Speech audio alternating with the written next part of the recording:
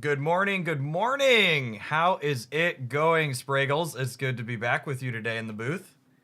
Yeah, it's so good to be here, man. I am very excited for this Pokemon Pocket tournament. This is the second in our open series. We got to do this last time with Space Time Smackdown, and we are back here for kind of the second, or really kind of the first week of Triumphant Light, given how quickly that, first week happened with the release on, was it Friday? So this is going to be really exciting, seeing what the new meta is like for all of the new cards. We have over 1,000 people signed up for this tournament with over $1,000 in cash and prizing for this event. So it is going to be a banger, Jeff. Yeah, I'm super excited. To my knowledge, this is the largest Pokemon Pocket Prize Pool tournament that we've ever had. We can kick things off today by talking about what our competitors are going to be playing for. We've got 600 USD in cash prizes, courtesy of the Hoaglandia community Wales, putting that up for our competitors to play for. And then we've got some awesome in-game prizing, courtesy of the Pokemon Company, Hook and Spragels. I up with some creator codes that we're giving away as part of this tournament. We've got 2,400 Pokegold to our top 16, and then we're gonna have over 1,000 pack hourglasses today for people playing in the tournament. Yeah, not only that, we also have some prizes for people watching as well. So as this goes on, we're going to try to create more and more elegant ways to do this. But Pokemon gave us some other creator codes that we're going to be able to deliver that will give you 12 pack hourglasses. So essentially, you get a pack. And what's going to happen is during our breaks, you'll have a screen that pops up where the codes will slowly load. Fastest fingers wins, and you can enter them with the links that we have in the chat over at, what's it called? It's like Pokemon dot something dot Gift codes. Pokemon That's got to TCG be it. something. Gift Pokemon TCG Pocket.com. Yep, there's a command in the chats for those, and the URL will be up on the screen. So in between every round, when we take those ad breaks to step away for a minute, we'll be giving away those codes. So make sure you don't go anywhere where during our breaks to miss that.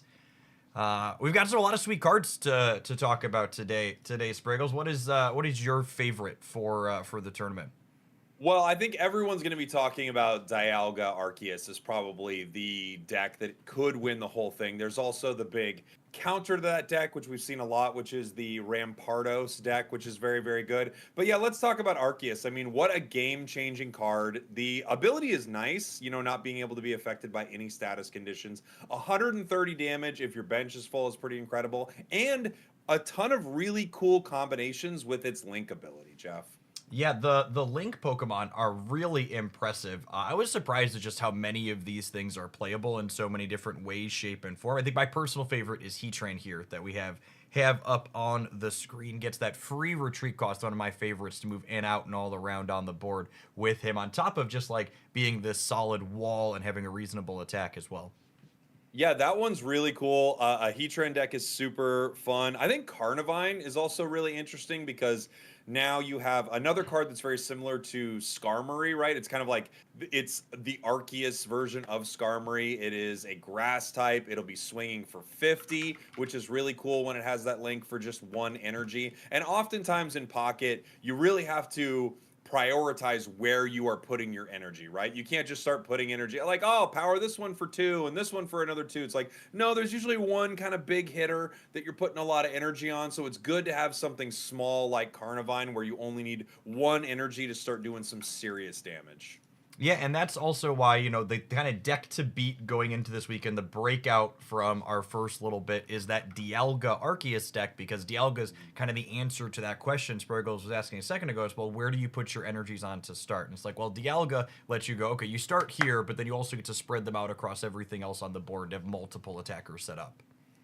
Dialga's a really interesting card because it didn't really have its day in the sun during Space Time Smackdown. It just it did all right, and it especially does well if you go second, right? But that's one of the tough things about getting deep into a tournament is you need cards that are good at, if you get a turn 1 or a turn 2. Dialga's amazing on turn 2, but it wasn't as good on turn 1. Now it has more options, once it can it has more options if you do get a turn one, and powering something like Arceus, which we've seen a ton of, really sets it up to win. Rather than doing 100 damage with heavy impact, you're setting something up to do 130 damage, which is pretty big. Yeah, and one of the kind of evolutions we've seen with the Dialga Arceus decks is they play a little bit more sustained to kind of blunt that damage when they're going first and have the first energy advantage. We see Shaman from our Space Time Smackdown expansion with the Fragrant Flower Garden letting you heal up consistently, paired with giant capes and potions to give you a lot of sustain on these hefty EX Pokemon. Yeah, both shamans are really cool. They're both cool for different reasons. You get two of these Spacetime Smackdown shamans, and that's a serious amount of healing every single turn. And it actually will negate some big Cyrus moments later in the game, which is like a card that everyone needs to play around, right? Cyrus is the ever-present threat where you just can't get your EX Pokemon out of there. It's never safe on the bench. But Shaman actually creates some situations where that isn't as devastating. Of course, Cyrus right here coming out in Spacetime Smackdown. Switch in one of your opponent's bench Pokemon that has damage into the active spot. So this is Sabrina, but it's more targeted, and the target has to have damage on it. Sabrina's still very viable, but Cyrus is like the game. It's like the checkmate. As soon as you Cyrus in most games, people click concede before the Pokemon even gets ripped from the bench, it feels like. Yeah, this felt like it was the metagame defining card from our previous expansion. It's probably the card to blame for why the Pikachu and the Mewtwo EX decks got pushed out that were previous metagame powerhouses, and it's the one that really impacts your deck building in a very direct way. And I think it's part of the reason why the Dialga decks weren't really successful until Arceus came around, because you need to have EX into powerful EX Pokemon in a post-Cyrus world, because if you retreat a damaged Dialga back to your bench and then put up a 1 knockout point Pokemon, well, they clear that, and then they Cyrus your Dialga up, and then the game is over. Yeah, it is such a game-changing card, and you're right. It's so funny how hard Mewtwo and Pikachu and stuff like that fell off, but a single supporter card that is run in pretty much every day. I would be curious to see how much this card is run, but it is run so frequently. There are some decks that don't need it, but it's run so frequently. A card I want to talk about, another sort of Cyrus counter, but also just an amazing card, is Irida from the new set. So Irida is a card that it's kind of like a team-wide Erica. As long as you have water energy on your card, you are healing that card for 40 damage. The amount of times this will protect you from a Cyrus play, from, like a KO, taking something even like Manaphy that just has some energy sitting on it and basically getting it back to full health. This is such a powerful card for not only water, but essentially colorless decks that have decided, well, we're water decks now because we can run this card. All right, for a little tournament logistics things, it looks like our feature matches have been tagged in the Discord server, so make sure you file on into our Discord channels for that so we can get your games going. Everybody else, you're good to start your rounds on your Limitless dashboard, and round 1 being up means we have some metagame damage we can talk about here while we wait for our feature matches to get situated, Spragels. Please, let's get into it. Pull it on up, Jeff. So now we know exactly what the makeup of this tournament's going to look like. And well, let's check our player count really quick here. So that's sure. Relevant. Hold on. Tournament, we have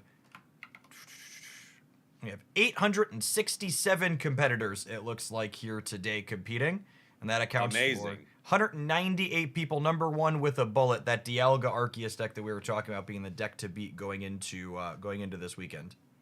Yeah, not super surprising to see that. And then not super surprising to kind of see the counter almost right after that, right? Rampardos Lucario, extremely powerful, really good into this deck. It can crack Arceus and take it down. If you've got Lucario Rampardos, even with a cape, there's not something that can be done about Rampardos, and it only requires the 1 energy.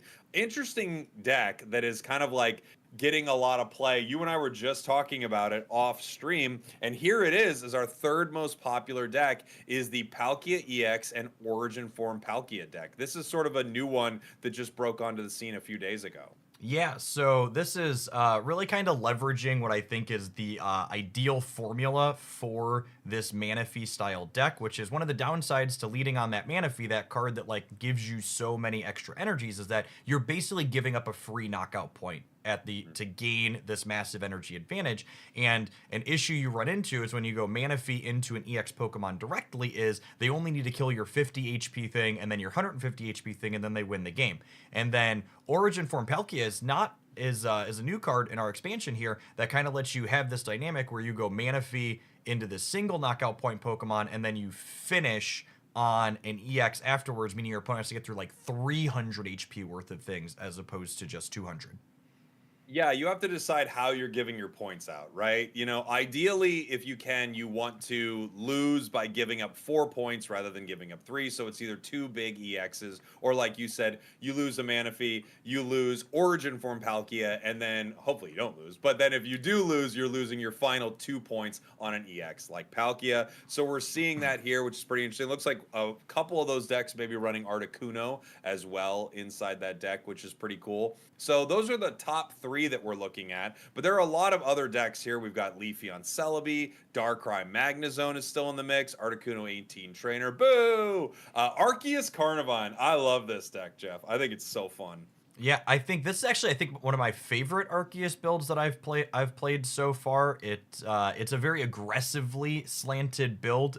If you're familiar with the Hitmonlee kind of fighting box style decks from our previous metagames, this feels like an Arceus version of that. The Carnivine and Rotom together kind of do this far-fetched / Hitmonlee impersonation where you have one really efficient attacker that hits your opponent's bench Pokemon. If that's good, they're hiding behind a Druddigon, and then you have Carnivine as a way to hit their lead. 150 damage adds up really quickly on an EX that only has 150 HP.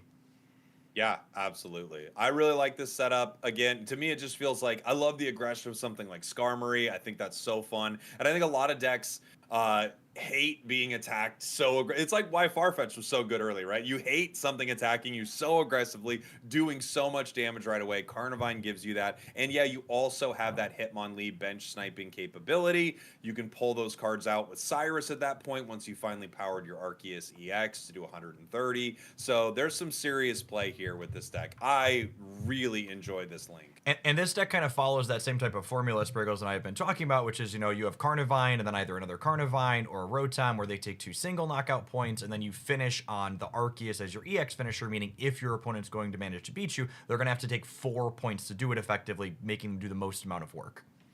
Yeah. Now, as we continue to take a look at the meta here, I'd love to scroll down and see some ones we don't expect.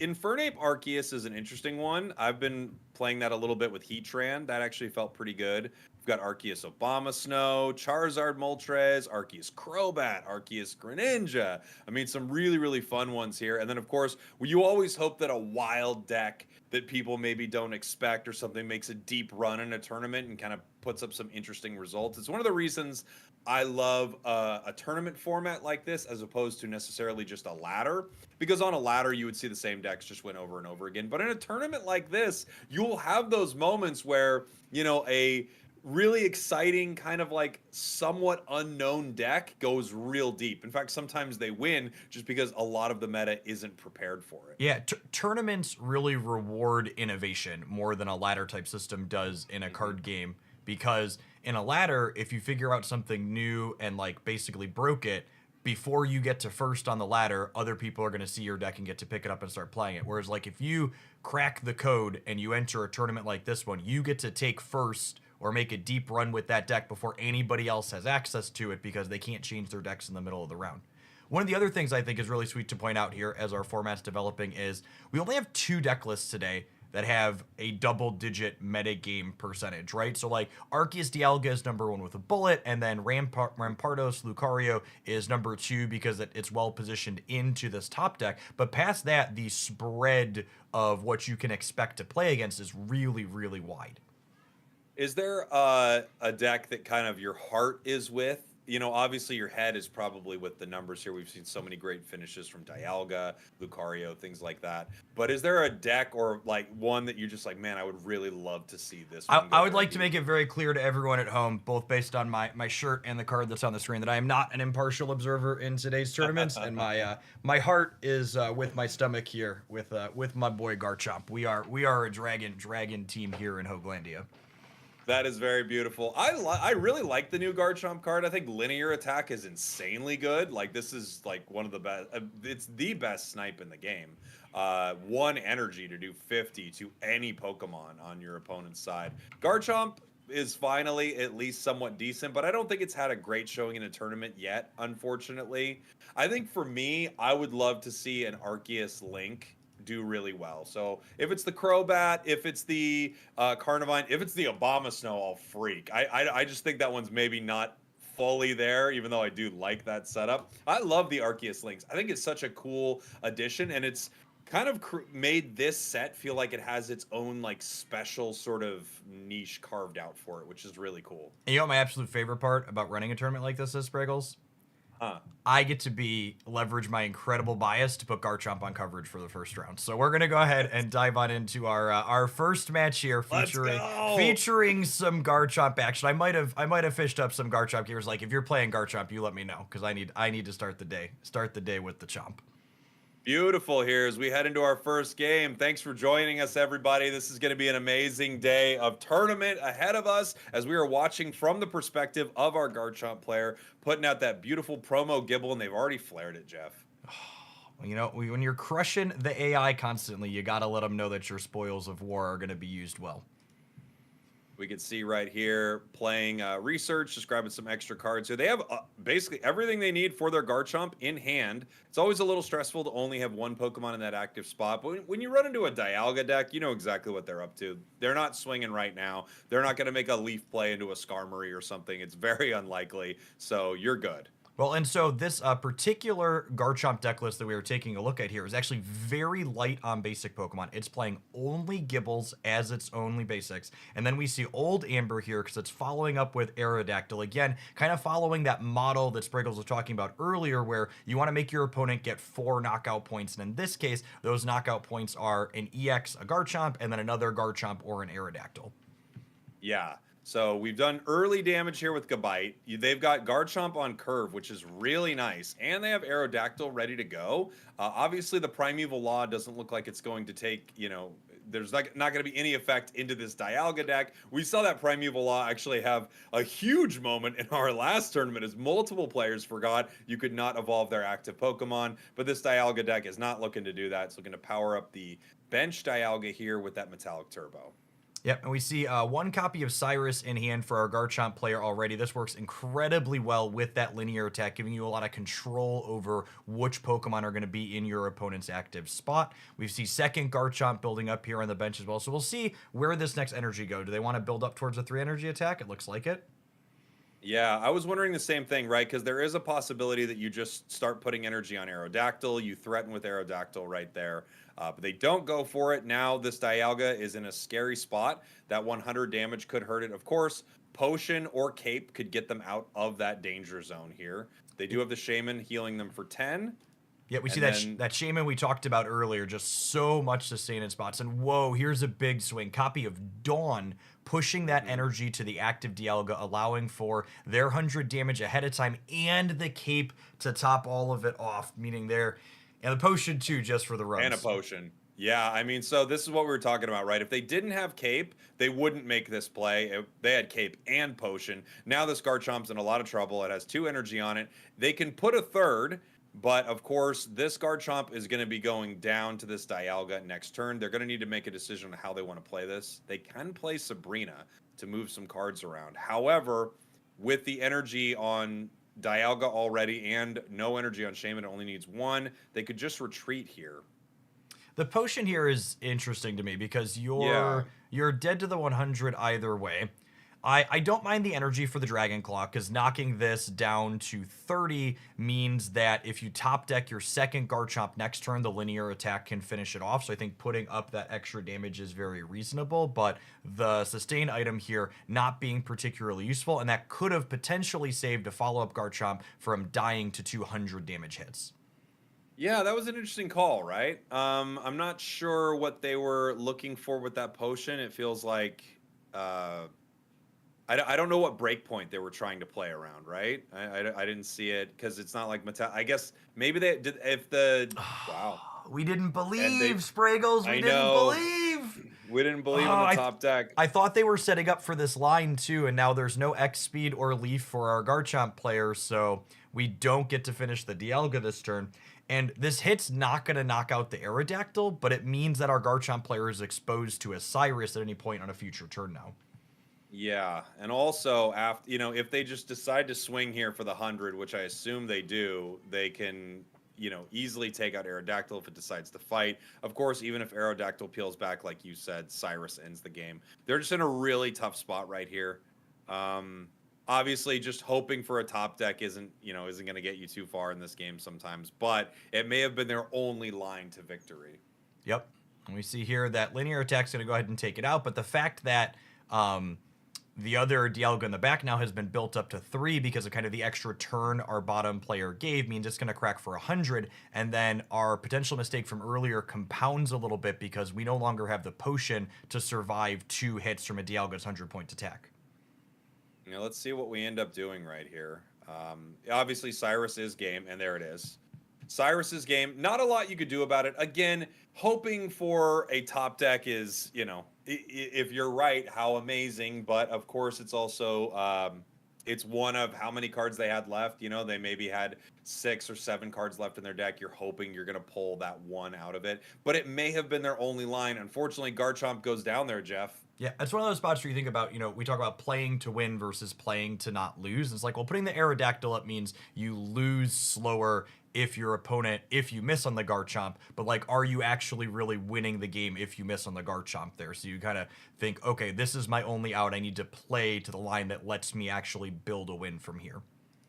I think with the crazy aggression from that Dawn play, the energy that they put on Garchomp, unfortunately, that second energy they put on it really put them in a position where they had to pray for that top deck. Starting Gible this time, which of course they always do, as we mentioned before, the only 2 basics in their deck. Their opponent here, starting Arceus, not exactly where they want to be, especially with this fighting Gible, able to do some extra weakness damage. Yeah, also big difference this game is first energy advantage on the Garchomp side of the board. And one of the things that I think makes Garchomp a really appealing card is it's one of the very few cards in Pokemon Pocket right now that is good when going first and good when going second. When you're going second with this Chomp, especially into a fighting weak thing, this Gible attacks for 40, the Gabite attacks for 50, and then the Chomp hits for 120, 1, 2, 3, right on up the curve. Great start. I mean, when we're taking a look at the hand right here, they can absolutely play this Gible if they want to. They can also hold it for comms to possibly go ahead and grab their Aerodactyl at some point. In their hand, they've got everything they need to get Chomp online. We've got Gabite next turn, Garchomp the following. We're already dealing damage to Arceus. A much better start for our Garchomp player right here. Dialga hits the board. I don't know how many Leafs they're running, but you could easily see them using one to get Dialga in here if they do have it available. And one other thing to note here, too, we saw our bottom player pause on putting that second Gible out. Not only does it potentially pitch to a communication like Spragels alluded to, but not playing it out means that you don't get got by a copy of Sabrina, pulling it up and kind of tempoing your energy for the turn, because we see there's no copies of X-Speed or Leaf in hand for our bottom player. So if a Sabrina happened, it will put them an entire turn behind. And now we can see they have the 2 energy on Gabite. So they're saying to their opponent right now, either I am bricking so insanely hard or Garchomp is coming right now. And I'm not too worried about even putting a bench. Like Jeff said, I don't want you to move my cards around. I am just going to start swinging here with the Garchomp EX next turn. Shaman hits the board, and our Dialga player, it looks like, possibly just has to give up their Arceus here. We could still see a Leaf play into Dialga. I mean, even if we see the Leaf play, the leftmost card in our bottom player's hand here is just that copy of Cyrus we've talked a lot about. So this is one of those instances where it might be right. Ooh, are we going to see an X-Speed here? Or sometimes they play Sky Shaman in these Dialga decks as a way. I can't imagine you put an energy on this Arceus unless you're retreating it. Yeah, you would have to, right? Because... Oh, wow. Oh, that was an unfortunate moment right there. I think they just had my brain wasn't working for a second. There is a possibility they're betting that they don't have Garchomp EX, but it seems so unlikely given how they are playing that. And here we go. They are going to linear attack the Arceus. They could do it either way with the weakness. That will go down. I think a misplay on the energy there. I would just want to have one more on my Dialga, even though I will be able to attack.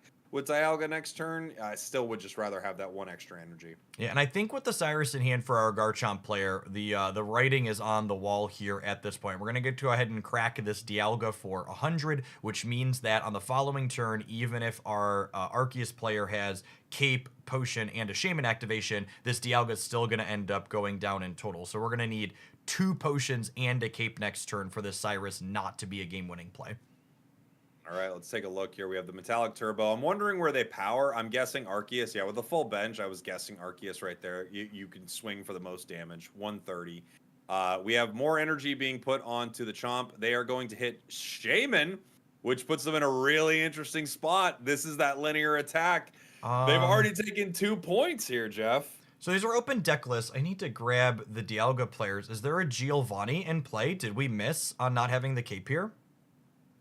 I mean, this would be wild if we did. Oh no! Gosh, you could have no, Chump! Oh! Not all heroes wear capes, and today Garchomp was such a villain. No, Chump! Dude, obviously my jaw is on the floor because Jeff, there's no way I thought they didn't have that game fully in the bag there. That happens sometimes. Sometimes you're clicking real quick. You got to take a quick pause and think through what's going on there, and that's a very big punish for a very small mistake. Yeah, it's super unfortunate. But you mentioned this before, and for a lot of people out there, maybe this is the first tournament you're watching, right? A tournament here for Pocket, most all of them, and this one included, is an open deck list. So you know what your opponents are running. You have a good idea of some of the plays they could make. It really did feel like, obviously we're not looking at the decks here, that our Dialga player didn't have many options available, but yes, they did. What a massive Giovanni to take that game. And just a super unfortunate misplay by our Garchomp player. There's no good reason not to use Cape there at all. Yep. All right, we are going to just dive right into our next match. For those of you that haven't watched Hoaglandia Spragels Open before, we don't really believe in downtime unless we need to run some ads, and we don't need to do that yet. That's so right. We're going to go ahead and dive on in. I've got some Infernape for our next round 1 feature this morning. Some Arceus Infernape featuring Heatran. I love me some Infernape. It never has really fully cracked into the meta and won big tournaments, but I do think it's a really cool card. I love the Heatran combo right here. So we were talking about this earlier. You get Heatran in that active spot. It kind of has an ability very similar to that first Primeape, right? Where if it takes damage, it's going to do more damage to your opponents. But you also pair this with Arceus, giving you this big wall with free retreat cost, which is pretty amazing. And this gives you the opportunity to set up the Infernape on your bench. As we can see, they are running into a grass deck Eevee, so I'm guessing we are going to be seeing a Leafeon EX here with some possible Celebi. You can see Eggs, Yanmega. There are a lot of different options with this Leafeon. And this is just exactly what you want to see if you're on the Infernape side of the board, right? Like this Flare Blitz dealing 140, it comes up a little bit short when there's capes involved sometimes, but when there's a fire weakness to top it off, you are clearing through most things in this metagame in one shot. Yeah, Infernape really powerful. Only 2 energy, which is pretty amazing right here. You've also got everything in hand perfectly. You got 2 comms. You definitely want your Arceus out here, but they also have Professors. This is just a really nice starting hand for our fire deck here. And we do see the Celebi on the other side. So this looks to be Leafeon EX Celebi. Powerful deck, you're able to attack with Leafeon while at the same time power Celebi, or you could just let Leafeon hang out in that active spot and just be an energy battery for the Celebi by itself. Leafeon feels like a card that is really searching for its breakout partner. Like this effect is so powerful every time I've played with it, but the other things you power up behind it just come up short a little bit in the current metagame in a couple of different ways. You know, we see Celebi as the kind of battery here that we're charging up in this particular game, but tried Yanmega and others. But this card's effectively a colorless attacker in a lot of ways because it provides its own grass energy. Yeah, it definitely feels like we have more cards that are kind of coming into, the meta that feel like that Magneton, Magnezone. They're able to be splashed into a bunch of different decks because they bring their own specific energy that they need. This needs grass. There we have the Leafeon hits the board. Now the question is, where do you power? I'm guessing they power Celebi here, just because attacking Heatran is no fun, but we'll see. Not only is attacking Heatran no fun, but that Monferno on the bench and the free retreat from the Arceus on the Heatran means that our bottom player, Marty Punker here, is threatening to attack with an Infernape next turn, meaning if they spend time investing in this Leafeon, it could be going down right away. All right, here we go. How do they want to play it? We have Infernape online. We've got energy being placed onto it once again. We have the free retreat available. And they are able to get a very, very lucky KO on Infernape if they bring Celebi in right away. The nice thing is with the Sabrina in hand, Jeff, they can make this 1-2 punch. They can take down Leafeon, and then if they can get enough energy, they can take down that other Eevee. Yeah, the big question here is, do you want to put the Infernape up, let it take damage, and then need 2 more turns in order for it to attack again? Because this loses all of its energy when it does this. So you pick up your first 2 points, but then you're going to need to pull it back to safety and have time to build it back up, which the Celebi with 4 energy could high roll, but even just an average case roll from the Celebi in tandem with a Cyrus could spell disaster for our Infernape player. Yeah, I mean, I think you definitely have to take this swing here, right? As the Celebi, you don't have a lot of options left. Professor looking to see what else they can pull right here. You could get another Leafeon EX out there to continue powering, but with how fast Infernape is, it's probably just time to start swinging. The cape makes no difference here against the Infernape specifically. It will still KO it in 1 hit, but we are going to swing.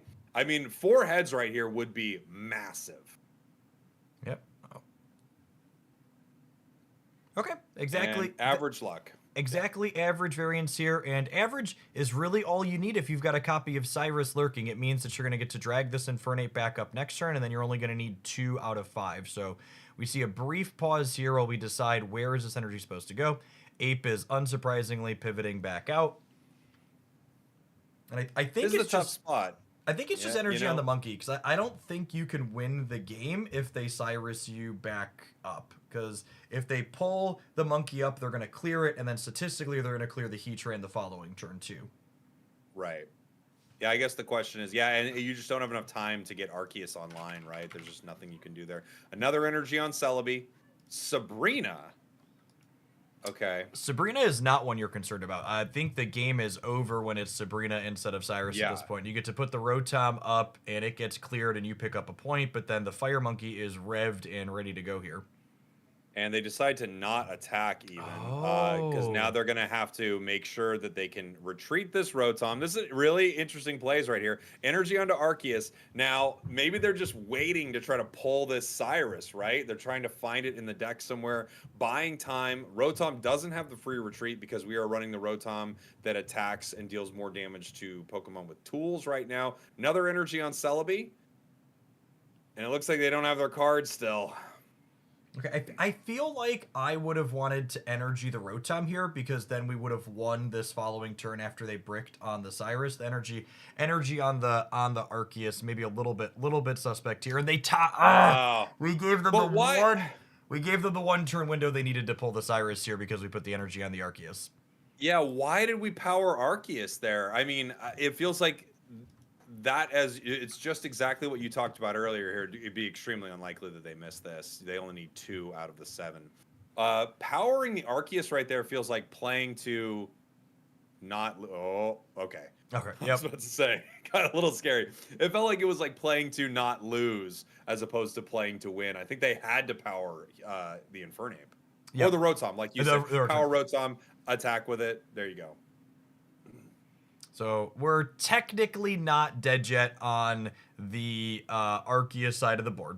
We can energy this Arceus, and then if our Celebi player low rolls a little bit and they only deal 50 or 100 to the Heatran, the Arceus finishes the Celebi next turn. So there is technically still a line, but it does not involve... Well, I guess with the Dawn, that's fine.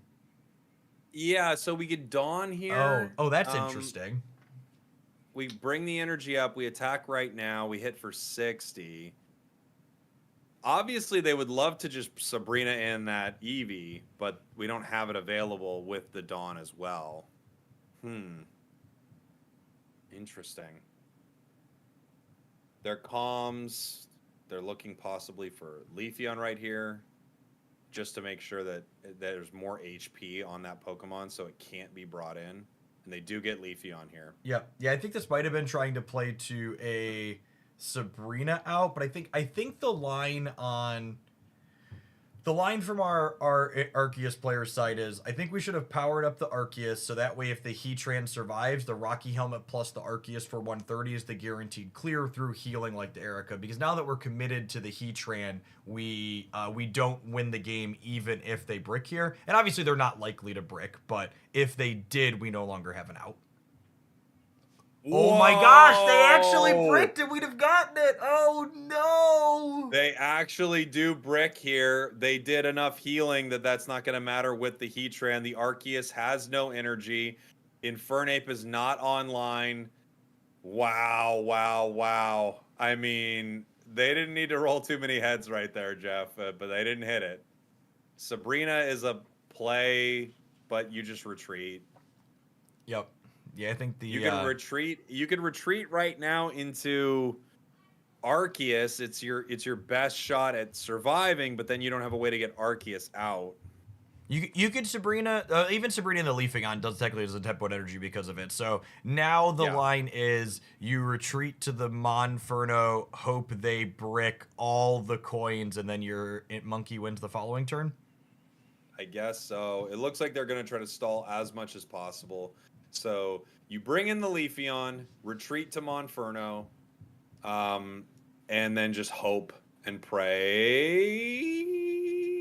Never mind. That's a no-win. Yeah, I think this is I mean, you could technically hit 0 in a row, right? But outside of 0 in a row. Yeah.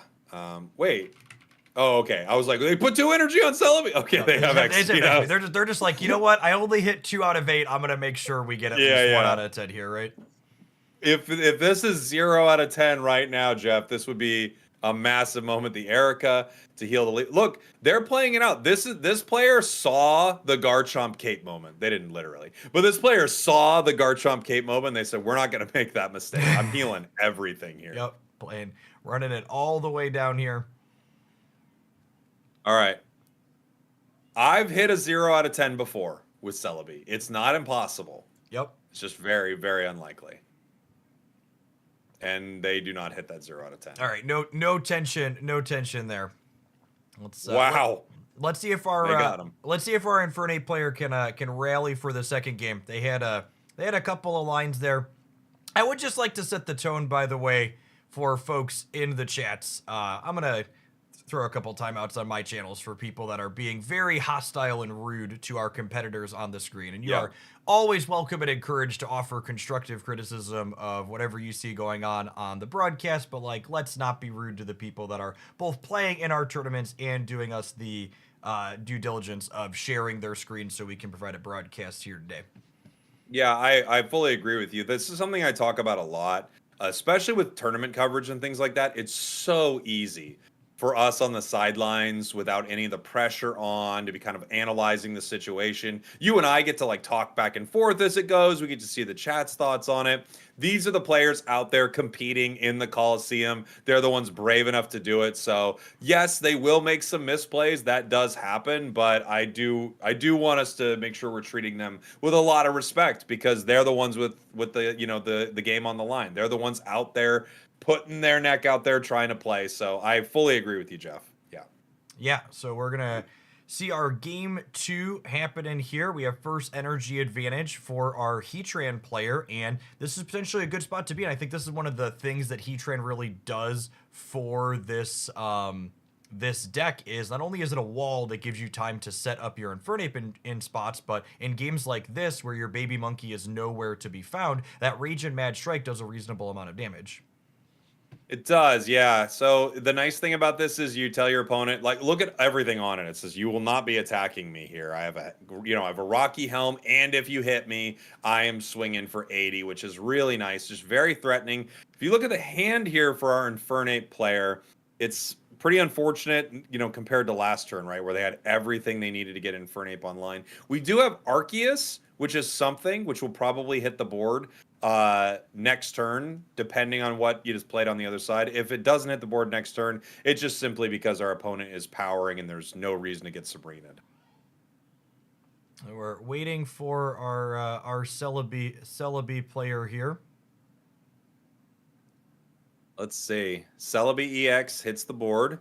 A very similar start for this side. Energy onto Celebi. They were a turn 1 player, which means if their hand is, fortunate, they could have Leafeon EX right away. Leafeon EX, the really cool thing about that card, Jeff, is whether you're a turn 1 or a turn 2, both are pretty solid for Leafeon. Yes, it's and that's something I think we've seen a lot more of designs of in this latest expansion is designs that are good when going first, which is something I hope we continue to see more and more of, because a complaint that I think was very reasonable in the past is that there were too many cards that were available to there were too many cards that were available that preferred going second quite heavily with that first energy advantage. One of those really unfortunate comms, you're looking to start getting something built for our Infernape player. They comms and pull another Infernape. There's a question in my mind as to whether or not you Sabrina here, right? You do bring in Celebi. You get to start swinging right away. You do 60 damage, and they're going to go for it here. Now, of course, they could always retreat this Celebi, but it's going to cost energy. So I think this play, I like this. I like being aggressive in a moment like this. I don't know if it's always the right call, especially into a deck with so much sustain, but we'll see. And one of the upsides too is, remember, your supporter usage is a resource in Pokemon Pocket, so spending that Sabrina early means that you have that opportunity to play things like Professor's Research and others later, when you might not have a window to use Sabrina because you need to be drawing cards or doing other things. All right, let's see what they decide to do here. I mean, if you start flipping right now, you're going to take 20. The most you can do is 100 damage, so you can't KO Heatran, and then it comes right back and could KO you. The 50 heal is very big right here for Celebi. Yeah, remember, if this Heatran gets any damage marked on it, that Rage and Mad Strike gets powered up, and it's going to kick up to 80 plus that weakness to deal 100. So on the Celebi player side, you have a real choice. Do I actually want to attack here and potentially take 40 extra while only dealing 50 to my opponent? That cape really mattered, right? It got him the break point. So now if they fully miss here, the Rocky Helm doesn't do anything. They don't give any additional damage over to the Heatran, and they do fully miss. So this is like, in a weird way, this 25% really isn't the worst 25% they can hit there, Jeff. At the same time, because they had that cape, even if they hit Heatran, they do survive one volley from Heatran here as Arceus hits the board for our Infernape player. Yeah, this is one of those, nuh-uh, I didn't want to use my card. I didn't want to attack you anyways. It's not a big deal. Uh-huh. Rocky Helm onto the Arceus. They know that their opponent can start playing around this with something like Sabrina. We do another Rage and Mad Strike without the damage bonus because a coin did not hit for Celebi there, bringing Celebi down to 80. All right, and statistically... Ooh, the Sabrina here would be very good, except we've got that copy of Dawn in hand for our bottom player here, which lets them get that energy up there ahead of time. Dawn is a really cool card. We talked about it a lot in our Space-Time Smackdown Open Series tournament. Both of us are huge fans of this card. It sets up some really interesting plays that I think your opponent doesn't expect, right? You see that there's only one energy on Arceus. You're expecting they're not going to be able to swing on you next turn, but we do have that available. Unfortunately, they don't have a huge bench. So right now, actually, if Celebi attacks, it's worse for it unless it has more healing. All right, yeah, we're going to take that Rocky Helmet hit, and I think this is just our Celebi player not expecting or not playing around the copy of Dawn. Get that. It's not bad, but it's not enough. Even without a basic right here, Celebi does go down. So really nice stuff here. We have Rotom. This just adds more fuel to the fire. We have the energy onto Arceus. Dawn up the energy from our Heatran. And now we pick up our first KO here for the Infernape deck. 110 damage on a Celebi. Didn't even need that extra Rotom. Yep. So we see a clean out here. It's worth noting that Leafeon attacks for 3 energy. So even with the extra energy, it's still not going to quite be able to get up to enough here to compete this turn. Now, this Eevee has continuous steps, which means if we hit 2 heads in a row here, they could clear out this Arceus. Yeah, a lot of coin flips on the side of our Celebi deck, obviously, that are possible if they're running continuous steps. Unfortunately, with that Rocky Helm, Heatran would then come in and end the game. So, excuse me, without a giant cape, I guess, on the Eevee. So even if they hit those 2 heads in a row, they're still in a very, very dangerous spot. I do have some. We're gonna actually cut away from this one for a minute here because I have an unfortunate technical thing for one of our players here. Apparently, there was a deck submission error that this long pause here from the opponent was sorting out, and they weren't playing around that Dawn because there was not a Dawn registered in Marty's deck list. Well then, that's yeah. It's so funny. I mean, we talked about having an open deck list in this tournament, Jeff, and that is something you cannot do. So the reason you would not expect that Dawn is because you didn't know that Dawn was there. I would chalk something like this up, especially near the start of a tournament. I would chalk something like this up to a little inexperience on the side of our Infernape player. But you are not allowed to do that. You are not allowed to submit a deck list and then change it beforehand. I always err on the side of someone probably made a mistake as opposed to someone was trying to intentionally, swap a card and they just thought, oh, Dawn would actually be better here. But you cannot do that in a tournament like this. You have to play the deck list you submitted. All right. And then we do have a third match we're going to cover here. And I Great. don't know that I can handle having my heart broken twice in round 1, but we are going to watch Garchomp again. Okay, I need your energy, Spragels. I need your energy for the Garchomp player because the first one was tough for me personally. I want this to work out for you here, Jeff. I really want to see Look, I want to see Garchomp go deep into this tournament. So we are starting with Garchomp. Looks like a similar deck. We've got Garchomp Aerodactyl, right? Which seems to be a really strong start for this. We do have the colorless Garchomp here, or I shouldn't say colorless. We have the dragon type Garchomp that uses colorless energy to attack. This has no weakness, so it may be something that you're interested in seeing, so that you don't have to deal with certain decks that would exploit that weakness. What is Garchomp weak to? Grass, right? Something like that? Yeah, it's a really interesting trade-off on your choice of Gibbles here. So the Dragon one, as Spragel said, it's a colorless energy, so you can play it in the fighting build, and it has no weakness, but it's also Dragon type, so it's not super effective into anything, versus the fighting Gibble is going to be weak to that grass, but it gets that fighting weakness, which is a type advantage that matters into Arceus specifically.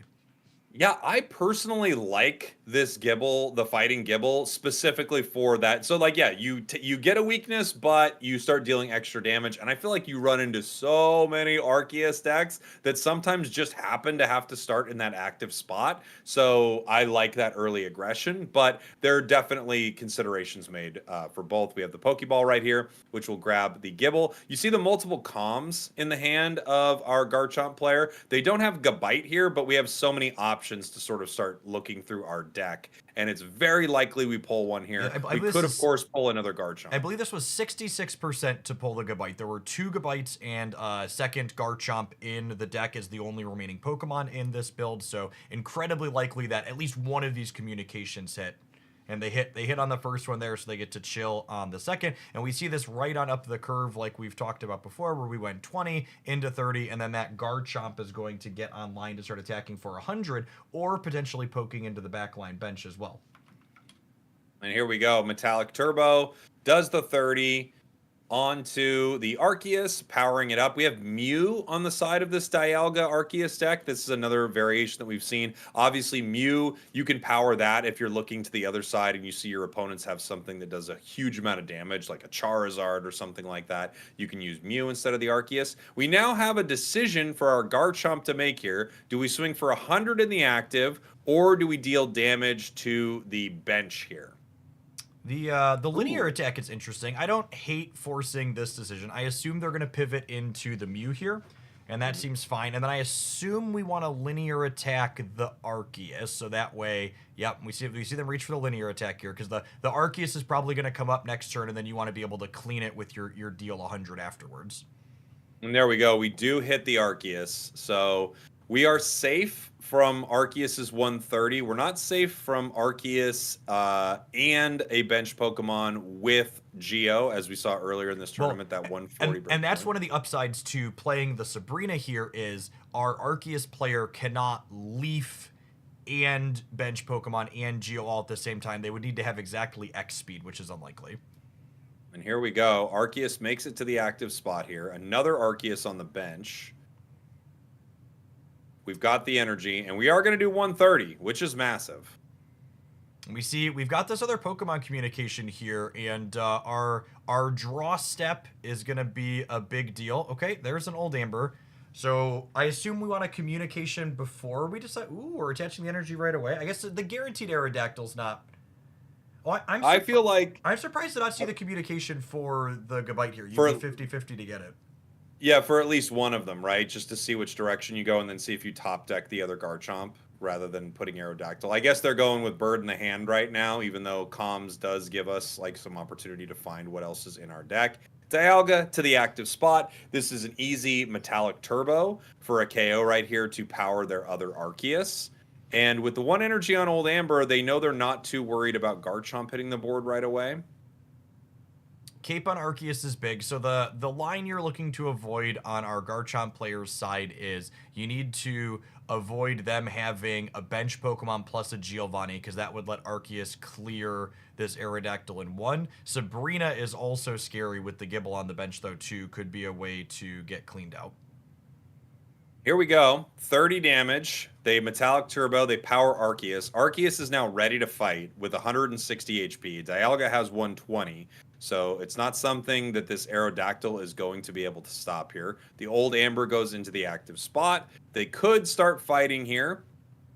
Gabite. So we do have it. So we guarantee ourselves a Garchomp here if we comms. Yep, we see we get to energy on here, and then the question is, can you duck the Sabrina next turn is the big one, because if you do manage to duck the Sabrina, the linear attack on the Garchomp clears this Dialga next turn, so you're just taking a breath and hoping that you're not going to get Sabrina, and then you've got a window to win this game. Here we go, Jeff. We've got the 140 HP Aerodactyl in the active. I don't know if they have Geo. Oh, yeah, Geo plus bench would also... And there's the bench. So Geo and Sabrina are both lethal cards here that get a game 1 win over to our Dialga Arceus player. Here's our Shaman. They're going to go for the retreat. 1 less because of that Shaman Sky Support ability. Sabrina wins. Geo wins, and there's Geo for the win. He's been bullying Garchomp today, Spragels. I'm starting to take it a little bit personally, if I'm being honest. Heartbreaker game for the Garchomp. That was a really fun match. That was really great.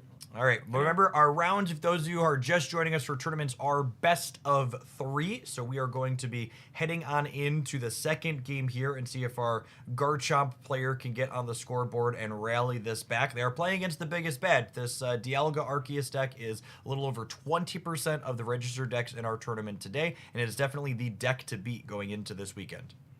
Yeah, no question. I mean, everything has to sort of build around it slightly, right? You at least have to know you are 1 in 5 to run into this deck in about any tournament you run into in the game right now. It is the thing to beat in Triumphant Light. It is the Darkrai Magnezone, the Druddigon Gyarados, the Mewtwo. You know, it is the big deck in this format. So we're heading on in here. The starting coin is a very big deal in these games. First energy advantage is a big up, and it looks like it's going over to our Dialga Arceus player here. Yeah, one of the worst things you could see, right? Dialga loves this. I would love to get data on this, Jeff. I've thought about it. How much more? Oh, but they don't actually start Dialga active. But how much more a Dialga deck wins with that turn 2? It's got to be like 20% more or something. It's so big. Yep. This is, we were talking about decks that enjoy going first a lot, and this is definitely one of them. We see that old Amber coming out here. Aggressive use of Cape here, or defensive use of Cape, early use of Cape, either way. Yeah, interesting. One nice thing about our Garchomp deck, right? If they do get Gabite here, they can swing. It's a card that doesn't mind going first, but obviously you don't like seeing a Dialga deck get that energy advantage. Right now, nothing on the side of, yeah, they just don't even want to let this possibly be Sabrina here. Okay, Yeah, for here we go. first energy going on the Arceus is the absolute last thing you want to see as the Arceus Dialga player. So if this research finds a Gabite or even an Aerodactyl, I think you're in a pretty decent spot. And there is potentially both with the communication. Yeah, this is really nice, right? Great start for them. They are going to comms this Gibble here, Yep. throw it into their deck. They could grab a Gabite. They could grab, but they don't. They grab Aerodactyl EX, exactly what they're looking for. Really, really nice start for Garchomp. Yep, not only an ideal start for our Chomp player, everything going right for Chomp player except missing that first energy advantage, and nothing going right for the Dialga Arceus player here. They have an energy on an ideal lead. They're really looking for anything else here. Yep.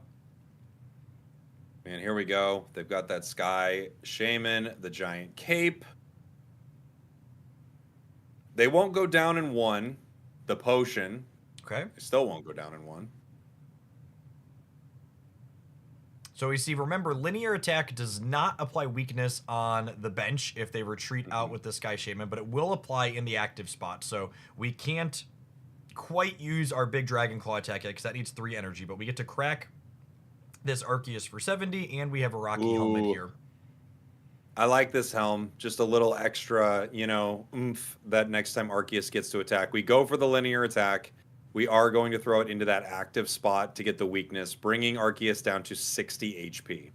Yeah, and the really big deal about this game is the notable lack of Dialga means that if this Arceus EX goes down, there's no energy left on the board for our top player, meaning that they're just kind of in like this tempo black hole that they're not going to catch back up from before Garchomp claws them out. Wow. And I mean, the way they played that leads me to believe that they just completely bricked on the other side. No bench, no anything here. So we don't even get top damage from Arceus. Just, it seems like a really unfortunate draw so far for our Dialga player. That's probably game. Through the magic of time-shifted matches, we're going to go ahead and play this one up here a little bit quickly because in real time, our competitors are just getting ready to start round 2, and we don't want to be too far behind them. But we want to watch this one to completion, too. So let's see. This game looking pretty in the bag for our Garchomp player, and excited to see how Game 3 goes here in a moment. Yeah, same. Just unfortunately, there's nothing they can do. Hey, Mars. Yeah, true. That's the time you could use Mars. They only got the one card. Arceus hits the bench. Funny enough, they did get Sabrina, which is insane. They actually got a card that they could play around. The Claw ends it for him. All right, and that is Game 2 going over to our Garchomp player. We are going to go ahead and get them into the third game here and see who takes down this match before we head on into the second round of the tournament here today. Appreciate everybody hanging out. If you're just joining us, welcome to the second Hoaglandia Spragels Pokemon Pocket Tournament. Yeah, this has been so much fun. We're seeing a lot of our favorite decks to start this thing out. We're going to be seeing a lot of Dialga Arceus today, it feels like, as we're starting off with another Garchomp here.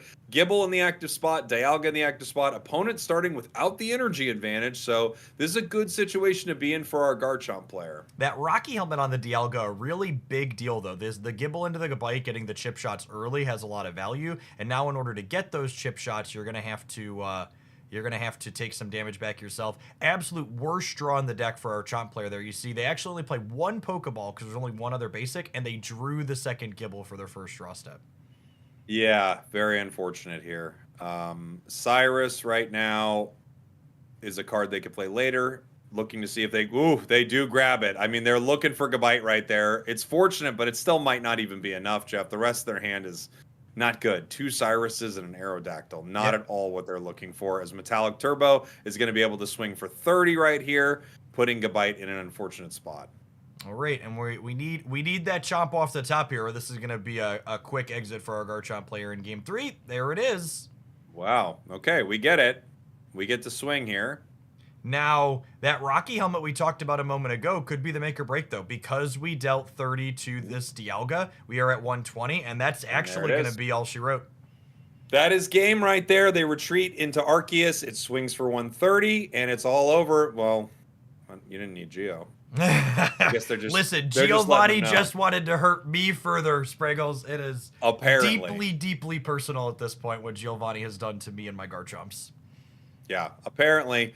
And there we go. That is going to be the end of round 1 here in our tournament. Now, obviously, while these games were playing on broadcast, we had a ton of games going, and we're going to be heading into round 2 here very, very soon, as we're going to be seeing, I think, a lot more Dialga Arceus as the day goes on. That's And for then, sure. as people have been asking, when are there going to be free Hourglass pack codes? Very momentarily. We're going to go ahead and throw to an advert break here. And as that's coming to a close, the codes are going to be going up on the screen. So grab that link from the chat, that gift at PokemonTCGPocket.com. Good luck, Godspeed. We'll see you back after the break for some more round 2 action here. Thanks, everybody, for hanging out. Don't go anywhere.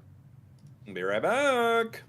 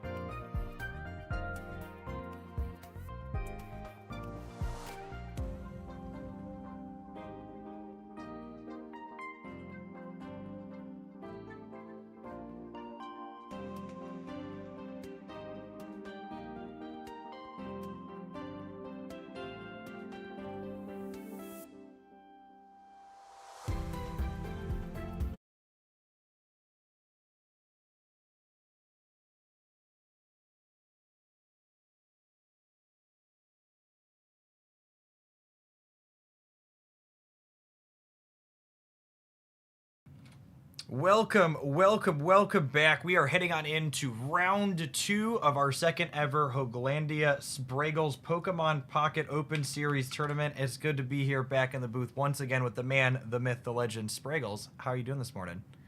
I'm doing good, man. It's so good to be casting alongside you, Jeff. We've had some exciting games so far. If you're just joining us, this tournament has over $1,000 in prizing with almost 1,000 players that have signed up for it. Also, in our breaks, we have a giveaway that is happening. You can do exclamation point giveaway in the chat to learn more about that. So some people are going to get some free packs just for watching today's stream. Compliments of TPCI. Well, they are not a sponsor of this tournament, and we're very clear about that. They are giving us some creator codes. So big shout out to them for helping us set up a really cool tournament here, Jeff. And past our door prizes that were given out during the tournament today, the prizing for today's tournament for our over 800 competitors is the most prizing we've ever had in the Pokemon TCG Pocket space. The Hoaglandia Whales have funded a 600 USD prize pool for our top 8 competitors. And past that, we've got 300 Pokegold for each of our top 16 competitors, and then over 1,000 hourglasses being distributed to folks with top finishes as well.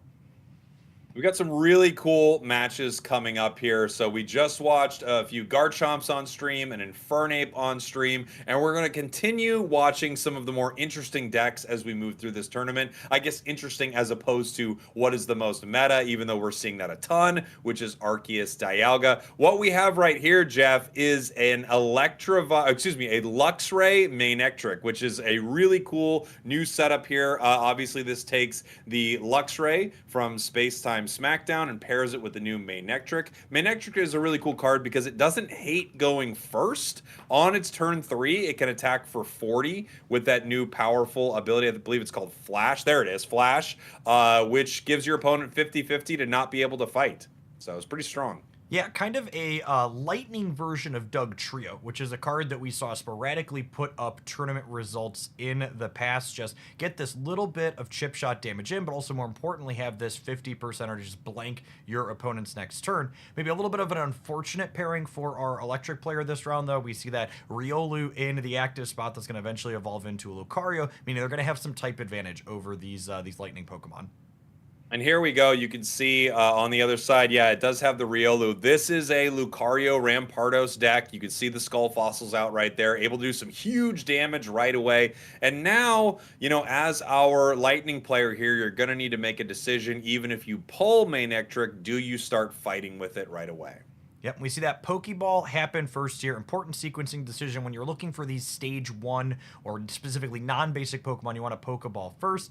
And then another decision point here for a Lightning player is, do you want to evolve this one that's already taken a chip shot damage, or would you rather build a second one on your bench to have it move in at full after the fact? Yeah, the interesting thing is here, if this Riolu does evolve, I believe the Flash would cleanse, just like it would, you know, if it was poison or something like that.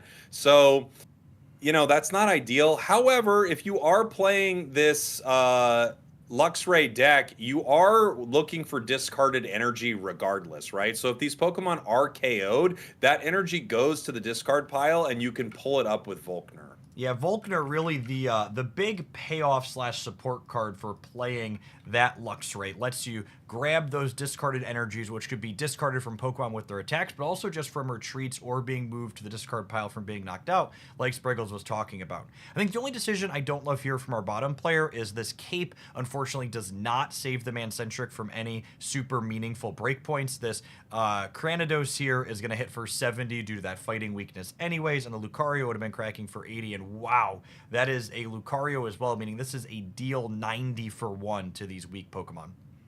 Boy, this is a really tough spot to be in. Not only do you have the Cranidos in the active spot if you're able to get rid of it somehow, but they have another one on the bench. I mean, they're posturing as if they have Rampardos, but even if they don't, these cards are swinging for 70 for a single energy. We do have Volkner that lets you make a play eventually right here. You could attack with this Farfetch'd, and it doesn't hurt you as far as getting this Luxray online. You don't need to comms right away because you're still going to be looking for Luxray for one more turn so you can draw and then try to comms next turn for it. But right now, you just feel like you are so far behind.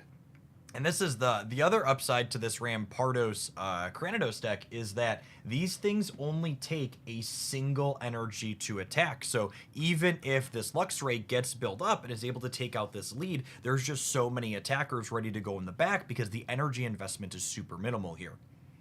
You know, this was a really interesting deck that did very, very well in Spacetime Smackdown.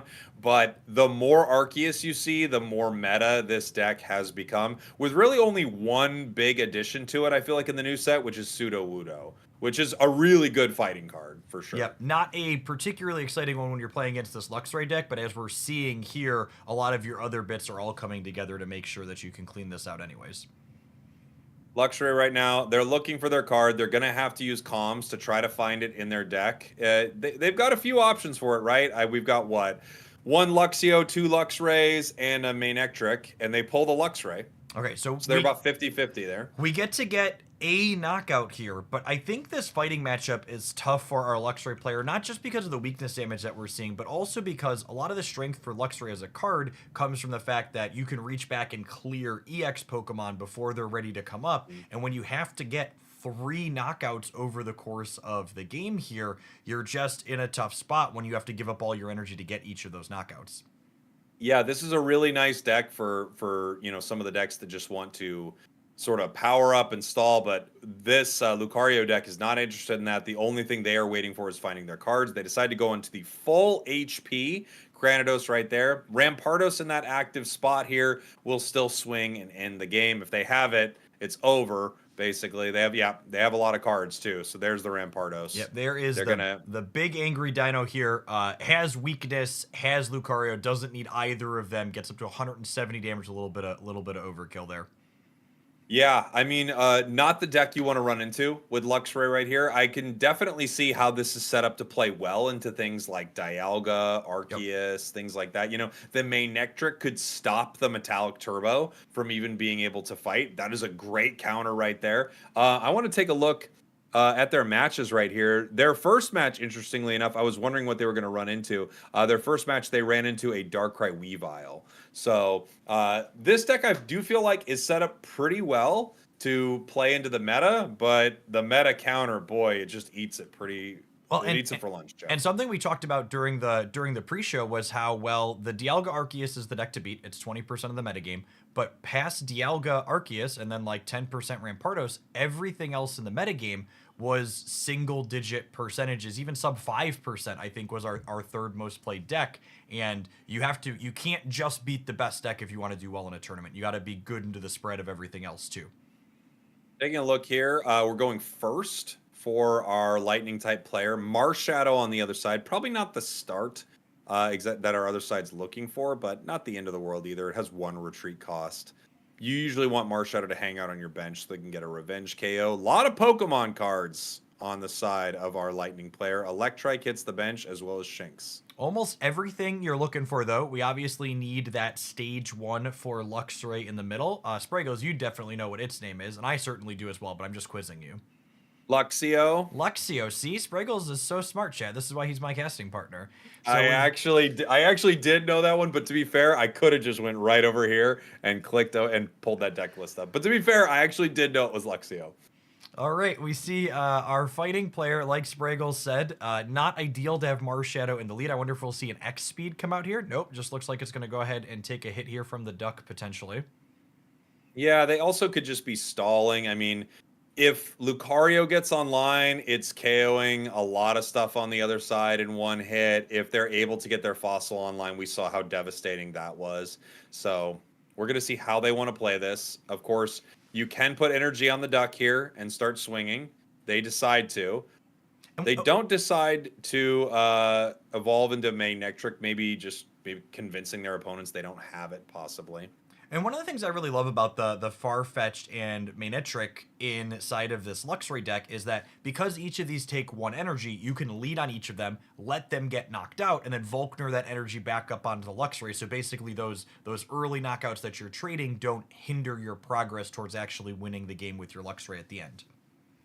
And here we have our Cranidos. The nice thing about having this Farfetch'd out there is Cranidos cannot take it down without that Lucario. And also the energy was put earlier on Riolu, so they can't make a play like that yet. Using the Pokeball, just thinning their deck here. They absolutely don't need this Pokemon in their hand. That's okay. They're going to power Shinx, which is interesting, but also even powering Manectric doesn't make a difference, right? It is a 1 energy card, so it's kind of irrelevant. We're going to take the KO here with Farfetch'd. If we have Lucario ready to go here, the Cranidos will be able to take it in 1. It's interesting to me that we did. I think I would be inclined to put the cape on the Farfetch. So I was the bottom player here, kind of require the opponent to either evolve or have the Lucario here, because forcing the evolution would mean that they would have to take 50 damage in order to get the knockout, and more importantly, forcing the evolution out means they can't evolve to clear the penalty from the Manectric the following turn. Here we go. They have not played Lucario yet. Lucario is absolutely what they are looking for in this moment, but they don't have it. So this means Farfetch survives the turn, and now we can make some interesting plays here. We have Volkner, but of course we don't have Luxio, so we can't, we can't make a big play with this. If they had Luxio online, they could retreat the Farfetch'd, bring in the Luxray, evolve into Luxray, bring it into the active spot, and then use Volkner to pull that 1 energy we lost from the Farfetch'd retreat and get a big KO. Unfortunately, they don't have that play available. So we're gonna long pause here, kind of trying to decide if they want to give up the Farfetch'd here or if they want to move in on the back line. I think I like giving up the Farfetch'd here overall. Mm-hmm. If they want to take this knockout, it gives you some time. You're 2 turns off of Luxray at a minimum anyway, so you're probably gonna have to give up a knockout point. It might as well be on the thing that's already damaged. Yeah, I think that's very fair. You still can make the Manectric play here at some point. Our fighting deck is bricking a little bit. They're playing Pokeball. This could give them their Sudowoodo. It gives them their other Riolu. Sudowoodo obviously not ideal into a deck like this. They do have the nice fighting weakness for almost all their cards except Farfetch, but no EXs on their side. Riolu getting powered with an energy. And boy, it just looks like we are not finding exactly what we want. No Lucarios. And this is one of those spots where it's possible that there's a Rampardos lurking on the side for our fighting player, but there's just no reason to play it out at this point, right? Having that evolution means you can clear the penalty, and it means when you take this knockout, you don't take 50 damage back. And here we go. We have Volkner here, so we are just bricking when it comes to this Luxio. This is one of the things that just happens with these stage 2 Pokemon. Sometimes you just absolutely brick. You can't pull them. Nice damage here, 40 plus the Flash. However, if they are able to evolve into Rampardos, that doesn't matter. Should clear the Flash. They could pick up the KO, and they basically trade in this moment. And here's the Lucario, and the Lucario combined with the weakness means that even if there's not a Rampardos, a heads on the flip means the Mancentric goes down in a single blow. Let's see what they decide to do.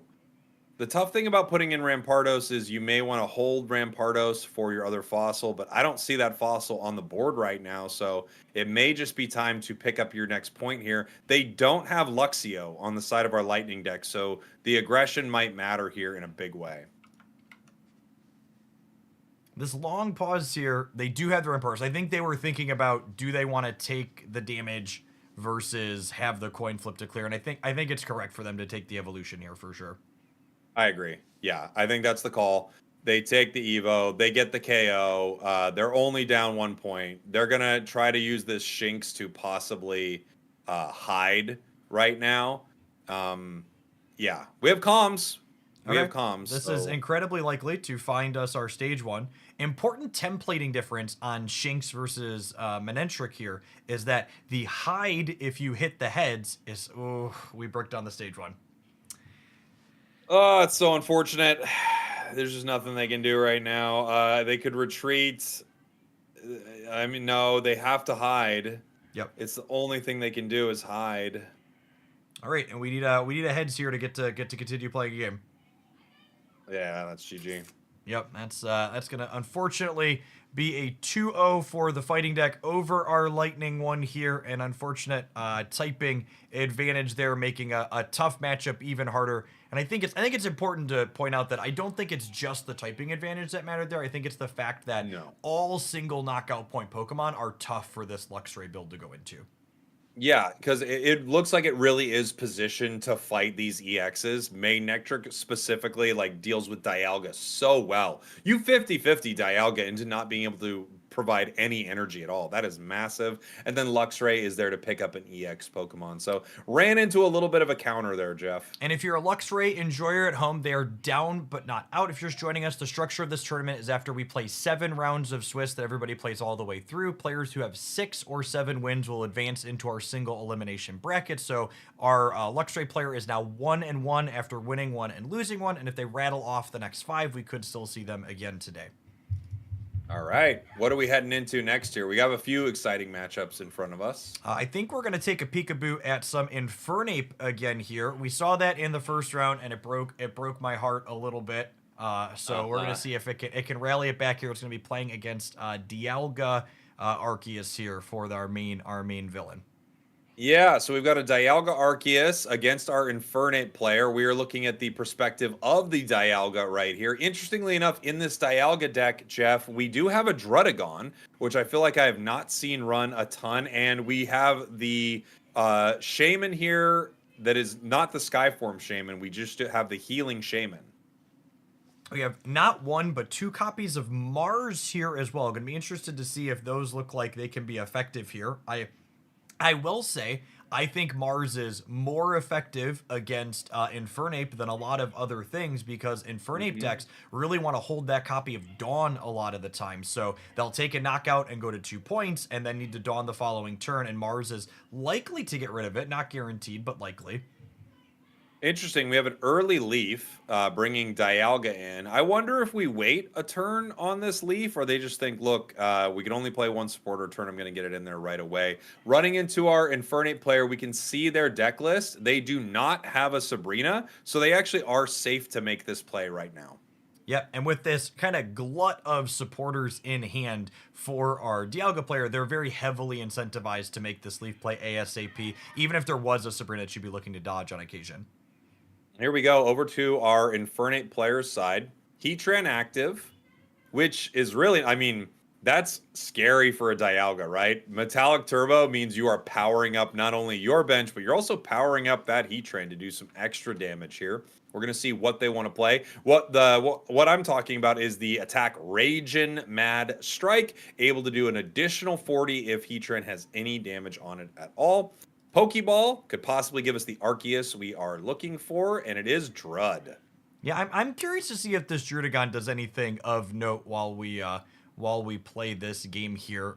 It is a wall for you to build your Arceus up behind organically in the games where you don't lead on Dialga. There's some appeal from that, I suppose. Taking a look at our fireside here, they don't have anything played on their bench. I wonder if... Okay. If they don't play anything now, I feel like you just have to Mars for the sake of it, right? I mean, look how many cards they have. Yeah. We'll see. We're also kind of in a position where this Heatran's kind of looking like it could solo this Dialga, right? Like, with the weakness advantage, we're going to do 60, which puts them to 90. And then if they hit them with Metallic Turbo, they're going to get Ragin' Mad, which then does 100. Here we go. They're using Pokemon Comms right now. If they're using Comms to find Arceus, that's one thing. If they use Comms to find other things they need for, Infernape in their hand, I think you just have to Mars this next turn. It's possible use Sabrina to get away from this Heatran damage. There's Arceus, and it is non-EX Arceus, interestingly enough. I didn't notice that. It is regular Arceus. Baby Arceus is interesting because obviously you're not attacking with it, but the upside is similar to Heatran. It can just be this 1 knockout point wall that's got a reasonable amount of HP for you to build up your Infernape behind. And here we go. Now that they played a lot of their cards, I think we're in a lot of trouble.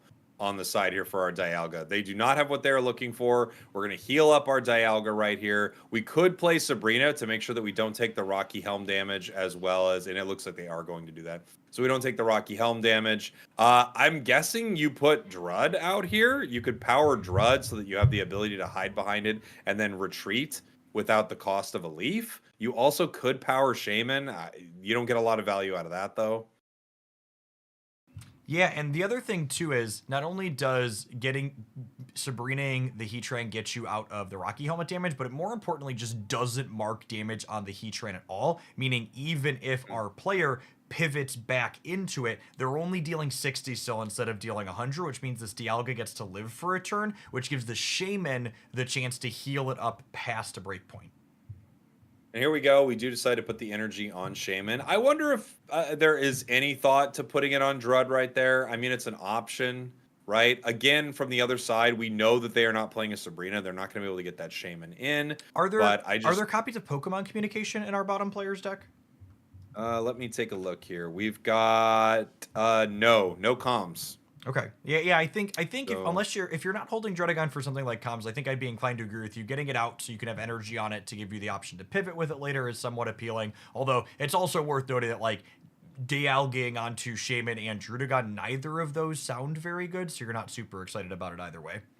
Agreed. Yeah, it's not good either way, and maybe they're just thinking it doesn't really make much of a difference here. Putting the Rocky Helm now on the Monferno. Heatran back in that active spot, swinging again, taking Dialga down to 40. They're just clicking their deck. They're saying, I need something, and there we have the Arceus. This does give them the opportunity to power with the Dialga and then bring Arceus in. We also could retreat into Drud here. They do have Cyrus, though, on the side of our Infernape player. Only 2 cards in their hand, however. So Cyrusing the Monferno is a lot less appealing than Cyrusing up the Chimchar, because if there is an Infernape lurking, the Infernape has a free retreat cost. So when we Sabrina'd into the Chimchar the previous turn, it cost them a tempo of an energy to swap it back out. But now if they have an evolution, this Cyrus could have been used to greater effect later to possibly KO the Infernape. We're going to see if they have it or not. It does have 20 HP, and this deck is only running 1 Cyrus, so they used it right here. That was their opportunity to bring it in. We see a pause here. Do we not have the Infernape? If they don't have the Infernape, this Arceus has a chance to take things over. And I think the writing is on the wall for our Arceus player at this point. If they don't have a cape, they can't put anything else up here. Are there capes in this deck with these 2 copies of Mars? Yes, 2 giant capes, actually. So that's their definite. Now that's not even a guarantee. Well, it doesn't even guaranteed win the game. The cape's not even good enough, right? Because there's a Rocky Helmet on the Heatran. That's right. Rocky Helmet on Heatran is going to take him down. So there's the giant cape. It's going to bring him up to 160. But yeah, again, this brings them to 140 here. We have Drud. That's not going to make a difference. We have Mars. I mean, this would be the most fruitless Mars of all time. And this is the tough part about trying to play stalling Pokemon like Druddigon in a deck that's otherwise full of EXs, is that, well, you could pivot to Druddigon, but your opponent already took 2 knockout points from clearing your Dialga, so you can't even give up the Druddigon in a spot like this.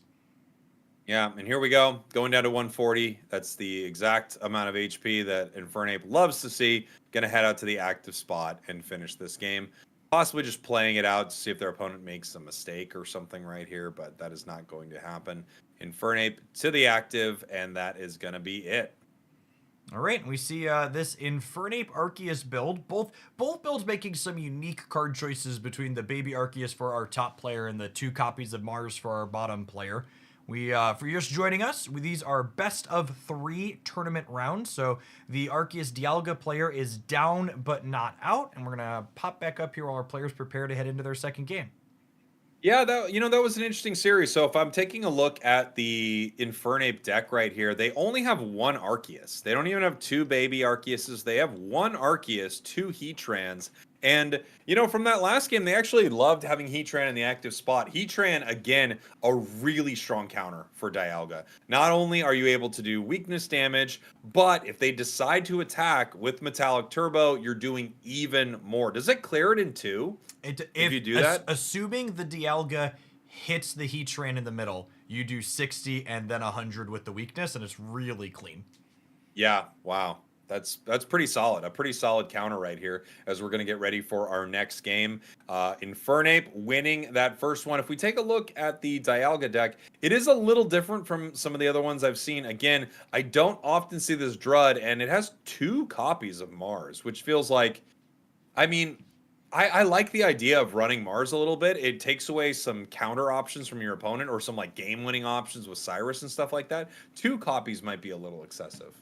All right, we're heading down on in to our game 2 here, where first energy advantage is going over to our Dialga player this time around, which is definitely where they want to be. This Pokeball has a wide range of things that it can hit, though. That extra copy of Drudagon and things like that means you're slightly less likely to find the Arceus that you really want to lead on putting your extra energy on to start.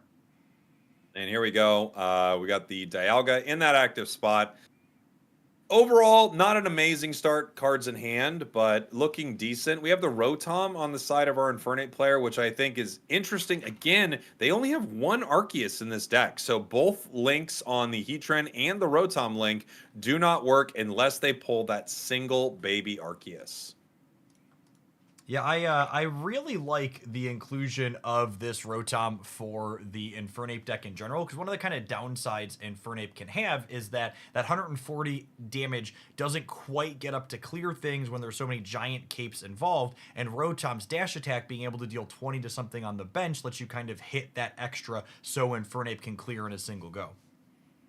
All right, we're going to see how they want to play this here. They have Arceus. They have Pokeball. Now, obviously, they don't need to play this bench here, but at the same time, there's no Sabrina on the side of our opponent. They may just want to not play the bench so Rotom can't snipe Arceus at all right now. Yep, and we see here we're pausing for the Pokeball to tapping close to that end turn button, but not quite pressing it. I think it's fine to actually just pass here if you know the Infernape player is not going to get you with something like a Mars or a red card. Yep, it just leaves the Rotom unable to attack. And I actually really like the not playing the Pokeball in this instance because they're not going to do anything with a basic Pokemon that they find this turn. And ideally, they don't just want 1 more basic Pokemon, they want 2 Right. more. So by waiting to play it for a turn, their next draw step is more likely to be a basic as well, kind of giving you the better chance to fill your bench in its entirety. That's right. It feels like there are a lot of situations where you would not do that, right? Especially decks that are looking for stage 2s and things like that. However, in a situation like this, you're exactly right. You want all the opportunities you can get to get those basics so that your Arceus can do some serious stuff on the bench. We have a possibility of playing a Sabrina right here. We do decide to use our Pokeball. We find our second Arceus.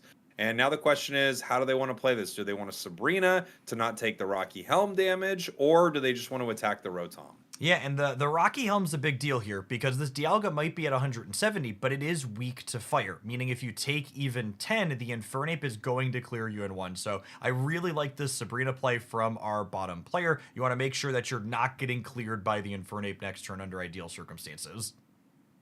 Here we go. They are bringing in the Monferno here. Arceus is going to hit the bench.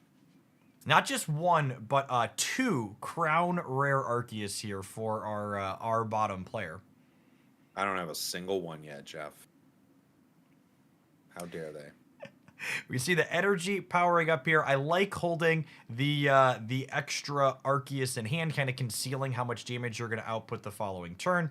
We see the Infernape evolve, and it's going to be able to crack for 160 here, but that's not quite enough to finish on its own. Yeah, I mean, and this is the reason that we saw that Sabrina play that we just saw a moment ago. It does protect our Dialga for an additional turn. Now, of course, even if it heads back to the bench, they have Rotom, they have Cyrus, they have ways that they can deal with this right here. Let's see how they want to play it. One thing that is noteworthy is we don't currently have any healing on our Dialga player side. So if we crack this Dialga down to 10, the Rotom can finish it on the following turn. Here comes Rotom into the active. They decide not to hit here. Oh, and the Cyrus top deck is so punishing for taking this line here. they are going to be able to swing at Infernape. They can't KO it, but they could do some serious damage to it. They do decide to power Arceus on the bench. Now the question is, do they want this Arceus to go down in 1 to Infernape here? See, if Or I'm are on they going to hit with Metallic Turbo? if I'm on the Dialga player side here, I think I'm inclined to simply power up a second copy of Arceus, because getting this extra 30 on the Infernape means your Arceus clears it next turn, and then even if your Rotom takes the Dialga, your Arceus then clears the Rotom on the backswing, giving you the 3rd point that you need. Okay, no, we go for the retreat into Arceus, so we are going to trade here. This is a really interesting Why choice. retreat instead of leaf? Yeah, this isn't even. Yeah, first we should. Well, they Cyrus, so they couldn't leave. Oh, but, sorry. Yes, they but Cyrus. the strange part about this is both players are going down to 0 energy, and when both players are going down to 0 energy, it's definitely a position that favors the Infernape player, the card that recharges back up faster. Infernape is going to swing, take out Arceus, and now on the other side, you can't hit him yet. You get a free retreat, and in fact, with Dawn, I mean, they're in a pretty great spot, which they are running 1 in their deck. Very interesting. All right, and here's a copy of research, but again, like no energy anywhere means that this Infernape is not getting cleared this turn. Shaman is not quite good enough a lot of the time, right? Because if there's a Dawn, we're cracking for 160, and that still doesn't get the Dialga outside of Rotom range. Yeah, and I mean, a Dawn feels like it ends this game essentially right here. Let's see what they have. They don't have it yet. They retreat into Chimchar. Energy onto Chimchar. Okay. The energy on Chimchar makes me believe that they are setting up a Dawn play. It feels like a weird way to do it. I guess they're possibly just playing around Cyrus right here. So they say, like, look, if you decide to Cyrus the Infernape, that's fine. We already put the energy on Chimchar. We're looking for Dawn regardless. Yeah, I think you're right. I think this by putting the damage on the Dialga, you're kind of making it so, okay, I'm guaranteed to kill you with clear you with Infernape plus Dawn next turn anyways, and this way if a Cyrus happens, I'm insulated from that. Yeah. I see some of my chatters commenting that they think this is a mistake, but I think this is actually really heads up, because if you have the Dawn anyways, it plays around the Cyrus and gives you the extra energy on the Chimchar should you get Cyrus on the next turn. Yeah, you can retreat the Chimchar for 1, right? Bring Infernape up, Dawn it up. But it's possible they just are bricking on it. They don't have it. Yeah, if there's not a Dawn in hand, I don't know that I agree with this sequence. Well, they also could be searching for 1, right? And they just say, like, look, if they Cyrus me and I'm putting energy on Infernape, it's completely useless regardless. So I might as well just put it on. You could literally put it on anything else, I guess. Comms, possibly looking to grab Monferno here to do some extra damage. Seems like it would be fine here.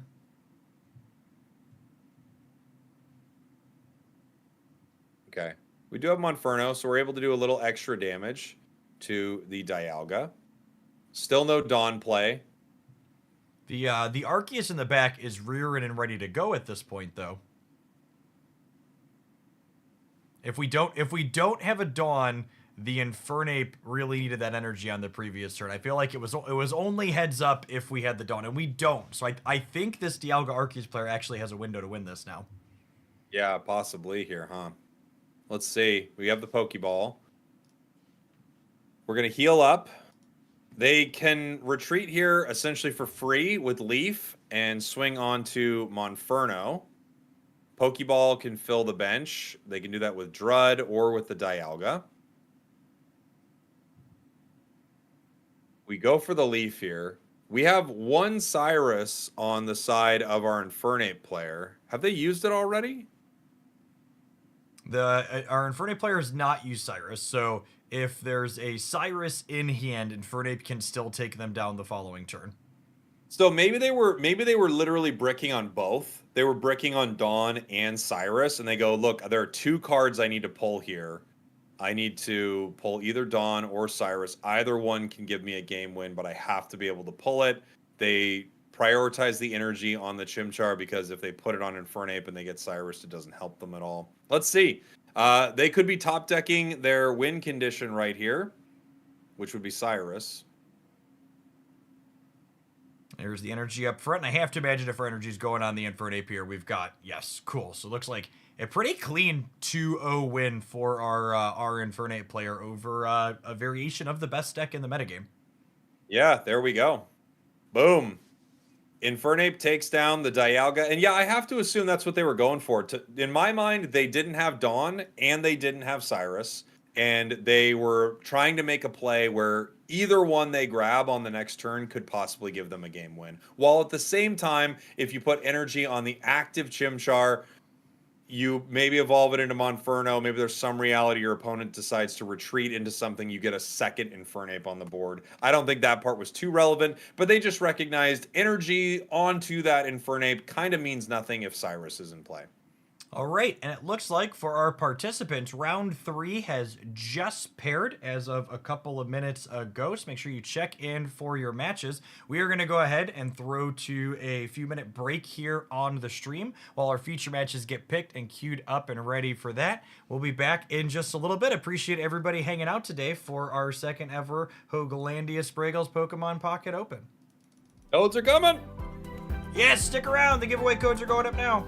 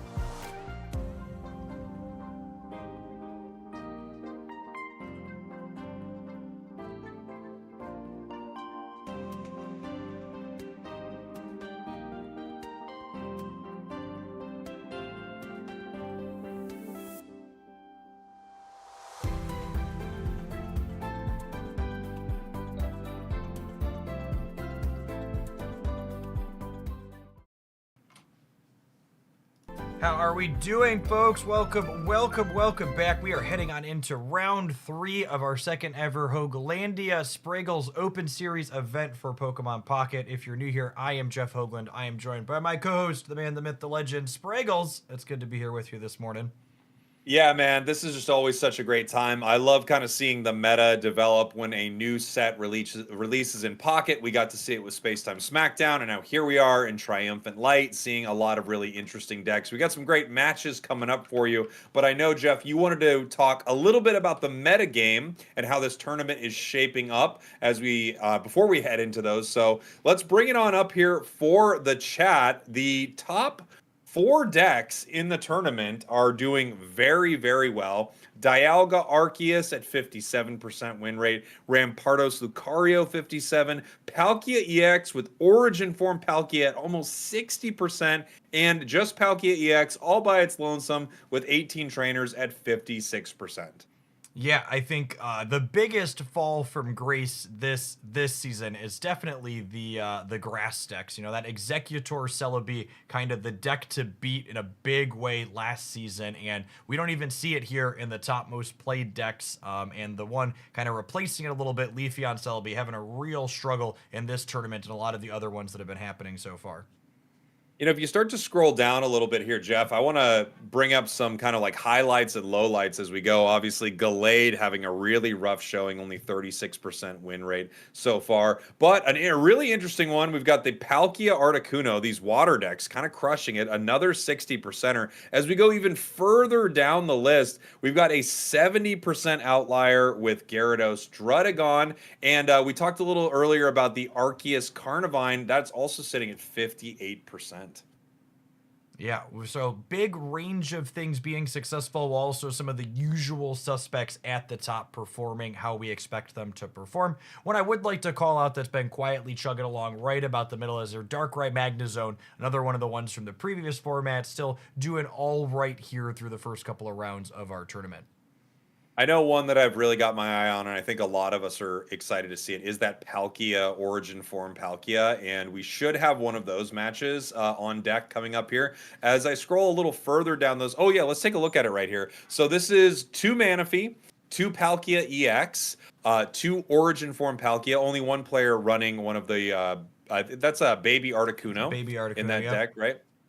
This is Origin Form Palkia. We talked about this earlier today. 60 damage for 3 energy with a possibility of 50-50 of it doing 120. The nice thing about this is you are giving up only 1 point if this goes down. So if your Manaphy goes down, that's 1 point. If Palkia goes down, that's 1 point. All the while, you could be powering up that very powerful EX Palkia on your bench. And I think that's a lot of what you're looking at here. But if this thing gets online and gets some energy, it really can swing for some serious damage. Yeah, I mean, an expected value of 90 damage with those big swings up and down. The notable breakpoint on this card being that 1 heads and 1 tails gets you 180, and 180, that clears Dialga with a cape. It clears an Arceus that's wearing a cape and even had a potion put into it. Like, that is a big swing on a 1 knockout point Pokemon, with the typical downside being that it takes a lot of energy to attack with, but Manaphy kind of stepping in and being like, oh, you need a lot of energy, I'm going to serve that right on up for you.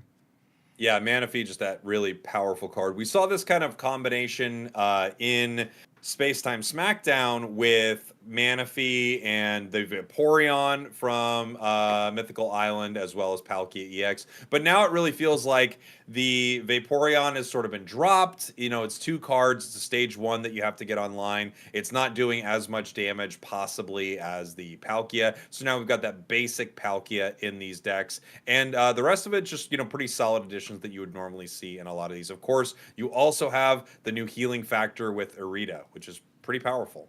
Yeah, Irida is very, very strong. Being able to spread that healing out across everything on your board is so potent when you have enough energy to shuffle your things around. One other thing to talk about here today is what our competitors are playing for. This is one of the largest prize pool tournaments Pokemon Pocket has ever had. We have 600 USD in cash prizes funded by the Hoaglandia whale community, distributed to our top 8 players. And then the Pokemon Company International hooked Spragels and I up with some awesome creator codes for in-game goodies that we we've chosen to put up for our tournament today. We've got 2,400 Pokegold to our top 16 competitors, and over 1,000 pack hourglasses being distributed to players outside of the top 16 for various records and conditions.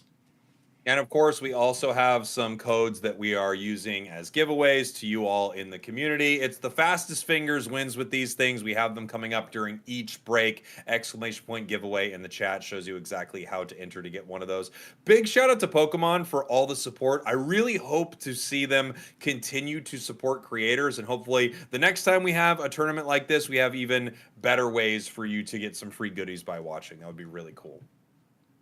All right. Do we have an idea of what we want to start with here, Jeff? I know we've got a few great options on board, obviously. The Palkia deck looks very exciting. I don't want to give anything away, but we have some other really cool decks also. We will definitely be watching the Origin Form Palkia deck, but it looks like they're taking a little bit of a minute to get set up here. So we're going to dive on into some Leafeon versus Dialga here for our first round 3 feature. As always, we're going to cover more than one match every single round, so don't worry, Palkia enjoyers. That's going to be coming up next. And here we go. We're watching this from the perspective of our Leafeon Celebi player. This is Leafeon Celebi. It also has Shaman, Arceus EX, and Rotom. So this is kind of a different variation than you would see, right? Everyone seems to just be running Leafeon Celebi, and that's it. This has more going on in that deck. What they are running into is Dialga, Arceus with Mew and Shaman. Yeah, pretty far from ideal starts for both of our players here. If you're on the Dialga side, you don't really want Mew to begin with, and if you're on the Leafeon side, you don't really want your Sky Shaman to begin with. However, the setup afterwards for our Dialga player is quite good, getting both Arceus and Dialga out of their Pokeballs and researches here to start the game. So we're deciding what we want to do here. Obviously, they want to get this Pokeball out. Celebi hits the board. The question is, do you even worry about powering your Shaman here? You do need energy on it to retreat, but at the same time, it may just be the sacrificial lamb here. There's really not much they can do with it currently.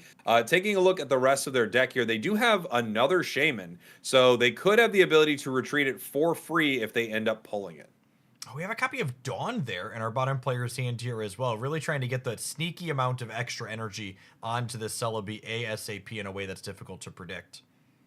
We have Eevee. This can set them up to get Leafeon out at some point.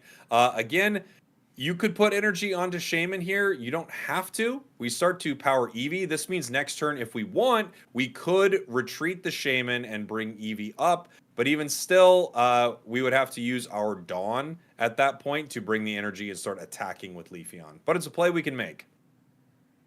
So I like the energy on that Leafeon for the reasons Spragels just said. We see a Leaf come out of our top player. Definitely an ideal setup for them, not getting put behind at all by leading on this Mew. The Dialga is going to take a crack here, and then this Arceus is going to be ready and rearing to go. Unless we have a cape for our Leafeon player, that full benched Arceus is going to be able to clear most things in one shot. Yeah, and here we go. 30 damage onto the Shaman. The energy over to the Arceus right now. We're going to head back to our Grass player, and they're going to need to make a decision. They pull Celebi here. Probably not exactly what we're looking for. It would be nice to get that Shaman and get a free retreat if we possibly could. We don't get it. We could let Shaman go down. We could power our bench. We could just power Celebi right here. As Jeff mentioned, 130 damage, very, very scary from the side here of our Arceus if they decide to bring it in. And our Arceus player is running Geo, so they could get the 140 in one hit. Notable in the templating of the Sky Shaman here for our bottom player, it does reduce those energy costs to retreat, but it notably only works for basic Pokemon that it is reducing. And here we go. We decide to put more energy onto Dialga here. It's possible they don't have enough to take down Leafeon in one, or they want to keep it in that active spot for a minute. Metallic Turbo, 30 damage, putting some energy onto Arceus. Nope, they decided to put it onto Mew so that they could, play a copy of their opponent's move here, which I guess is going to be Celebi. Not exactly what you're looking for. And powering up this Mew in the face of Celebi is actually really appealing because the more energies you put on that Mew when you get to copy that Celebi attack, the more coins you're going to be getting to flip as the Mew player. So even potentially overcharging it is really appealing from the Dialga side of the board. Now, it's possible that they're baiting a moment like this. Obviously, the 140 HP does go down to Arceus with that Geo here. So if we decide to retreat Dialga, fill the bench, Geo, we take down Leafeon with all this energy attached to it. There is the Shaman, so this play is possible. We have a giant cape coming out for Dialga, which kind of makes you think maybe they're not retreating this card right now. We're going to see what they want to do. Yeah, on the They're just gonna Dialga player side of the swing. board, I think you kind of want to try and take your first knockout with the Dialga from this spot, so that way the Celebi has to come up and clear the Dialga, and then your Arceus can threaten to finish the Celebi in one shot, so long as there's not a cape here, because you don't want your Arceus in the active spot when the Celebi comes up and risk the Celebi one-shotting it before it can take the lethal on the crackback. We should mention there is one giant cape on the side of our Celebi player. They don't have it yet. They comms and they pull out a Sky Shaman. So I assume we're going to see the Celebi continue to charge here on the back. With a little bit of a high roll, the Leafeon could retreat. And, well, I suppose with the Dawn, it wouldn't even be a high roll, huh? But you risk losing that Celebi on the backswing to any other bench Pokemon, even if you clear the Dialga. And I think they are sort of clicking their deck there, kind of saying like, man, if I had Cape right here, this is such a safe play. Without Cape, it's, you're very unsafe because that Arceus is very threatening. There are a lot of cards in your opponent's hand. They easily could get another basic onto their bench. Dialga is in a scary spot for the Celebi, but then Celebi is in a scary spot to just, get the revenge KO right away. And then at that point, that Arceus is ready to go, and there's really not much you can do to stop it. Yep, you're basically 7 seconds left. Basically trying to decide, do I want to wait one more draw for my cape? And that's what we're going for here. We're saying, okay, I'm pretty confident you have another bench Pokemon. You're going to take the Leafeon knockout this turn. I'm hoping I draw my cape next turn so that way I can put the Celebi up. I clear the Dialga, we cape the Celebi so it doesn't go down in the backswing, and then we're able to overcome your Arceus afterwards. Yeah, that's what we're looking for here. We're looking for that possibility. They're just saying, like, look, there's nothing else I can do right here. I know if I put this Celebi in, that Arceus is very likely to KO me. We have Mew with 3 energy on it right here that can make some interesting plays. We, of course, have the heavy impact, getting the 100. Celebi is going to have to move in right here. As I take a look at our Dialga player's deck, they do have a copy of Sabrina here, which is, pretty scary, obviously. That makes this cape irrelevant, and they pull Celebi regardless. They got 7 cards left in their deck. They're saying, I didn't pull a single Professor, and I didn't pull my cape. Yep. So the line at this point is just hope that your opponent does not have the extra bench Pokemon. It's obviously fairly likely that they do at this stage in the game. There are many, many cards into their deck, but they took lines trying to play around them having it, and at this point it's okay. We just got to hope you don't have it because we no longer have the play around it available to us. We have Celebi on the bench. This is just to play around Sabrina. So now we are just hoping they don't have a basic. If they do have a basic, it's all over for our grass-type player. They're going to take the KO on Dialga. And here comes possibly Arceus. Now, if Arceus doesn't hit that active spot, that is, huge. But if it does, it kind of signals that they're ready to go here. Even if they brick on the basic Pokemon here, it's worth noting that Mew EX has 3 energies and could go up to 4. So if the bench Pokemon is missing, we could see this Mew slide into the active and go for 3 coins. And I assume this means we have a bench Pokemon about to slam down with the energy on the Arceus. We're going to find out. Looking for it. They have Cyrus to pull up the Shaman. Is also lethal. Yep, we have 2 knockout points already up top. It looks like we're heading to a game 2 here with our Celebi player down a game.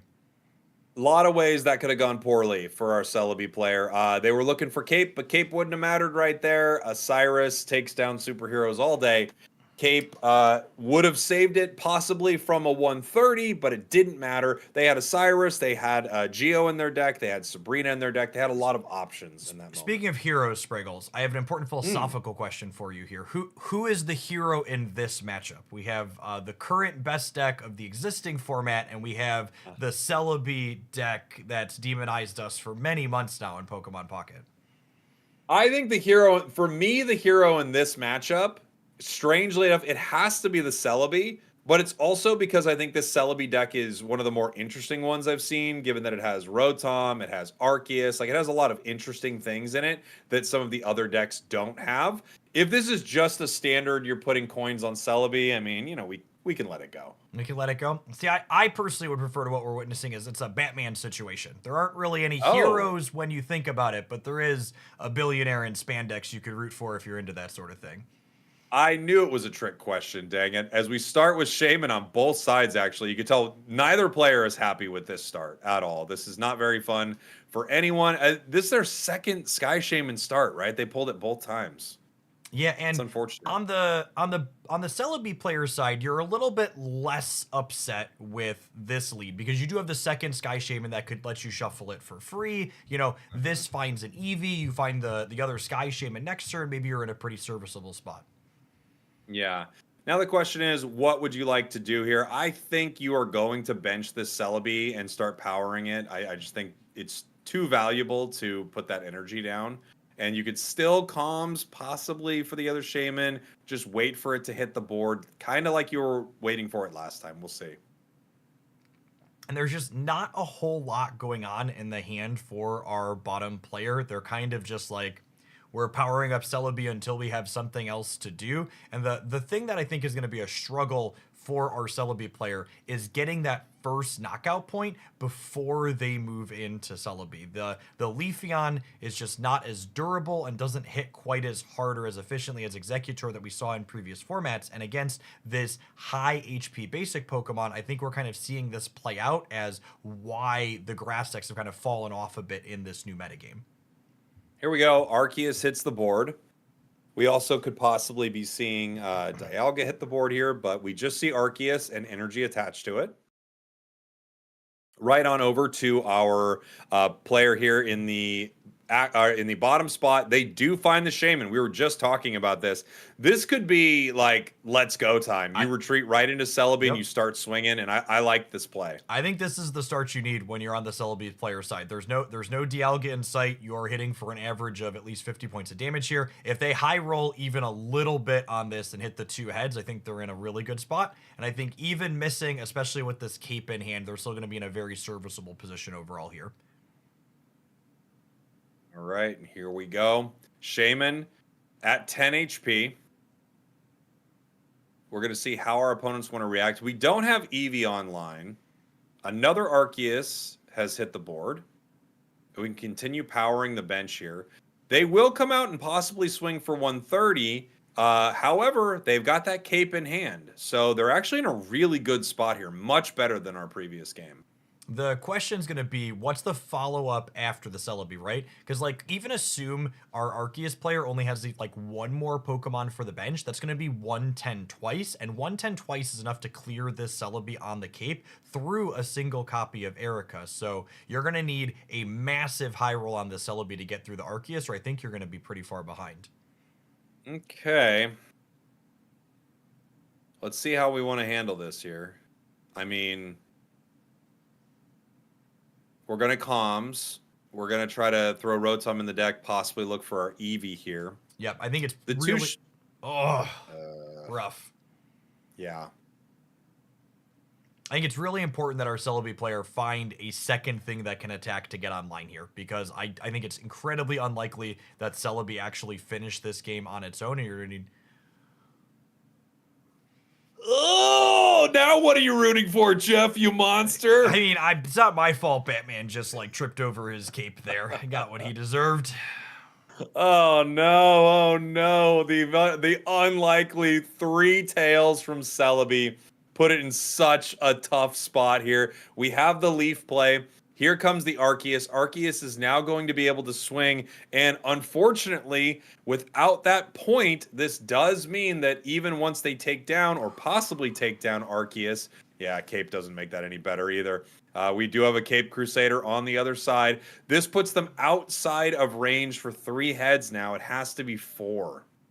Yeah, and I suppose with the Sky Shamans, we could shuffle the Celebi around and try and heal it up, but there's Cyrus is lurking as well, so that doesn't seem particularly appealing for our bottom player. Wow. I mean, you can power other Celebi. Rotom is useless. Uh, Yeah, I think the line here is second Celebi, put an energy on it, attack with this active one, and you just need to hit 4 heads out of 5 coins. yeah.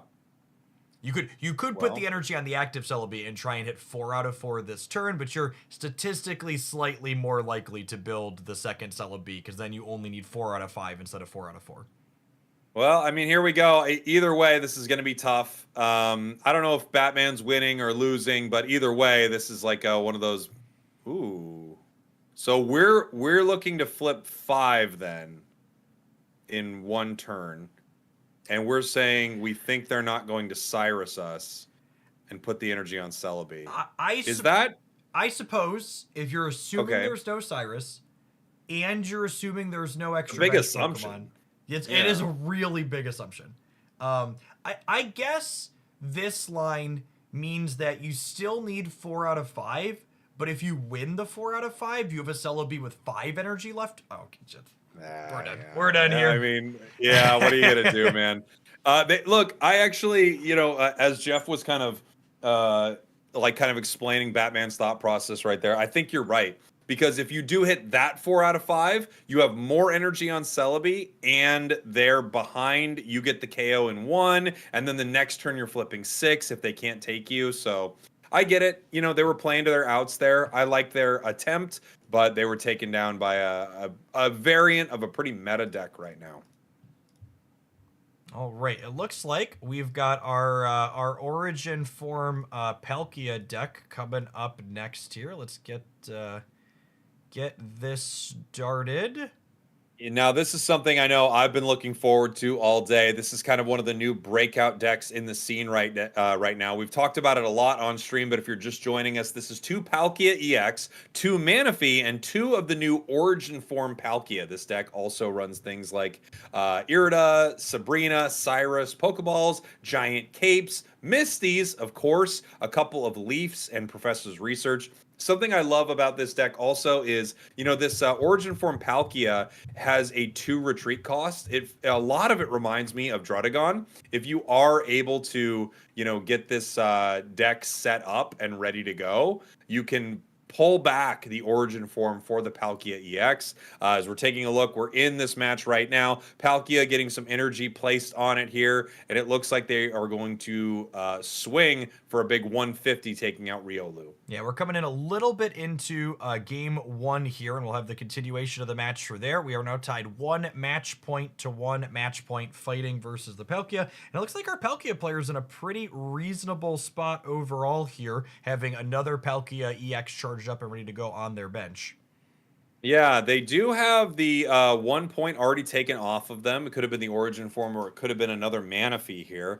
120 damage. They are living on 10 right now. They have to get this Palkia out. We do have a We Rita. actually have lethal for our bottom player now, right? We're coming in right at the end of this game, it looks like. Oh, We'll be able to follow the rest from there. They missed discarding the fossil from the bench here, so small mishap from our top player means that they are going to give up 2 knockout points there for the bottom because the fossil gets cleaned out. Yeah, you're right. GG. That was interesting. They didn't pull the fossil out. I wonder why they didn't do that. I think it's just one of those things. It's really, really easy to miss when you're not thinking about it. Of course, yeah. Yeah, that Crimson Storm able to do 150 damage to the active, but also 20 to everything on the bench there. They had to pull that fossil, but they were not able to do so as we're going to get ready for our second game. They are running into, we just saw it, Lucario, Rampardos. Both of these players are 2-0 in our tournament so far, heading into round number 3, and now our Palkia deck is up 1-0 in this matchup.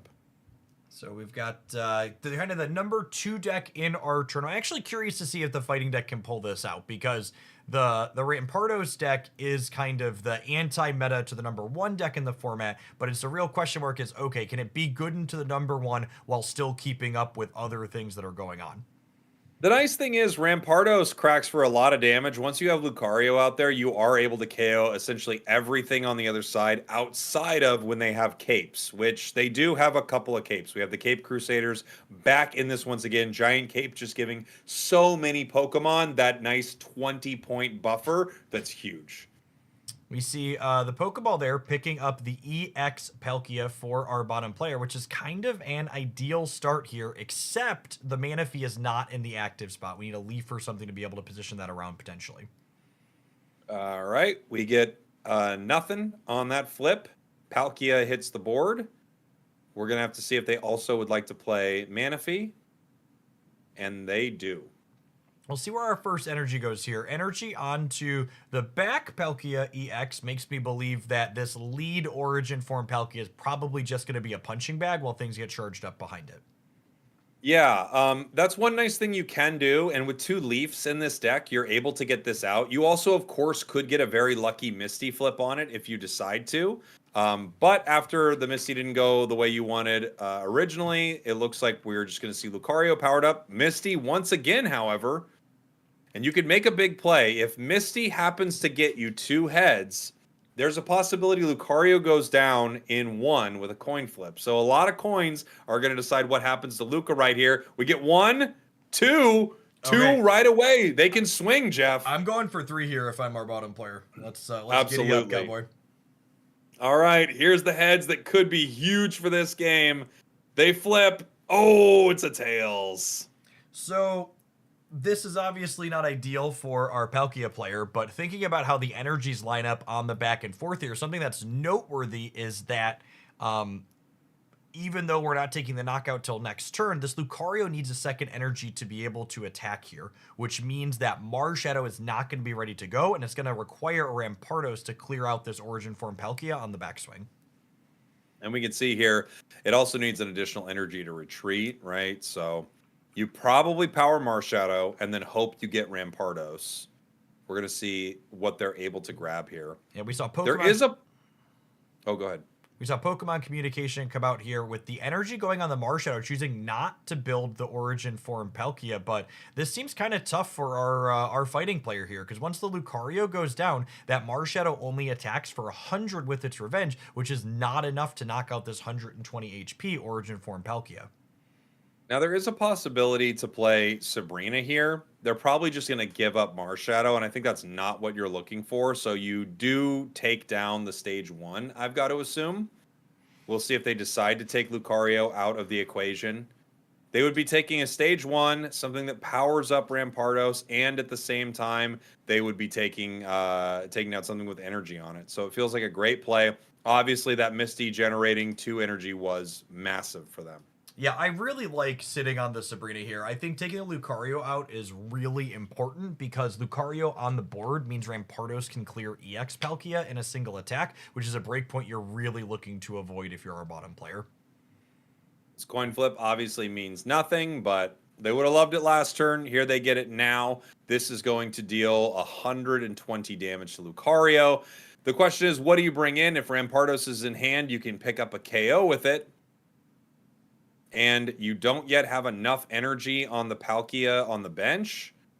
It is Marshadow, though, which leads me to believe they have no Rampardos yet. And this feels like I think things are almost done for our fighting deck here. Yeah, Irida in hand for our bottom player going to be exceedingly relevant here when this Origin Form Palkia does not get knocked out, because Revenge is only active for a single turn on that Marshadow, which means even if our bottom player flips Tails here, Irida means that it survives another Revenge hit next turn, meaning you have enough time to build your EX Palkia as your finisher in the backline. Now there's a question as to whether they want to Sabrina here to go after the Cranidos, and they do decide to go for it right here. So they're worried that Rampardos is kind of really the only threat on the board, only 80 HP on Marshadow right here. They would rather make sure that this, monster that can swing for 130 damage is gone. They decide to not Irida at all. They don't care about it, and they get the KO. Yeah, and I think that that's basically done at this point. When we pick up this knockout, the Marshadow can come in and pick up a point on the Origin Form Palkia, but everything in this fighting deck, even the Rampardos, gets cleared in one big shot from the Palkia on the bench, so I think the rating is on the wall. Yeah, I think you just have to. I mean, you don't have to concede. You can play it out, of course, but I think that's just it. Origin Form Palkia with the extra energy from Misty, able to take that game in a pretty big way. They didn't need that flip right there. They probably get it regardless, but still very strong. Very, very strong. Right. What is our next one here? I've got looks like another Rampardos deck versus something playing Magnezone. Let's go ahead and That's dive on into right. that one. We've got ourselves a Darkrai Magnezone, Jeff, versus this Rampardos deck, and we're going to be watching from the perspective of our Darkrai player here. They are running the Lightning Energy Magnemite, which is an interesting call. Yes. Not a huge issue, but Maybe a card availability, or perhaps they just wanted to show off their promo, knowing they were never attacking with it anyways, Spriggles. fair enough. One unfortunate thing is Sudowoodo does a little extra damage to it. So it's not exactly where you want to be in a situation like this. Sudowoodo is in the active spot, but they are turn one, so they're not going to be swinging right away. Setting up their bench, we've got the Skull Fossil being set up, and no other Pokemon. We don't have a Riolu or anything like that. As we start to take a look at Sudowoodo here and in our highlight spot, Fighting Headbutt, 20 damage, but if they have an EX on the other side, this does an additional 30, Jeff, plus Arceus is weak to this. This thing is just an Arceus destroyer, able to hit for 70 if they happen to have that in that active spot, like turn one. And the more I think about Sudowoodo as a card and I see it line up in the different things in this metagame, it's actually really kind of incredible how many of the non-EX Pokemon that are seeing play happen to be weak to fighting. Because you're like, well, what happens in my matchups where they're not playing EX Pokemon? It's like, well, a lot of these things like Magnemites and Magnetons, and we saw Luxray and Mancentric earlier, all these things. It's like, oh, well, we're still hitting for 40 in a lot of these spots. Now we can see the energy being placed on Magnemite. We have the retreat into Drud, a classic Drudagon wall, as our deck is just looking very unfortunate for the side of our Darkrai Magnezone player. We see Magnezone, but we have no Magneton, we have no Darkrai, we have two Cyruses and a Leaf. Hopefully they can get something going here pretty soon. You've got a little bit of breathing room, though. That Drudagon's got, a helmet on it, so it's going to deal 40 back to the Sudowoodo. We see Hitmonlee hit the bench for our fighting player, though, but noteworthy drawback to Sudowoodo is that it needs 2 energy to get out of that active spot. Yeah, it feels like Pseudo could definitely swing here, but every time it does, it's going to take 40. Drud with Rocky Helm is absolutely disgusting. It already has rough skin, and now it's got the Rocky Helm. And it's just a very rough thing to be fighting, as they do put the 1 energy on it, and they decide to not do anything. The nice thing about this fighting deck, Jeff, is almost nothing except for Lucario needs more than 1 energy to attack, right? Yeah. You've got Lucario, and then you've got a possible revenge with Marshadow. Let me see if they're running it here. They are running one of the Marshadows as well. So Professor's Research, probably the best non-Darkrai draw for our bottom player. They're looking for that basic to start getting these dark energy on to get their chip shots in while they hide behind this dragon, or a copy of Magneton so they can get their Magnemite evolved and start working towards Magnezone's big blasts. Wow. I mean, they've been through both professors here and they have pulled nothing. It does sort of look like our top player is also slightly bricking. We're going to have to see, though. They have a lot of cards in their hand. At this point, we definitely could see Cranidos. We could see a Calms to possibly move something around. They are running 1 Pokemon communication in their deck. They decide to Sabrina here and bring in the Magnemite. I like getting the punch in here because dealing 40 to this Magnemite means if it retreats out again on the following turn and doesn't evolve, the Hitmonlee is going to get to clean it up with this deal 30. We have Darkrai, finally. I mean, they have been laying a lot of bricks on the side of our Magnemite player. They could retreat here. It's probably your best bet. At least your opponents would have to burn Cyrus to do something about this. We're going to see if they want to, though. Well, they could just burn their energy too, right? The Sudowoodo has 1 set up on it already, so we could see second energy attached to Sudowoodo, and then Hitmonlee hit the active next turn, which is the most likely line, I would wager. Yeah, that's true. That's better. And considering Sudowoodo only needs 1 energy to attack, you could easily see that play being made. We already have the energy on Hitmonlee. No reason to put on the Skull Fossil. That only needs 1 energy at all times, whether it's at stage 1 or stage 2. So you power that as soon as you need it on your turn. And we're going to see if they want to do anything else here. We see this long pause with the Leaf and the Sabrina highlighted. You definitely do not want to Sabrina this turn, and we just No. retreated, so I can't imagine you want to do anything with the Leaf as well. Maybe our Darkrai player just kind of thinking through their future turns. Something that you want to be doing in Pocket is you have the same amount of timer every single turn, but ideally you want to map out your next 3 to 4 how things are going to go, and using your time to think about that early can have a lot of value late. Yeah, that's really important, right? I mean, things get chaotic and stressful as the match goes on. So it's a good idea to start thinking, if I pull this, how do I play it? Magnemite probably goes down. If it doesn't and I get Magneton, what's our line here? Marshadow hits the bench. It's another card that they could power, and they actually decide to. They are not going for the play right here. Oh, yes, they are. They're using Leaf. They have Leaf. Leaf makes a lot of sense. And Leaf makes notably these copies of Cyrus in hand significantly worse for this Darkrai player. If they had to spend energy to retreat, Cyrus would be able to yank it back up and then potentially keep it in that active spot, giving them time. But now there's a lot of pressure here.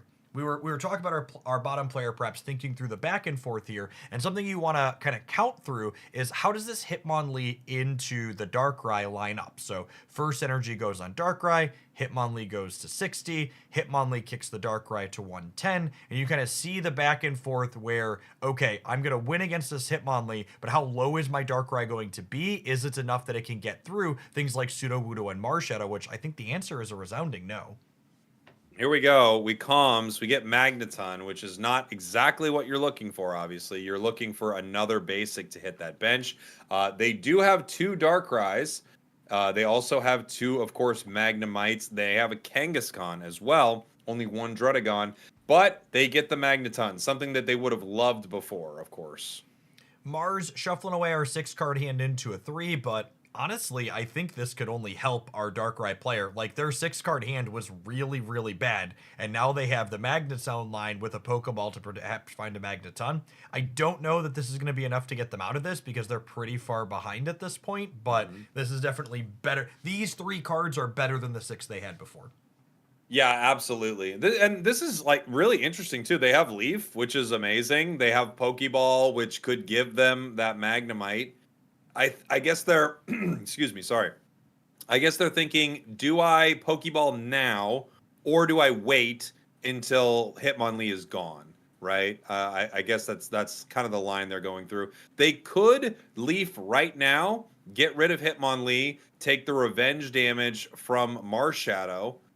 But then, of course, Rampardos is always on the horizon also. Yeah, I think our Darkrai player is just kind of checkmated from here, unfortunately. They get to clear the Hitmonlee out with this line, but then Marshadow and Sudowoodo clear the Darkrai, which is enough to get them the game win.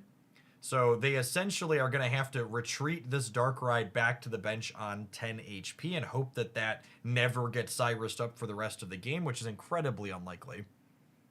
If they are going, Rampardos and we're done. Yeah, the Rampardos just ends it right here, right? And it looks like that is what's happening. Rampardos comes out.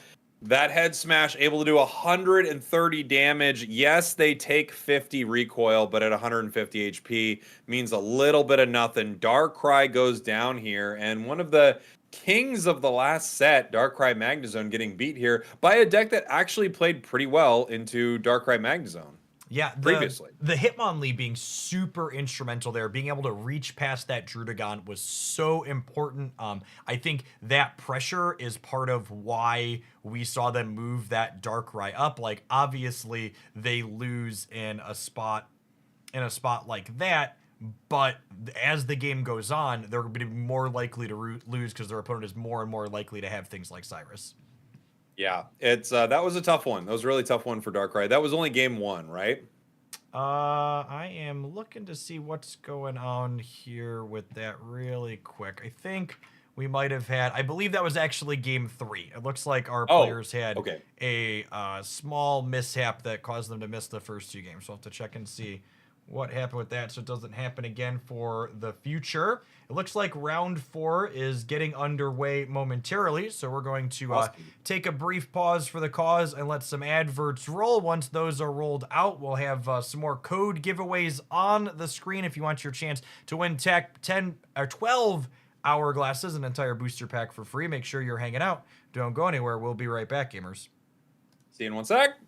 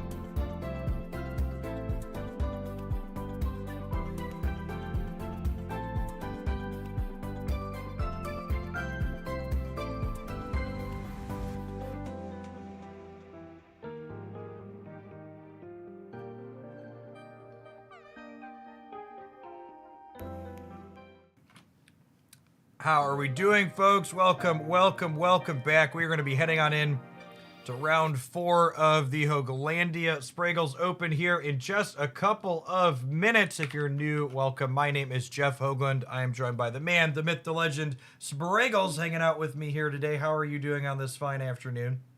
I'm doing great, my friend. Yeehaw to you and yours. I realized I didn't say my catchphrase, and legally, if I don't do that, it's not an official broadcast. This is now an official Hooglandia Spragels Open broadcast. It's been a really exciting tournament so far. We've seen a lot of decks run into what was expected to be the meta. Some did well, some are getting beat by it, as we would expect, right? The Dialga Arceus EX meta is just pretty intense. We're going to take a look at this meta game here in 1 second, because we do have some interesting shifts that have happened, and the counter to that meta is actually not performing super well. Or I guess it's not crushing it right now, which is something to talk about, right? We also, of course, should mention that we have $1,000 plus in prizing for this event. We have codes that are going out in our breaks. So huge shout out to the whales in the Hooglandia community for surprisingly providing a huge amount of cash for this tournament. But also shout out to TPCI for hooking Jeff and I up with some creator codes that we're trying to give to all of you in the community. Jeff, let's look at the meta. So we've got Dialga Arceus here is number 1 with a bullet. Normally, in my experience tracking these tournaments, you're going to see these win rates kind of go up, down, and all around. If you are with us in between the round 2 and 3, all 4 of these top performers were above 55% in terms of win rates. And we see as this sample size grows, Rampardos, Lucario, and the 18-trainer Palkia deck have kind of come crashing back down to reality. Anecdotally, usually you have to be about 5 to 6 rounds in before you expect these win rates to really stabilize, in my experience. Yeah, we see Leafeon Celebi not having a really great time here.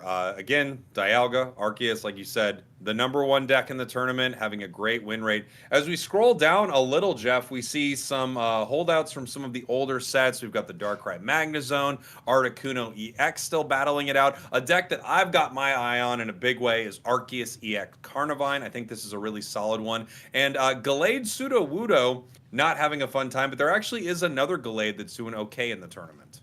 Which one is that, Spragels? I think it's Gallade and Hitmonlee. Yeah, the kind of fighting box package one. Mm-hmm. Yeah, this one's got a lot of variation on what's going on in it here. It does, yeah. Of course, the constants are 2 Hitmonlees, 2 Gallades, 2 Kirlias, a little bit of a mix-up on the routes. And then after that, the question is, do they have the Sudowoodo? Do they go with the Marshadow right here? A few constants in this deck. And you know what? Everyone running Professor's Research. Surprised. Not too surprising there. I think the thing that's really stands out to me among these more consistent Gallade decks is that there's 2 copies of Pokemon Communication in most of them, and we see 2 copies of Cyrus and also all of them as well, which this is really important in tandem with Hitmonlee. One of the potential downsides that Gallade has is that it doesn't deal as big of a burst as some of the other finishers in the game. So a lot of the times you'll set up this gameplay where you Hitmonlee, kick something in the back once or twice, and then you Cyrus it up to the active spot ahead of time so Gallade can go ahead and knock it out before it really gets going. Yeah, and as we can see, I see in the chat saying a prize to a draw 2 is crazy. We're still downloading Sarcasm. I think we're at about 75% right now. So we should have that by the end of the stream. But right now, I'm excited to see more Professor's Research in these decks, because I didn't think we'd see a lot of people playing it right now.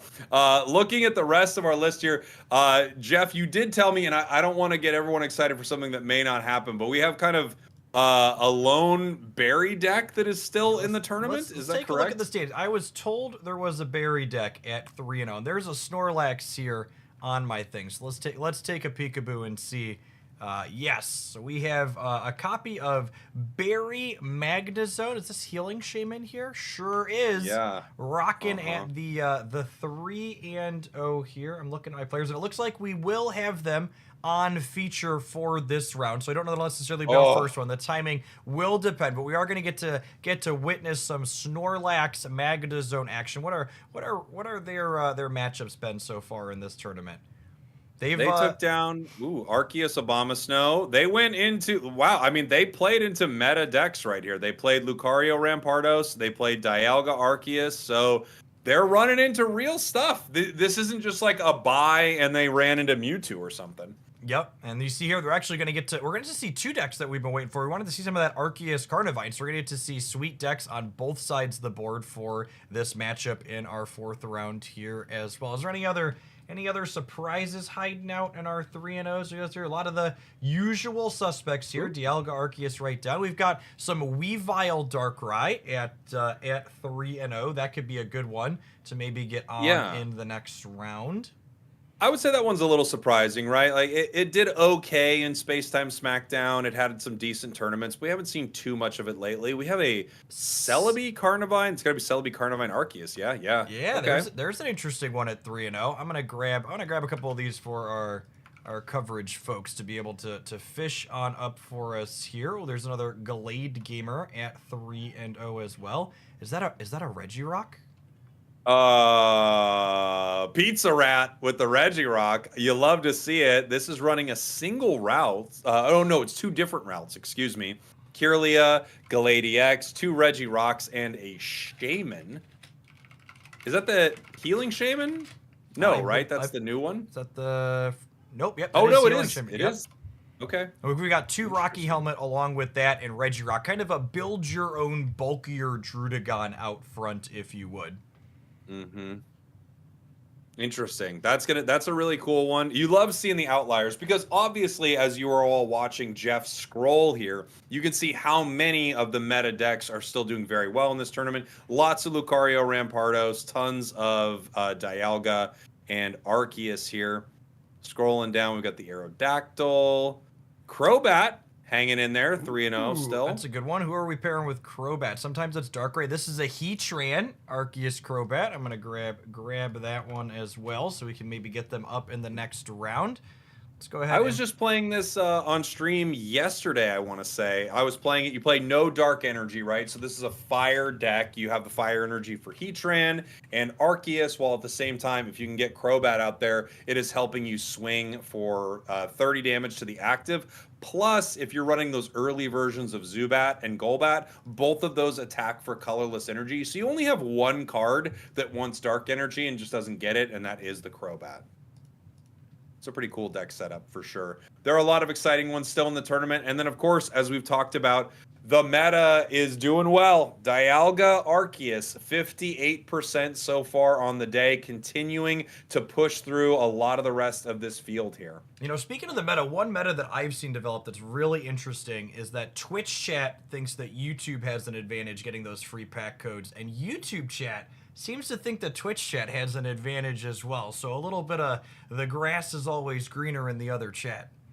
Yeah, everyone is convinced that one of the streams is faster than the other, and it isn't anything to do with how they have loaded the streams or anything like that. It is interesting because I see people from both chats getting codes. There also is a meta breaking out with how people are getting codes. I don't want to spoil it, but you'll see people talking about it in the chat. It's getting very exciting. We have 2 meta games developing at once, with a 3rd meta game being Professor's Research, which may actually have a really high play rate today.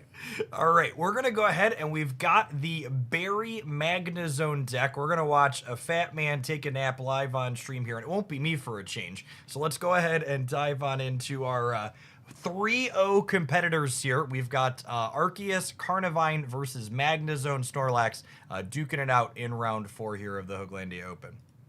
Yeah, let me go ahead and pull it up here.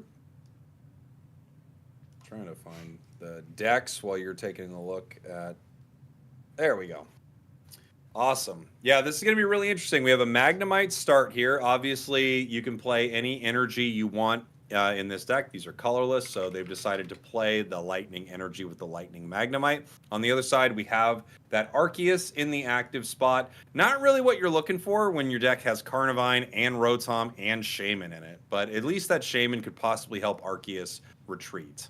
I'm going to pull Barry up here on screen because we haven't talked about him at all here, and he's a really powerful effect. So makes your Heracross, Staraptor, and Snorlax attacks cost 2 less colorless energy on the turn that you play him, with Snorlax being the one of these 3 that's being leveraged inside of here. And Snorlax has a really potent attack. We're going to see him come on up here in just a moment for our bottom player, the Collapse puts Snorlax to sleep, but it deals 100 points of damage, which is a lot of damage for a 2 energy attack when Barry is involved.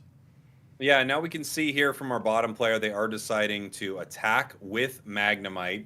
I want to take a look at their deck really quick here. They do have a Cyrus on it, so putting some damage onto this Arceus is definitely valuable. And yeah, Barry, as you talked about, Jeff, it is essentially it is 2 colorless energy, right? That is what we're looking at, a supporter that gives you a temporary 2 colorless energy, which is pretty massive for these 3 Pokemon. Snorlax being massive himself, 140 HP, and yeah, 100 damage. Nothing to sneeze at here. Another chip onto the Arceus here, and Snorlax could take it out in 1.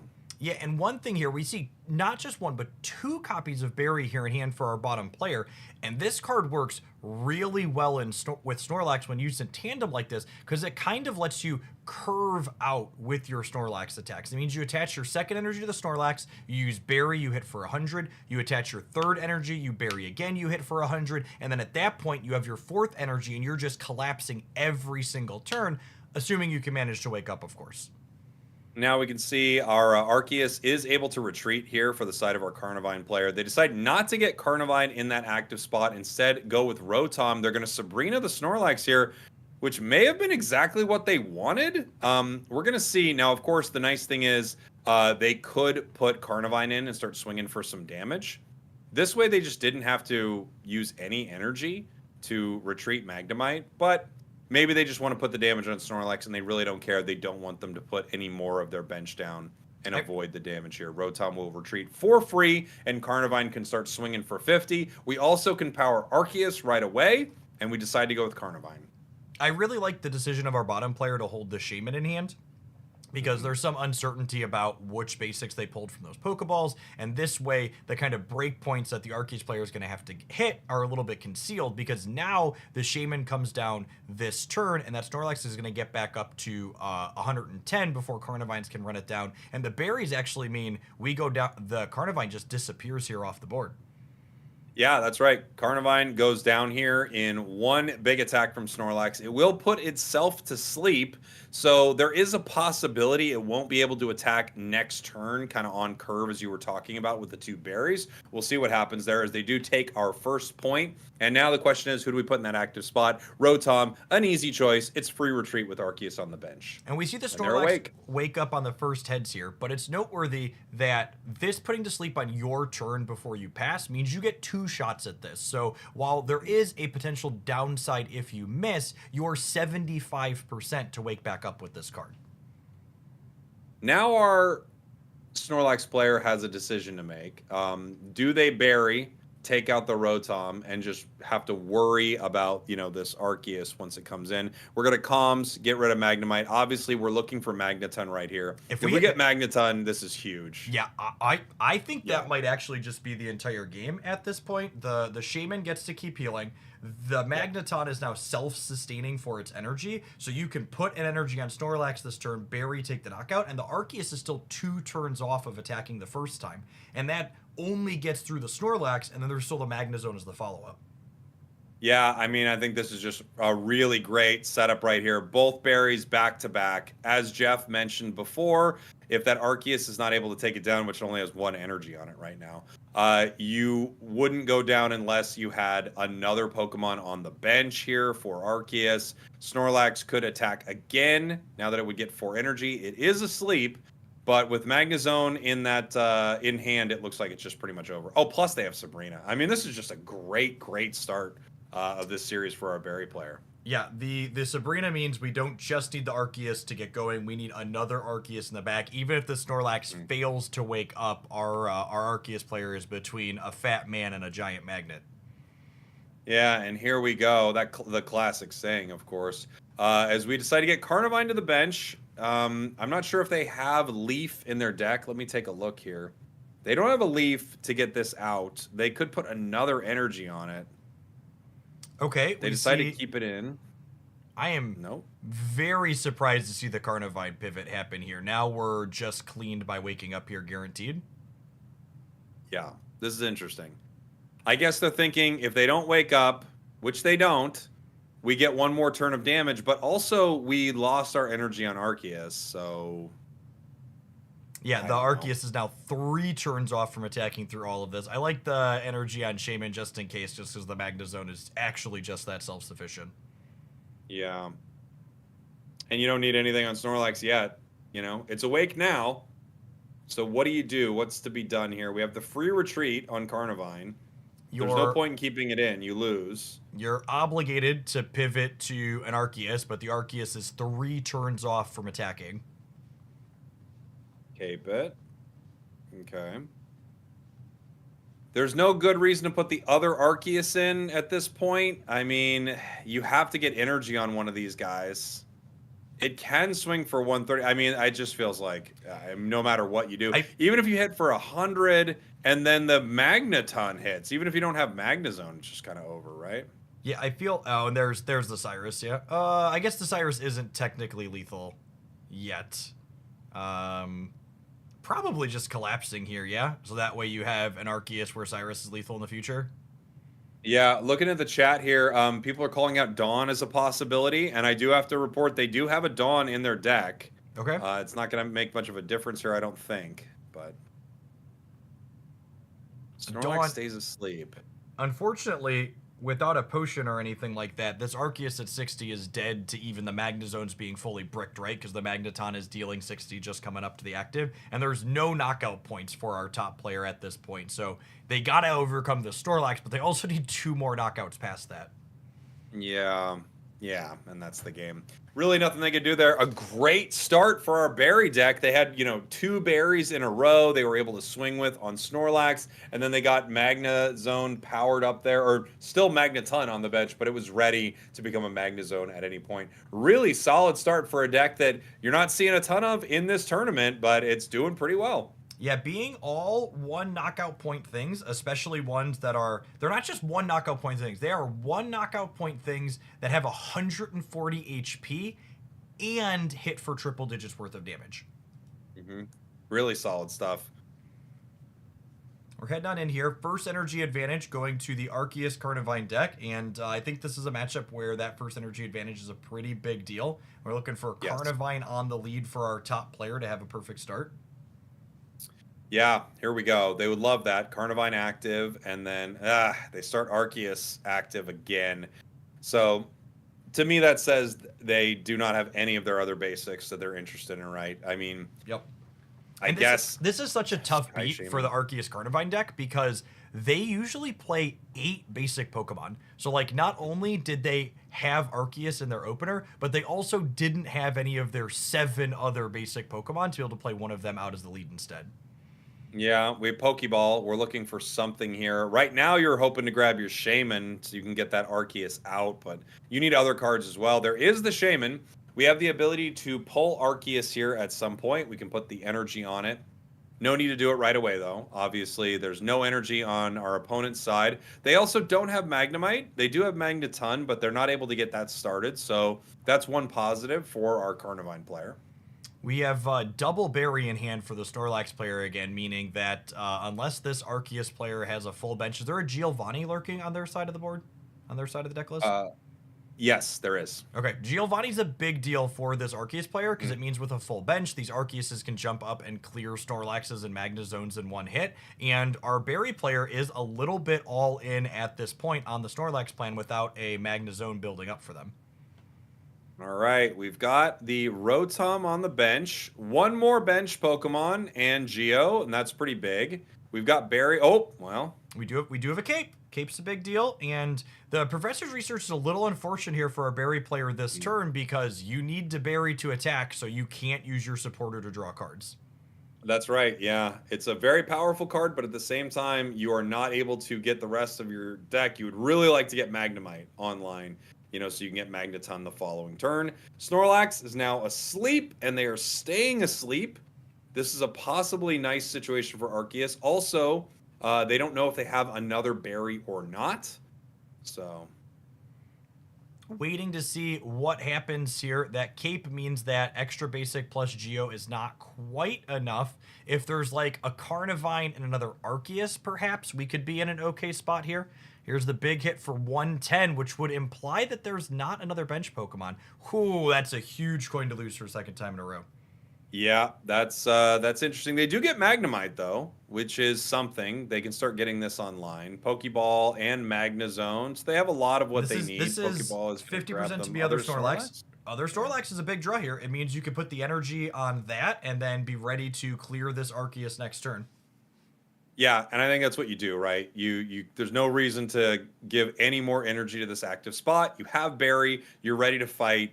You Sky Shaman or you Shaman just for the sake of it, and you flip, you end up waking up, but you're gonna wake up to a pretty bad situation, which is Arceus smacking you in the face So there. the 10 points from Shaman's actually super relevant here because it means if there's a Carnivine for our top player, it can't pivot in and clear the Snorlax without a copy of Giovanni.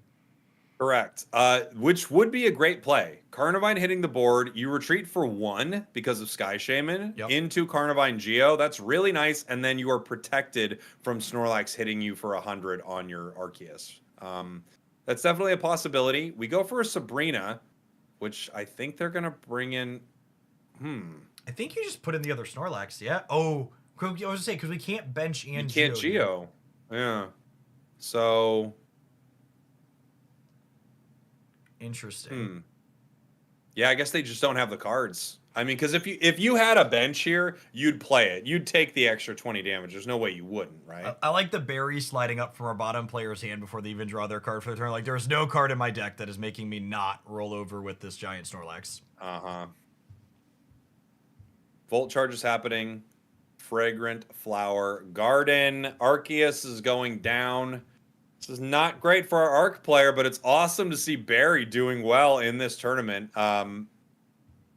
Especially when you draw them and you have, I think they were in their starting hand. At least one of them was in both starting hands, and then they had the second one very fast. Yeah, both of these players are 3-0. So if you're a Carnivine enjoyer, don't worry, they're still going to be live for Top Cut. All the 6-1s and better make it. But if you're a Berry enjoyer, if our Berry player pulls this out, it's looking very good for them.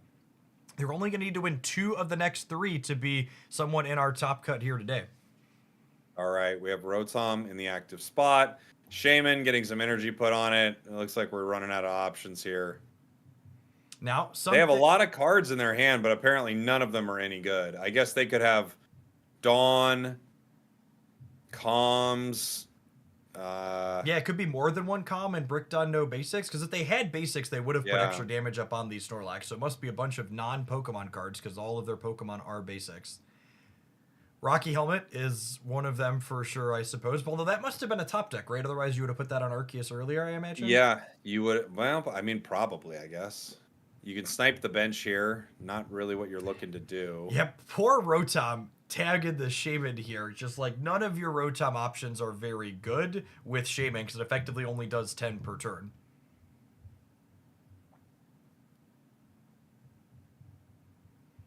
And at this point, the Snorlax is threatening to collapse and get the 3rd point. And if the Snorlax goes down to like a Carnivine or something like that, the Magnezone comes up from the back and also gets the 3rd point. So I believe we've hit checkmate for our Berry player at this point. Yeah. Here we All go. right, and that is Berry, Snorlax, Magnezone moving on to 4-0 in today's tournament for us. There we go. Very, very nice. Sorry, just dealing with something in my chat real quick. I apologize. Thank you very much to the chat for chilling out. Sometimes you got to tell the chat to chill out. Take a brief. But you know what we're not going to do, Spragels? We are not going to chill here on stream. We are heading right on into our next match. And we caught that that Regirock Gallade deck in the 3-0s. And it looks like we've got them up as our next feature match here today. And they are going to be playing against a Manaphy Arceus deck here on the bottom. Yeah, let me take a look at the the Manaphy Arceus. I got the Gallade pulled up here. Gallade Regirock, and let me see. We see Hitmonlee as the start for our fighting player, which I assume means we might see a delay on which cards we play out for the Arceus side. Waiting to play those bench Pokemon, given that Hitmonlee doesn't quite have a target. Gallade lines up really well into Arceus specifically, dealing 70 damage plus 20 more per energy on it, which gets you to 130 against a 3 energy Arceus. But worth the mention that Arceus is also weak to fighting, meaning without a cape, a fully charged Arceus goes down in 1 to a Gallade attack. Yeah, which is really nice, right? Only 2 energy to be able to take that down. A lot of resources have to be put in to make Arceus happen. Obviously, not playing their bench here. They don't want it to get sniped by Hitmonlee without the ability to pull back with one of these Manaphy's to charge right away. Kirlia hits the board. No real reason to power Hitmonlee or over Kirlia here. Obviously, if you've got Gallade ready to go here very soon and an X speed, you're in great shape. Yeah, and something to mention too, we have first energy advantage for our Arceus player, but that means our Gallade player has first evolution advantage, which is quite good with that stage 2 because it's a stage 2 that attacks for 2 energy, meaning that the turn you evolve it, you can get it up into the active spot and get attacking with it right away. Yeah, here we go. We have professors on the side of Arceus. They're going to need to make some decisions here. We have Irida, we have Leaf. We have options, but they don't want to play their bench right now. They just don't want it sniped. However, oh man, no cape here. I know, it means they didn't X speed cape. Gallade is lethal. Is it right away with 2? Is it with 2? Is it already? Am I miscounting? No, you might be right. No, it's 110. No, it is only 130. You're right. I'm miscounting. They need the full 3, but it's still a lot of damages. Ooh, energy on the Marshadow means that Gallade is not in hand for our top player though. All right, here we go. We have the Pokeball. It's time to make some decisions here. We have the other Arceus EX. I think you're going to need to play your bench right now. It's possible that you don't play your Manaphy's and you just, swing with the Arceus and the other Arceus on the bench, but they decide to go with both Manaphy's. They don't decide to play a cape because they recognize that if they have 3 energy on it, Gallade is lethal no matter what. The Marshadow coming up, if there's a top deck Gallade, this Arceus is going to get cleared out, and then our bottom player has nothing left over. So big draw step here for our fighting player. Yeah, energy let's see. They decide to... Okay. The Gallade is still not present. Yeah, Gallade ends up, sitting somewhere in their deck. It's a great amount of revenge damage, but it's not at all what you want. You are absolutely looking to finish right there. We have Misty. We can power our bench. We're going to Irida right now and try to get a little extra HP to, I guess it would survive nothing, essentially. But the Irida does mean that if you pull this Arceus back to your bench later, it doesn't get cleared by a single Hitmonlee kick, which has value. True. Yeah, very true. And, I mean, what else are you going to play at this point? Here comes Kirlia. If they have Gallade, they are swinging right now for a lot of damage. If they didn't have it, I'm guessing they're looking to top deck it right here. Comms, they're digging through their deck right now. They're like trying to find Gallade. They're desperately looking for it here, Jeff. As we see, what'd they get? Was it? They got the energy. I think they might have grabbed it. That long pause there. Well, our bottom player is on 2 points. So yeah, there's the Gallade coming on out. All right, so now it's going to be tricky here. It's going to be really tricky for our Arceus player. They need more energy. They have a Misty, but Misty obviously can't help Arceus. Misty can help for the Manaphy. It would be able to allow Manaphy to get energy for free to power, but you can't have Manaphy in that active spot. This is an Abomasnow deck. I didn't even realize that. So I'm trying to imagine what is the sequence that allows our bottom player to get back in this game. And I think we're just a checkmate here. And yeah, they're giving the quick pause and then thinking about it as well. I will say I believe I misspoke earlier. I said this was the Gallade Regirock deck, but it looks like it's actually Gallade Hitmonlee, which must mean we have Gallade on the 3rd feature match as well. Oh, okay. Interesting. Yeah, I was having trouble finding it. I have too many tabs open at this point. There are a lot of deck lists and data going on. If you're just joining us, our tournament rounds are best of 3, so our Gallade player is up over our Abomasnow player in game 1 of round 4, but we are heading on into game 2 here to see if our Abomasnow player can even things out. Yeah, Abomasnow is a really cool deck. I don't know if it feels like the most meta thing, but once you get it online, it has pretty good HP. It swings for 80. It only requires 2 energy with Arceus. I do like the card a lot. Yeah, its breakpoints are really interesting. It's similar to the origin form Palkia that we see some of these other Manaphy decks playing, where it's like a good one knockout point Pokemon to move into after they clear your Manaphy. Here we go. Heading second, routes in the active spot. Manaphy in your active with Arceus in hand. This is a pretty solid start. If you're able to get a Professor's on your next turn, you could be in a really great spot because you could start powering Snover as well, or your second Arceus. For our bottom player, they're really hoping to draw another basic Pokemon next turn. They have first energy advantage with this Manaphy, and they are hoping to be able to attach to two different things, and a swing and a miss here. So you're happy to have this opener, but you'd be slightly better off if you had another basic to get double Oceanic Gift going. I almost wonder if you just Misty right here. It just lets you power Arceus faster. If you hit a heads on Misty, like 50-50, you get one more energy on Arceus. It doesn't happen, but that's not the end of the world, really. You don't have a lot of other great opportunities to use Misty in this deck. Yeah, I think that's a great call out, honestly, because it's effectively letting you Misty the Arceus in a way if you hit there. Yep. Yeah, you just get one extra energy. You could hit 90 heads and it still just counts as one, but still, it would be a nice little one extra. We have Kirlia in the active, powering up, nothing on the bench. And they're going to start swinging as well. If they have Gallade here next turn, they kind of don't need anything on the bench to potentially take this game down. Gallade's kind of a one Pokemon show into these Manaphy decks. Here we go. We do put Marshadow out here. We are going to swing. Slap is going to do 20.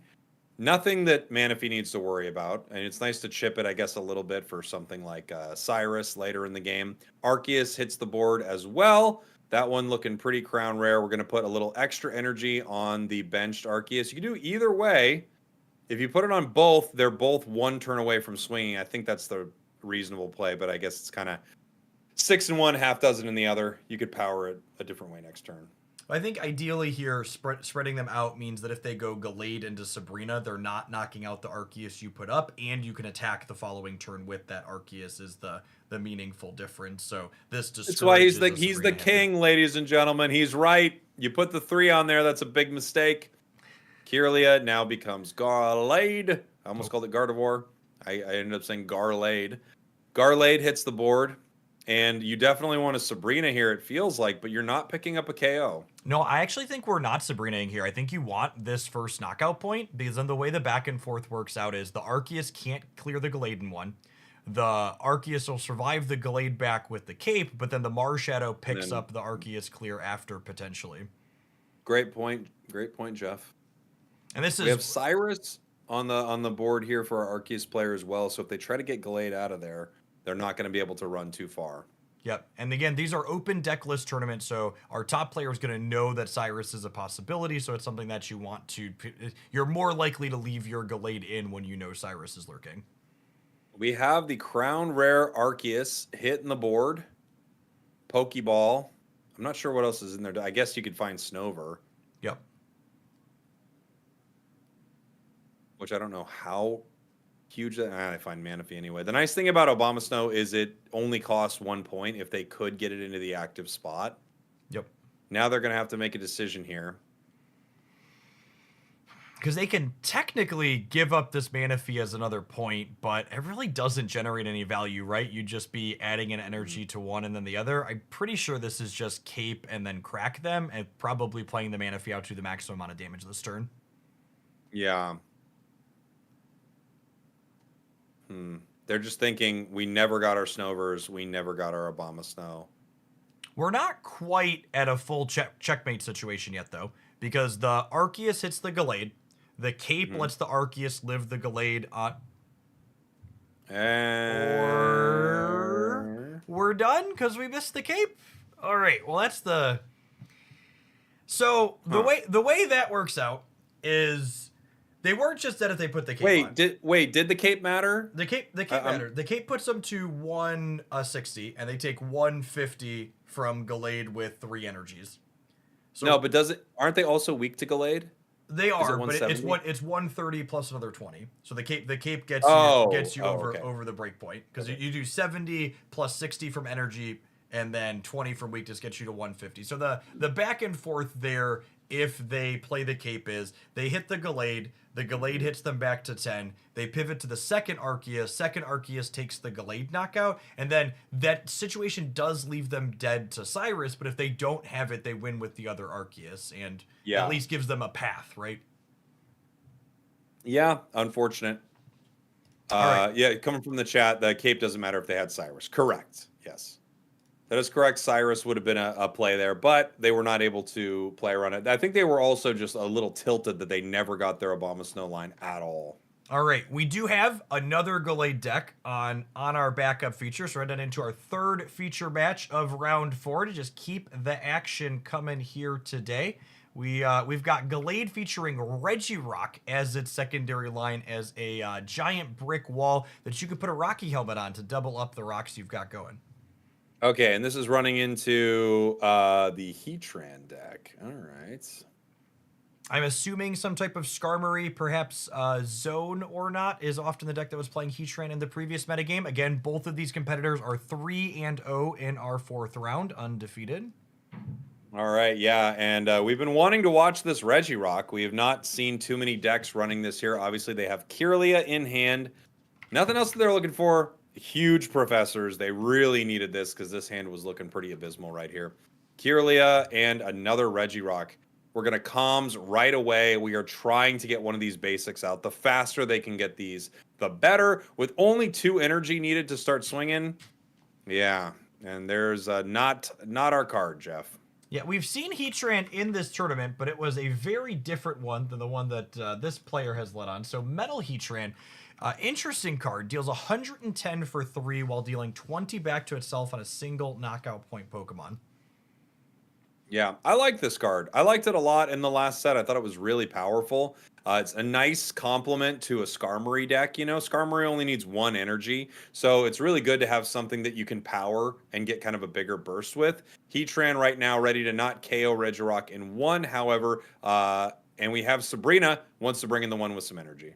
Yeah, and I honestly like the sequencing from both sides here. I like both powering up the Regirock that's on your back line first and the Sabrina choosing to go ahead and drag it up to the front. It's going to take Heatran 2 attacks to get through this Regirock, which means now that this one's been pulled up to the front, the backup Regi is not going to have time to get charged before it gets pulled in. And that is a Rocky Helm, I think we see all the way at the end there. Is that Yep. right? I wonder if that's what they pull up. It could be something valuable. They decide not to use it, though. Yeah, I'm a little surprised to see the Rocky helmet not happen here because it would have made the Heatran effectively take 40 twice as opposed to just taking 20 twice. They decide that that's not super relevant. We have another Rocky Helm. Well, now that really feels like you wanted to play that Rocky Helm. Yeah, and the second Rocky Helm draw is what makes it super relevant because this Heatran has 120 HP to start. So if they would have put a helmet on this Regirock before it took the first hit, the Heatran would have knocked itself out when attacking the backup Regirock the following turn. All right. Well, let's see what we're going to do here. I mean, you can see that they're just bricking super hard right now. I mean, they're trying to fight off the big bad wolf, and it's working, but I don't know if it's going to work against this Heatran deck. We have 2 helms. You might as well start putting something out here. Yeah, I think that one attack we missed that 20 points of damage on here is just such a big deal though. It's the difference between the Heatran knocking itself out and not, which means the Regirock's not going to be able to attack the Magnezone a turn sooner. Yeah, and here we go. Skarmory hits the bench. Magneton hits the bench. We saw this deck before. This is that Skarmory Magnezone. And by before, I mean in Spacetime Smackdown. This kind of started to become popular somewhat near the end of Spacetime Smackdown's kind of short life, given that it was a big set, but running right into the Pokemon Day release of Triumphant Light. There's the 40 damage, which, yeah, Jeff is right. You would have loved to have gotten an extra 20 there. So if we find Routes this turn, we go Routes Energy, they attack Regirock. We go, oh, well, so much for that. I think if we found Routes this turn, we might have been okay, because it would have meant that we get to Gallade before it gets to the active spot, and then maybe Gallade could solo the opponent from there. But this was the last possible turn to do that. Yeah, that was really tough, huh? So we've already got a point over to our player on the top side there. Also, just 1 Pokemon left in that active spot. We have the Magneton charging up. extra energy being put on it. Rocky Helm being placed on their own Heatran so that they're going to dish some damage to this Regirock as soon as Regirock attacks. 90, 40 left for Heatran, only 30 left. We have Pokeball, so we've got to assume that this pulls. No. What a cursed Pokeball, Spragels. I mean, you're really hoping for something else there. They don't get either of their routes, and I mean, you've got a whole lot of cards in your hand, and you're just not able to get anything online, unfortunately, Jeff. I like how you cursed them there. You were like, well, this is I gotta did. get around. Just wasn't looking at the deck list. Like, yep, nope, rolled the 1 and 3 there. The caster curse. I'm so sorry. I have to apologize to, I believe it, yeah, Pizza Rat. I'm so sorry, Pizza Rat. I did make that happen. It's the way it goes. If I tell you what card is coming, there's no way you get it. All right, now, if you are a Pizza Rat / Gallade enjoyer, remember these rounds are best of 3, so they are down but not out. We're going to go ahead and head on into our second game here momentarily and see if they can even things up in this Skarmory Magnezone matchup. Worth noting that both our players had incredibly subpar draws that game. The Skarmory player does not want to lead on Heatran, and Pizza Rat with their Gallade deck definitely would prefer to have a routes earlier rather than later. I would say, without question, Pizza Rat. It's just a great name. When you find a great name, you latch onto it. I would say Pizza Rat, our Gallade player, had a much worse draw, given that we finally did get a Skarmy. Heatran's actually not the worst thing to be in the active because it's attacking. We once again start Regirock, which is not actually terrible. It's kind of a lot of the time where we want to be. Yep. Skarmory, Magnemite on the other side. Now the question is, are we going to be able to get this Gallade online or not? Rocky Helmet on Regirock actually goes 1-for-1 with a Skarmory, right? Like they deal 30 and take 20, they deal 30 and take 20, and they go pound for pound. Yeah, absolutely. And we have 2 Rocky Helms. I feel like at this point, you got to actually start putting these things on these Pokemon. Another research and a comms. So not the cards you're looking for, but the cards that find the cards you're looking for. Yeah, and I wonder if we'll see the communication here. If I was I like the waiting on the communication explicitly because they have the other research in hand. Because one of the things about Pokemon communication, the way it's designed is the longer you wait to play it, the more likely it is to find the cards you actually care about because you're drawing other Pokemon out of your deck. Yeah. A lot of players will wait until the last possible moment. Great routes here. Professors could grab them Pokeballs that they don't need, but it would be good to just get more Pokemon for sure. We have comms, so this Shaman could be placed on the board, but you also can hold it in your hand and wait for the possibility to comms it. They're kind of considering that right now. We see this long pause here. So the Pokemon in their deck are a second Regirock, a second Routes, a second Gallade, and then 2 copies of Krylia. So this communication is currently 40% to find their stage 1. The other thing here, though, is while you want to hold the Shaman, while you want to heal with the Shaman, you also want to insulate your routes against a copy of Sabrina that you know your opponent is playing. Yeah, this is a tough decision here. And I understand the thought process behind both. Like, does my opponent decide to Sabrina here? If they do, we're in a lot of trouble, obviously. I think it would be a really good play. But we'll see if they have it, and they do. This is what they were thinking. Like, do I play it? If I do, and if I do, we're protected from Sabrina. If I don't, now we're in a lot of trouble. And we drew the other Regirock. Now, I suppose there's also a world where Shaman heals this Regirock up, and we just start attacking for 100 for 4 every turn with this, right? We have Kirlia.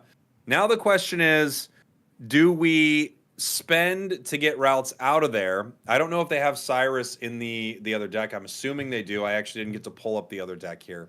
I was going to say, you can leaf right here, and you can try to pull routes back, but of course Cyrus is still like...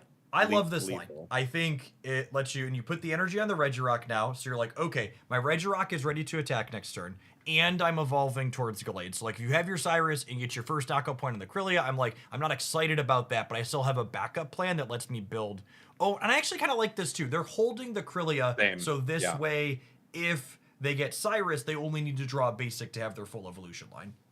Yeah, and they need 2 energy on it anyway. So they do eat the Cyrus, but they don't lose their stage 1 right there. I think that's definitely the right call. I think they did just about everything they could to protect that card. Your opponent had to expend the resource in Cyrus. Routes goes down. Regirock can come in and swing. I think that was, yeah, expertly played by them. I think that was a really smart sequence.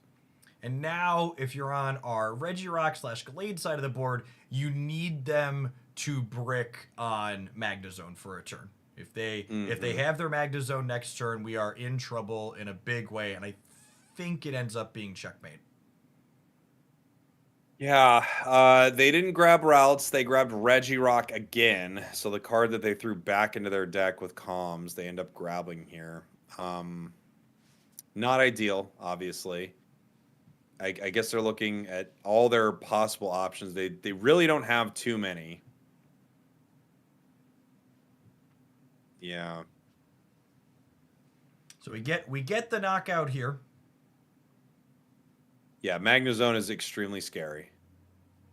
If Skarmory goes out into the active, there's like daylight for this Regirock. If Skarmory doesn't, yeah. Yep. As soon as you see that, you know you're in for a lot of trouble right here. We got Volt Charge, able to put another bit of energy onto Magneton, and then they can just go ahead and put out the Magnezone. Swinging for 110, taking down Regirock, and I think we're just kind of out of options here. Yeah, unfortunately, the exoskeleton not quite enough, only getting up to 90 there. And another kind of tough beat here for the Regirock player side is that turn they held the Shaman, they missed 10 points of healing as well. So that was kind of the make or break moment of the game, I think. Like, a lot of things would have lined up here really well for a Regirock player if they would have played Shaman out on that one turn. And I don't even know that they were wrong not to play it, but it was definitely the pivotal moment that swung this game the way it swung.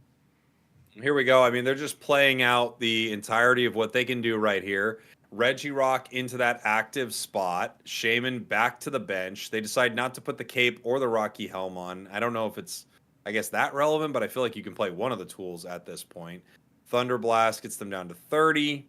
They no longer have any of the energy here to be able to attack with Magnezone. The healing from the Shaman means that we live the hit from the Skarmory. So if a copy of Leaf comes off the top, we can pivot to Krylia. However, the Heatran is charging up in the back.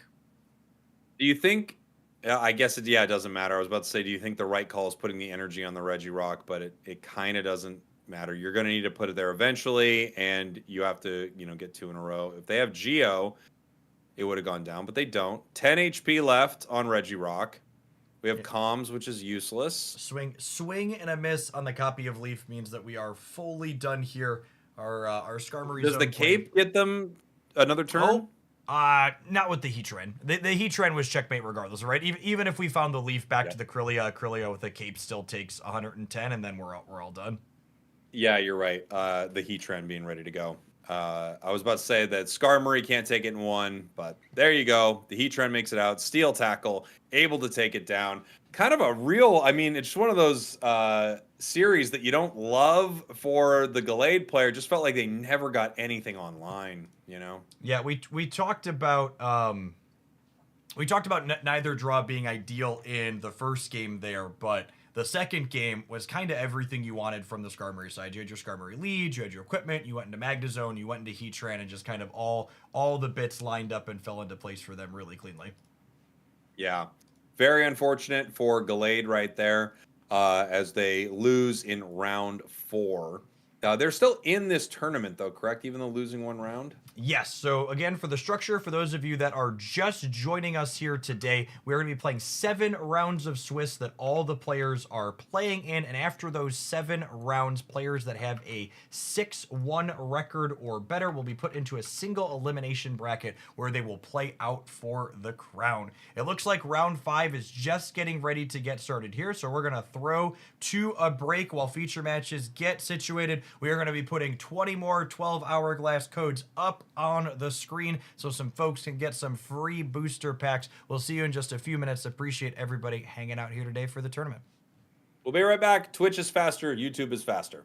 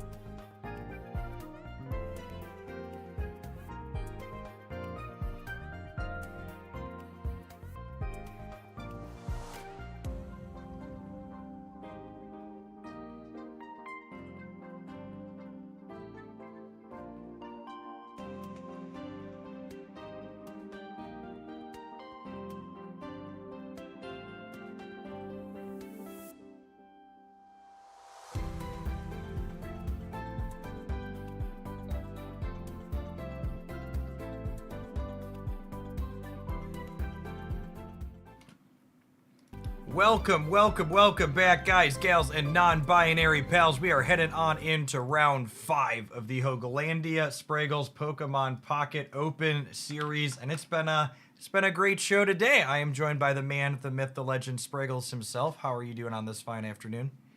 I'm doing great, Jeff. We've seen a lot of exciting decks, some that I didn't expect to see. Like, I was so happy to see Barry earlier. It's really cool to see a lot of the meta run into these decks that are really close and able to put up some really great fights. We have some exciting ones coming up. I know we have a Crobat that we're going to get to see on stream, which I'm very excited about. So it's always a good time when a new set releases and we get to see the meta start to evolve. And I think this was the kind of perfect weekend for a tournament like this. It's been out, it's had one weekend, like really fast weekend of tournaments, and now we kind of get a full meta with meta counters and some dark horse picks that are doing very well.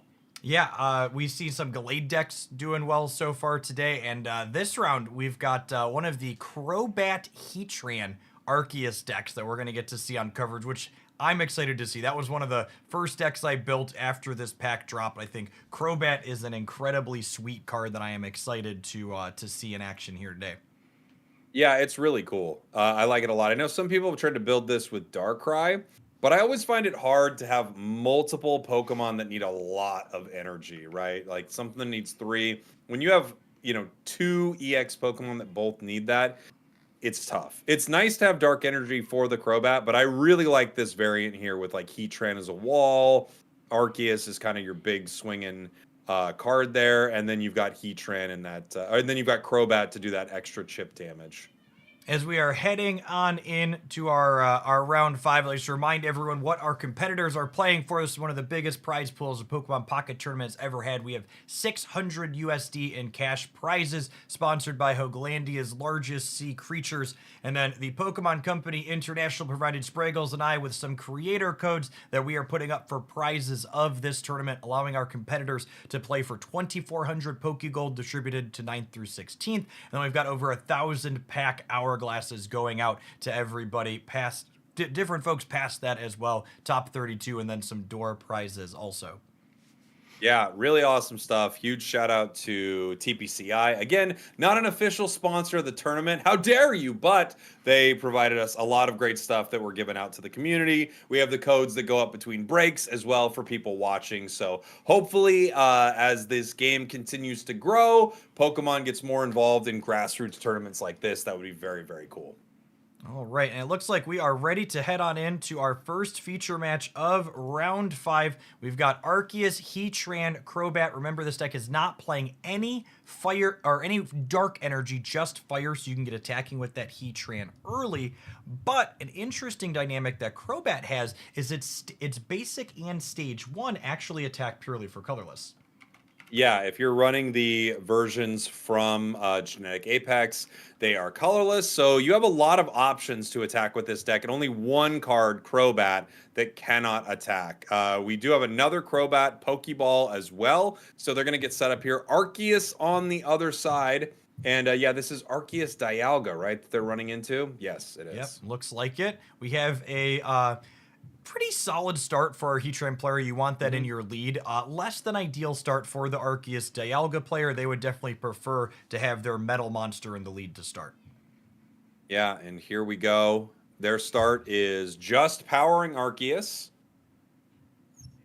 It would be, in some starts you would think, oh, I could maybe put a Rocky Helm or something like that on, but you absolutely would not want to do that into Heatran. Not sure if they're running some in their deck. Let me take a look here. They're running Capes in their deck, so that wouldn't be an option regardless. But you really don't want any damage onto that Heatran. Right now we're using Comms, and we are looking for Zubat here.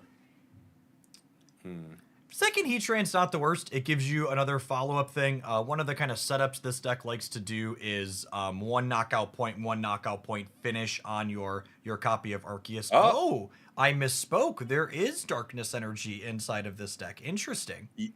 Interesting. Yeah, we did get to see their deck list, and it doesn't show their energy, but normally when I've run this deck or I've kind of seen this deck run, you're only running fire because it does make it kind of hard to power Heatrans if you do have, an energy mix up here. Luckily for them, they did not run into that. However, it is a possibility here that Crobat can fight, which is solid. I mean, 50 damage for 1 energy is very good. Yep, and we see that Shaman here healing the Arceus up a little bit. If there's even one more basic Pokemon here for our Arceus player, they're going to be able to clear this Heatran out in a single go, except there's a Cape. So I'll be interested to see if the Cape comes down, meaning they need a full bench versus just one more. Yeah, I wonder if we retreat into the Rocky Helmed Heatran just to put a little damage on Arceus while we wait. I'm not sure if that's going to be a difference maker or not. We have Dialga on the bench. Now we're heading on over here. Professors is a great card.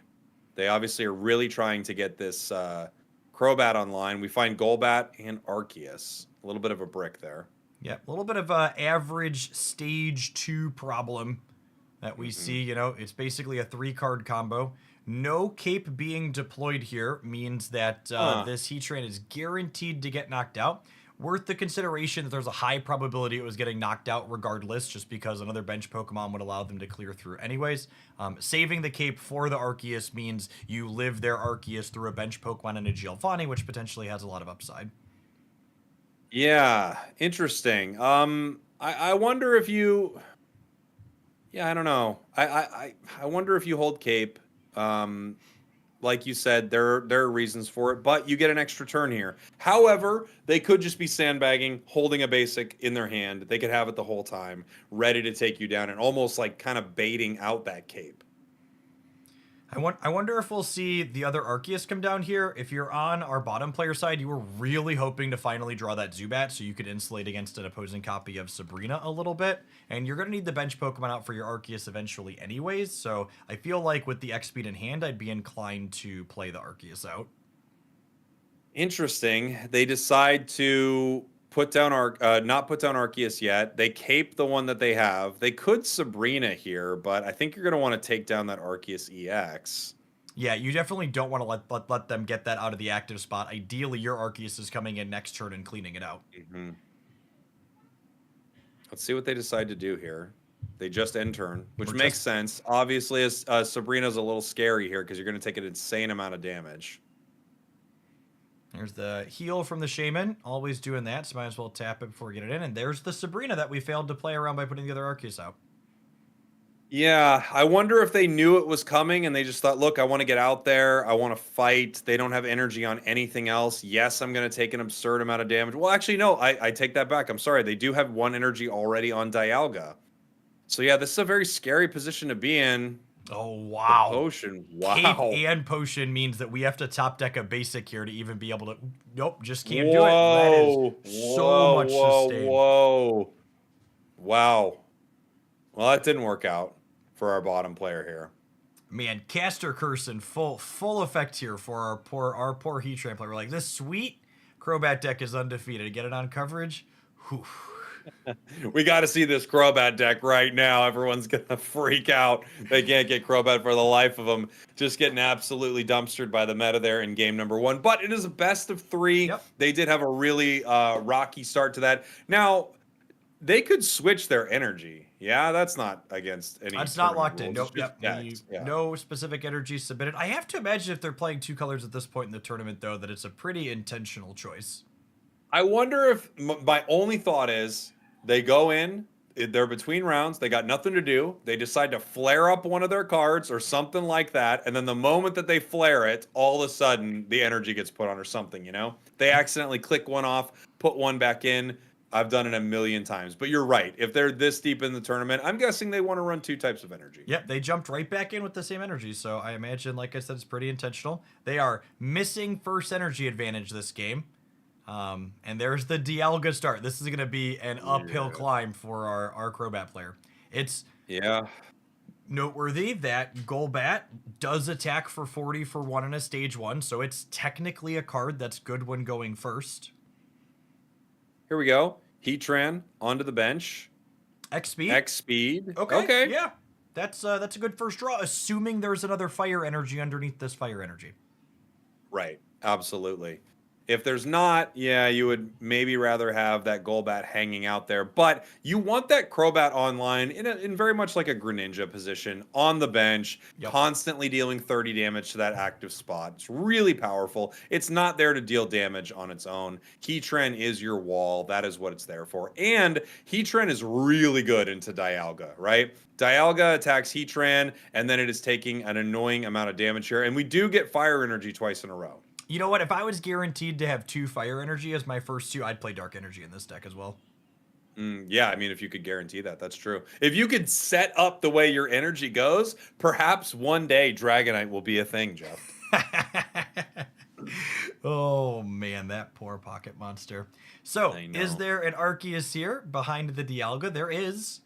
They get to tap the Heatran, and then the Heatran could hit them back for a lot. We have Mew. The thing is, even if they hit the Heatran, if there's a second energy that goes on this Heatran, it's just going to go down to the Arceus in the back line, and then our bottom player has nothing left going on. Yeah, that is the tricky spot, right? We have Pokeball, which is not at all what they're looking for. You can Sabrina here to get early damage onto Arceus if you want, but you get so much damage onto Dialga, it's kind of hard to pass up, right? You not only get the 80, you get the extra 20 from weakness, bringing Dialga down to 50. Yep. Okay. There's a Pokeball. The big question for our Dialga players, do they have Leaf? Because Leaf would allow them to shuffle this Dialga out without losing energy on it, but even without it, I have to imagine they're in a pretty favorable spot. Yeah, there's the Leaf, and now Arceus is going to come in. It picks up a KO on the Heatran, which would lead me to believe that the second Heatran will probably head out to that active spot right there, try to give them time to wall and possibly get something set up. They need that Crobat to put some damage onto Arceus for sure. Yeah, so what's the back and forth here? They clear the Heatran, the other Heatran goes up. Let's say our bottom player draws Crobat this turn. They could do 30, and then they do 30 again the following turn, but the Heatran goes down. I don't know that I see a permutation that ends with our bottom player finding success. I guess. Well, they've got Crobat and Dark Energy, so at least they get to do something. They're going to Cyrus up the Dialga. They're able to KO it. I wonder, yeah.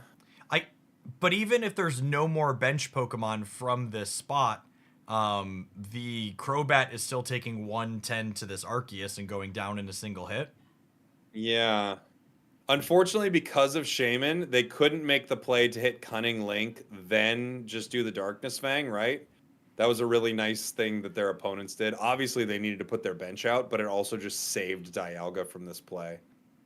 It saved Dialga from this play, and Arceus also taking damage, I guess is more specifically what I mean. And this is one of those spots where, like, the Arceus player on top is not winning this turn, but I don't believe there's a permutation of cards left for our bottom player to draw to get them out of losing in, like, 2 to 3 turns here, because they pick up their second knockout point this turn. They can put their Arceus up and, like, it survives a hit, but they've got no way to make up their last point after that. Yeah, here we go. The Ultimate Force takes another KO. They have to put out Arceus here. It's the only thing that can survive a hit. Unfortunately, it just looks like they're out of options right now. Yeah. There's Zubat coming to the front of the class. I don't know that that really accomplishes anything for us. I mean, they got Golbat. It's Golbat time. They can Sabrina.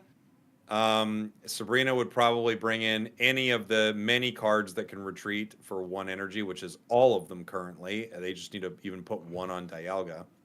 Yeah, this is what I like refer to as garbage time. The game isn't fully over yet, but 1 player is done. And thankfully, thanks to the magic of how these are recorded, we can speed up the garbage time a little bit. Yeah. Unfortunate for our Crobat. They just didn't find any way to get out of there, and they do concede to the meta.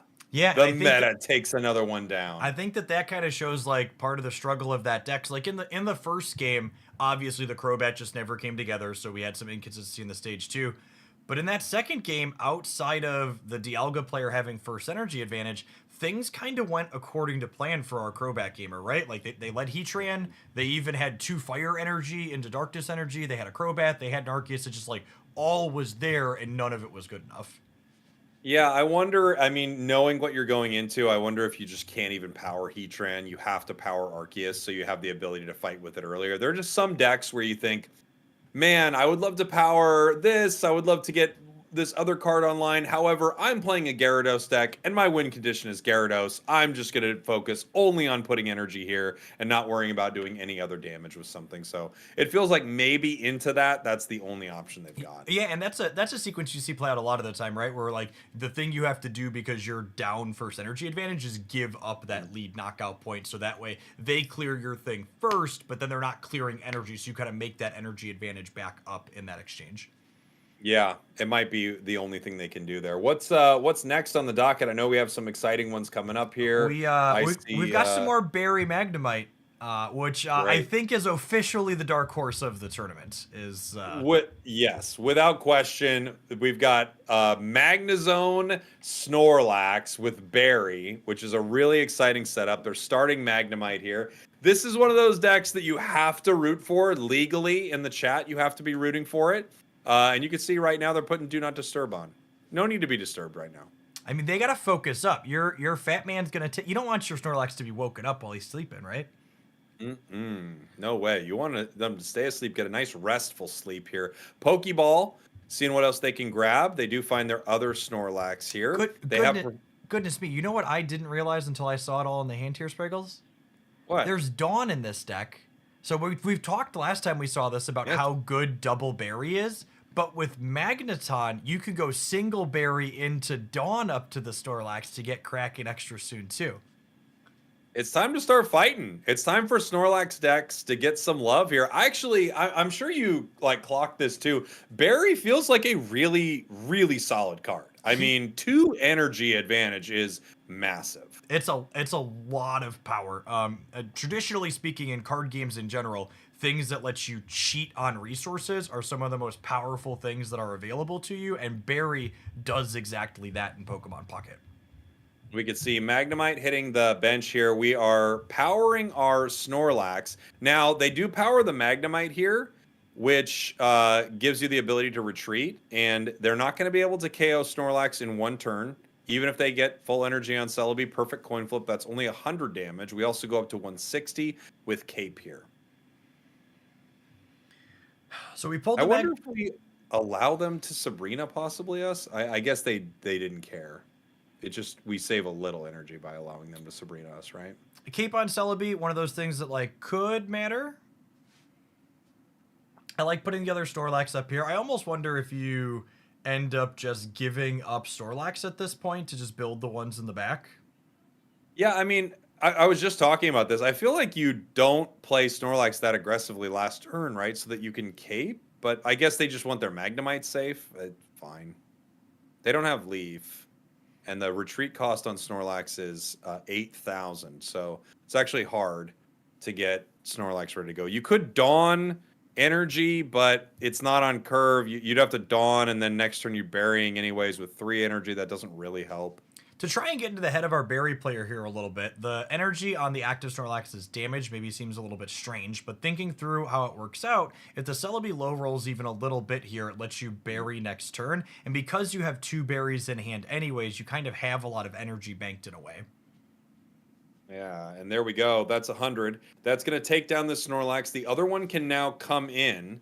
So here we go. They're able to start fighting, Jeff. And still on the bench, we are waiting for one of these Magnemites. I wonder if they're kind of, well, let's say I was going to wonder if they were regretting putting both of them down because they do have comms, which they could have used.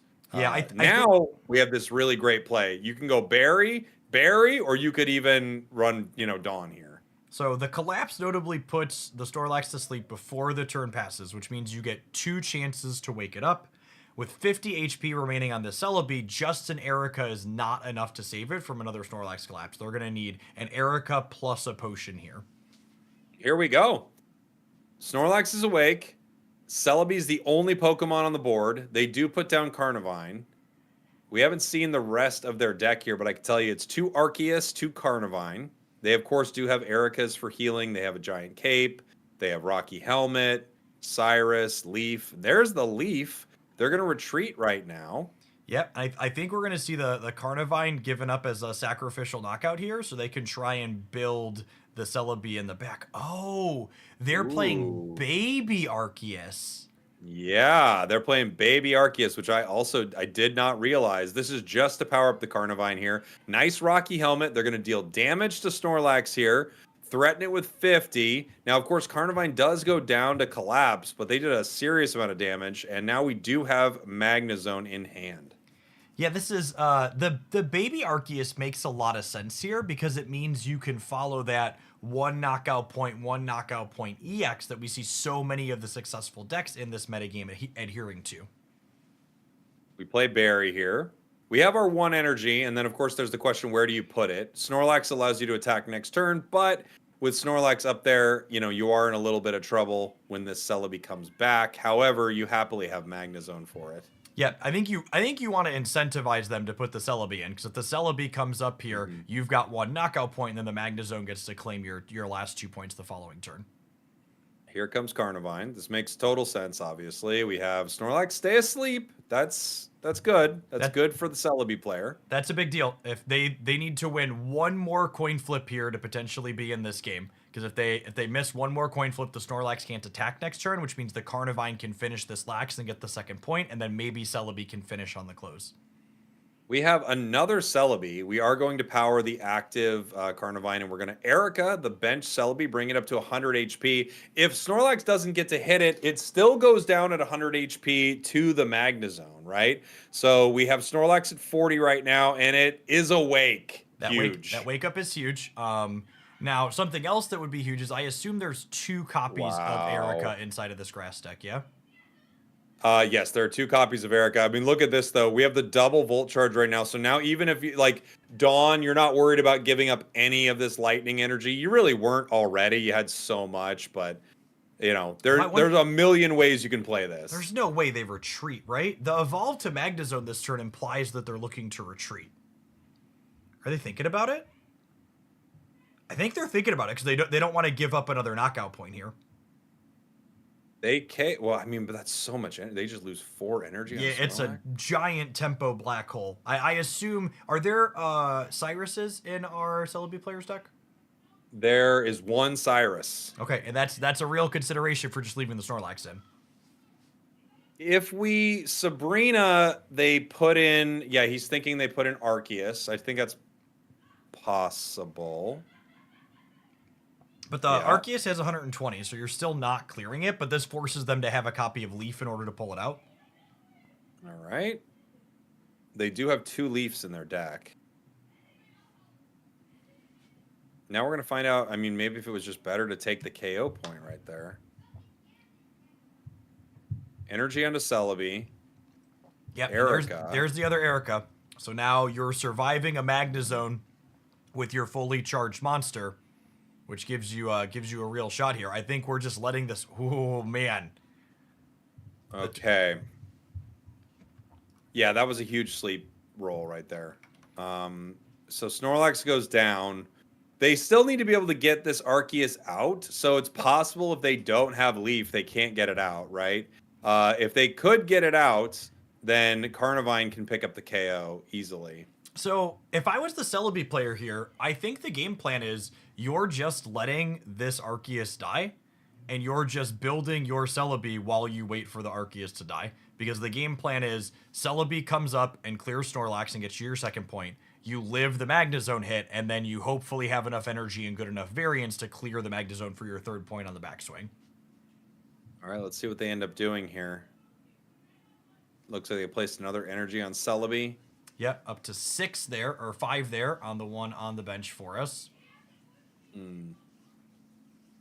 I guess if you have Leaf, you could retreat here, but it's mostly a wash, because giving them their second point when you're going to finish on a 2-pointer is irrelevant. Got the Volt Charge here on Magneton, just continuing to generate energy. Put out a second Magnezone. I suppose with the other Magnezone, do you put a Magnezone in now, retreating the Snorlax, so that way they have to roll 3 heads 2 turns in a row instead of just 2 heads? Yeah, I guess there's something there, right? It makes it harder, and we've all seen Celebi decks brick very hard with the amount of energy that they need to On this roll. broadcast, even we've seen them brick pretty hard. Yeah, which is always fun. And we retreat right now. Yep, We're putting in Magnezone. We're going for the damage onto this Arceus. Arceus goes down right here. This is going to give them their second point. And now it is up to our grass deck to decide how they want to play this. I'm guessing it's Celebi is going in and we're swinging. Yep. All right, so Celebi needs 3 out of 5 to clear this Magnezone, and if they miss this 3 out of 6, they miss this 3 out of 6, it's a big deal. Yeah, that's huge. 50-50, so average luck, they get this KO. If they get a little unlucky, though, which happens all the time, they do not get this KO. We'll see. Apologies for the frame rate for those of you that are just joining us. There is no official spectator client for this game, so we are just kind of chilling. We Cyrused, but we didn't. That's interesting. So we Cyrused, but we didn't clear to give ourselves time to charge more energy, so that we were more likely to clear the Magnezone in the back. Is the idea here? Wow! I mean, what a play! The Snorlax has 4 cost retreat. It'll never get out of there. You could power this thing. I mean, you're able to get at least 2 more turns of energy. Do they have? I want to see if they have Leaf in this berry deck here. They don't. This thing's going nowhere. I mean, they can Dawn to retreat it 1 turn sooner, I suppose. Yeah, I guess you're right. They could Dawn to retreat it. Now this Celebi is going to have so much energy, which is crazy. And yes, we do know in the chat that the screen is having some minor issues here. There's not much we can do about that. So the player's connection. But wow, what a play. This is very, very fun. And they're through, I believe, our player. Yeah, the deck is actually empty for both players at this point. So we know that both berries are used up for the bottom player, so you don't have to get a surprise. You don't have to get a surprise on that. Uh-oh. And it is, I mean, obviously we are having some connection issues with our player right here. As things are getting worse and worse for our Snorlax player, the connection is also getting worse and worse, which is interesting. This is going to, I mean, it's going to come down to this Celebi flipping a ton of coins right now. Yeah, I'm going to come back up top here for just a minute. Let's see if... We're going to see what we can make happen here. Yep. Coming from the chat, someone's saying, because there's always people who want to talk about how bad someone has played or whatever. Someone's in the chat says, like, we've never thrown a match before. Oh, yeah, we've all thrown a game. We've all thrown a game and then looked up at our chat and they were like, Leaf was lethal there, wasn't it? And you go, okay. Okay. Unfortunately, I'm going to find out with my tech person what happened that we didn't switch perspectives and instead just lost it there. Let's we can check the pairings and see what happened as a result for that. That was this person. Yeah, it looks like the Where are they? Is this a different berry person? What was our bottom player's name there? They were on site. The berry was on site. On site, yep. So as I don't have the rest of that match recorded, unfortunately, and someone asked, was that a different berry player than before? It actually was a different berry player than before. It was, so, yeah. There is someone still playing the Berry Magnezone deck who is 4-1. That Berry player ultimately lost to the Carnivine Celebi deck, and they are now 3-2. So they will be eliminated from contention. Unfortunate. Let me see where happens, we are at with things.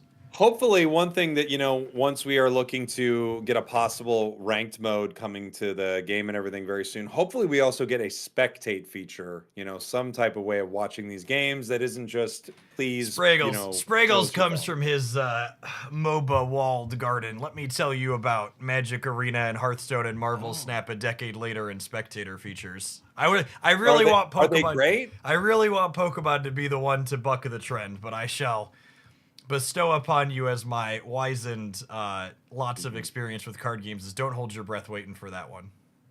Yeah, especially with how short matches are in Pocket, I think that it's going to be hard to set up a spectate feature where I don't know. It's just going to be tough. We'll see. All right, we have another round 5 match here to jump on into. We've got Carnivine, Rotom, Arceus versus Pseudo Wudo fighting, which I'm interested to see if the Rampardos deck can make it out of this one, because Pseudo Wudo is notably very bad against Carnivine leads.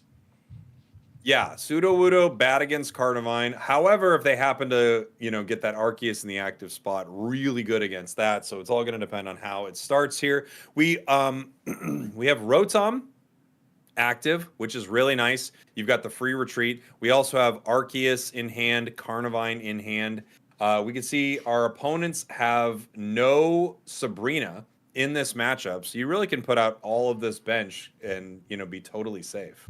No copies of Sabrina in the Pseudo Wudo deck is very interesting. I feel like that card tends to be strong. Yeah, they've got one Cyrus, one Giovanni. Their deck is obviously filled with 2 Pokemon communications because they need to make sure they can get. Oh, you're saying the Arceus player is no Sabrina? That makes total sense. No. The Lucario Rampardos has no Sabrina. They have one Cyrus, one Geo, and 2 Pokemon communications. Oh, they're leveraging lots of communications too. Okay. Mm-hmm. So we see here kind of a pretty ideal setup for our bottom player. They could actually clear the Pseudo Wudo this turn if they wanted, but I'm not sure they want to. We see them pausing on their energy. So the Carnivine does 50 plus 20 weakness plus a Giovanni if they so choose. But we see that Marshadow charged up on the back line there. Mm-hmm. Our fighting player kind of acknowledging, oh, hey, Pseudo Wudo could get knocked out this turn. I wonder if we just start poking with Rotom. Yeah, I mean, that's always an option. You also can just take this opportunity and power Arceus if you think Arceus is just going to be the thing to clear the entirety of your opponent's board here. We have Carnivine. So now we have 2, which makes you think, hey, maybe you just give one, let Marshadow take a KO here. But instead, it looks like we are powering Rotom, and we are going to begin sniping that bench. Yeah, I really like this, trying to run down one of the things in the back line while the Pseudo Wudo is potentially stalled out front. Does our fighting player have any copies of Leaf or X Speed? No. Nope. So it's a couple of professors, which we're seeing run a lot this tournament. 2 Pokeballs, 2 communications, of course, the fossils, Cyrus, Giovanni. Yeah, so Pseudo Wudo is going to start attacking here, but it's an uphill climb. Oh, wait, we have... Okay. Oh, the Lucario makes it a little bit more tenable, I suppose. Yeah, we do have another Rotom that we can use. We also have Shaman here. We could move in Carnivine, pick up this KO, and now we don't have to use our Geo for it, right? Yep. Which is nice. We are going to go down to the Marshadow Revenge. I was wondering if we were going to put out the other Carnivine. We don't need to. We can just put Rotom in and then switch it out. Yeah, Rotom having that free retreat cost gives you a lot of flexibility on concealing that extra information from your hand, which is nice. As far as Marshadow picking up revenge knockouts, them clearing your 1 knockout point thing that only had 1 energy on it is like a pretty good exchange for our bottom player. As always in a card game, information is king, but Misty is queen, and Misty rules all. So if you get Misty, that's even better than having information. There's that huge KO right there. But we are able to get Carnivine back out into this active spot and start swinging at this Marshadow here in just the important thing is the way that Rocky Helmet let us save the Giovanni. It means Carnivine plus Geo clears this Marshadow this turn, and then the Lucario in the back is only on 0 energy, so it's just going to have to take a hit and lose this race pretty quickly. Yeah, this is a really nice play. Geo finding some big break points. Earlier in this tournament too, we saw some huge break points in some of our Garchomp games with Geo. Geo gets the Marshadow KO, and our fighting deck is in a horrible spot. Lucario has a 2 retreat cost, 2 cost to attack. It's out there. It's a sitting duck. They have no leaf. I think this is pretty much done. I think this matchup really hammers home what we're seeing play out, why this Rampardos deck is the number 2 deck in our metagame, and why the Dialga Arceus deck is number 1, despite it having a bad matchup against this Lucario deck. Is there's just so much of the rest of the metagame that just like gives you fits with their varied threats that aren't EXs. Here we go. 50 damage. Lucario's sitting on 50. They could put another energy onto it and retreat. But we've got Cyrus lurking in hand for our bottom player, so just getting it out of there is not going to be enough. They need to either get it out and clear the Carnivine, or they need to get it out and put a cape or something on it. Yeah, and they have no capes. I think they're just done. I think they have no path to victory here. Just a really nice series of events for our Carnivine deck. Yeah, Edna was wrong. We needed more capes. All right. I mean, there's a retreat into Cranidos, possibly. They also don't know that they could don the energy onto Arceus here next turn. Yes. They know it's a possibility. They don't know they have it. Yeah, there's a few different lines that let our bottom player win. I'm going to go ahead and accelerate our waiting here momentarily. Yeah, just nothing that can be done. There's the Cyrus. I was about to say, pick your poison. A lot of different ways to sort of end that one right there. All right, and that's game one. Going over to our Arceus Carnivine player. If you're just joining us, our rounds are best of 3. So our Rampardos deck is down but not out. We are heading out into our second game of our match 5. We have 2 more rounds of Swiss after this one, and then we'll be moving into our single elimination round so we can work towards crowning a winner here today.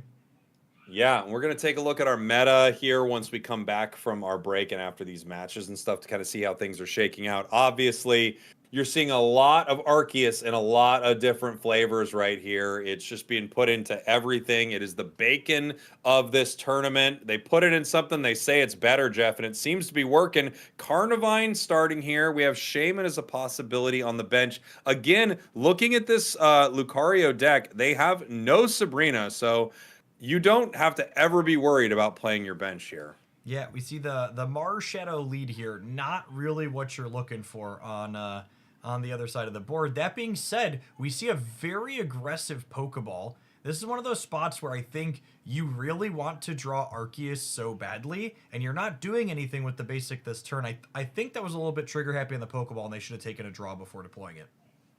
Yeah, especially given that they know their opponent doesn't have red card. They know their opponent doesn't have Mars. There's nothing wrong with taking a little time to get what you want. And you can't attack this turn. You want Arceus next turn anyway for the extra damage on Carnivine, right? Yep.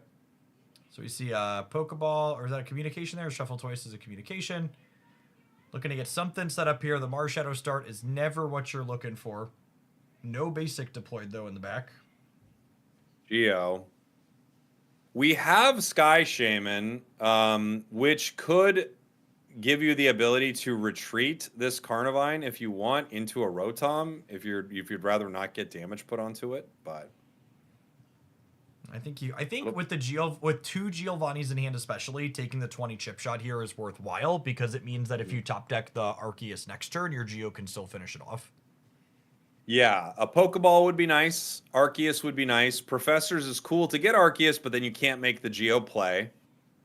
Our opponent's got Lucario started on the bench, as well as Sudowoodo. I wonder how much value Sudowoodo has really into this. Yeah, Sudowoodo really feels like okay, we're just gonna put a point up and then let you trigger revenge, essentially. Yeah. From the chat, Rotom hits super effectively. Rotom only hits benched Pokemon, so it actually never gets that weakness advantage. It's an interesting card. It's only bench Pokemon that it can hit. Let's see. It's a slightly weaker Hitmonlee, but at the same time, it has that free retreat, which is very cool. Our fighting player deep in the tank on what exactly they want to be doing here. This is a very aggressive Sudowoodo, because it means that there is an Arceus Geo next turn. You are very far behind. There's no Arceus, so they have some breathing room. Yeah, and you hate this draw, you know, if you're a Carnivine player right here. You definitely don't want to see another Shaman. We have Rotom. We could play around it. We could use Shaman to keep our energy, you know, on these Pokemon. And we do decide to do that. Retreat into Rotom, and now we're going to go ahead and snipe the bench here. We are looking for, I wonder, I mean, Marshall's already in range, but we go for it again. Now it's in range without Giovanni if we get Arceus. so that's positive. We do finally have our fossil on the bench, so we could see this Rotom start to snipe after that fossil. I really like the hit on the Marshadow because it means if you cobble together your Cyrus with your Arceus, it lets you go ahead and clean it out. And honestly, Mm-hmm. we might just see the Rotom, tap this Marshadow twice more, with the Sudowoodo largely being locked into play. Yep. Yeah, they are going for it, and they know their opponents have no potions. They have no way they're going to get away from this. That Marshadow is going to go down. It's powered on the bench. They'd have to pay another energy to get Sudowoodo out of there. Sudowoodo feels like a really unfortunate card into this Carnivine deck. It's really good into one Pokemon, and that is Yep. the Arceus. It's not terrible into Shaman, I guess, but doesn't do that much damage, right? It's really only good into Arceus. That's it. And into Arceus, it's pretty powerful. Well, so part of the problem is the way it even lines up there is most of the draws for this Carnivine deck is that by the time Arceus is coming to the forefront, it's going to be finishing, right? Like you're getting a knockout point or two, and then Arceus is usually coming in to clear your third, and Sudowoodo notably does not survive a hit in that instance. And here we go. We are going to take our Marshadow KO. The nice thing for our Lucario player is they have plenty of time to get Lucario online and Rampardos online, which is very powerful, but they've already given up a point. Sudowoodo's in that active spot. Second Riolu. We are now powering the other Riolu. We go for a Giovanni, and we are going to pick up a KO. I think this is checkmate at this point. The Carnivine comes up, and the Giovanni means you knock out the Sudowoodo this turn, and then you have plenty of bench Pokemon with Arceus to clear absolutely everything else that they do in a single go. Here we go. We're looking at Geo. We're playing Rotom. We put some energy onto Arceus. Giovanni for the KO onto this Sudowoodo. Yep. The Giovannis Really nice have looked stuff. really good inside of this Carnivine deck every time we've seen it on stream. Yeah, and another Pokemon that loves Geo is that Arceus, because there are plenty of times where 130 is not enough, but 140 is just perfect. Yep, and especially Lucario hits the board in tandem with the Rotom can even soften up those 140s wearing capes, or the 160s wearing capes for your 140 to be stellar. Already 2 points down. I think our fighting deck is looking for any possible daylight, but with Arceus fully powered, it doesn't seem to happen because even if they get a KO with Rampardos, they go down to 100 HP. So, And yeah. the extra sticking point past all that, we see the Sabrina in hand for Arceus player as well. So it's not even just a matter of, oh, I can get one thing that survives this Arceus hit. It's, oh, I need two things that survive this Arceus hit, which is just not going to be possible with all the small cards this fighting deck plays.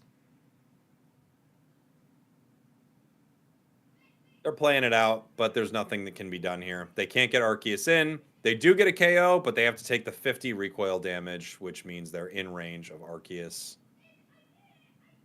Yeah, even without a bench Pokemon here, the Arceus is dealing the 100 points of damage, and this Arceus Carnivine deck notably plays 8 bench basic, so it's very good at filling its bench back up round in and round out. Yeah, a deck I've really been enjoying this Arceus Carnivine. I like seeing it do so well in this tournament, Jeff. You hope that one of the decks you're excited about at the start of the day is having a good run, and that one definitely is. How's Garchomp doing? Wow. Oh, sorry. I'm so sorry. I didn't know. Are we not supposed to ask how Garchomp's doing? I was unaware. Are you okay? Oh no, he's not okay, everybody. To be fair, one of them's at 0%. One of them's actually at 60%. 60%. Okay, look. Okay, maybe one of them's at 0%. I'm gonna say he knew that when he asked me how Garchomp was doing. Honestly, did I know it just by knowing it, or I didn't see it beforehand? But yeah, I'm just happy that deck's doing well, and I'm very sorry for you, Jeff. But Garchomp EX not crushing it. Right. Man, I might be a Garchomp myself because that was cold as ice and it was super effective against me. It was that 4 times weakness. I really got you there, didn't I? All right, gamers. That's the end of this round, right? Yep, it looks like round 6 pairings are heading up. We're going to take a brief pause for the cause and let some adverts roll and do another round of code giveaways up on the screen. We'll be back as we head on into single elimination rounds here before long. Don't go anywhere.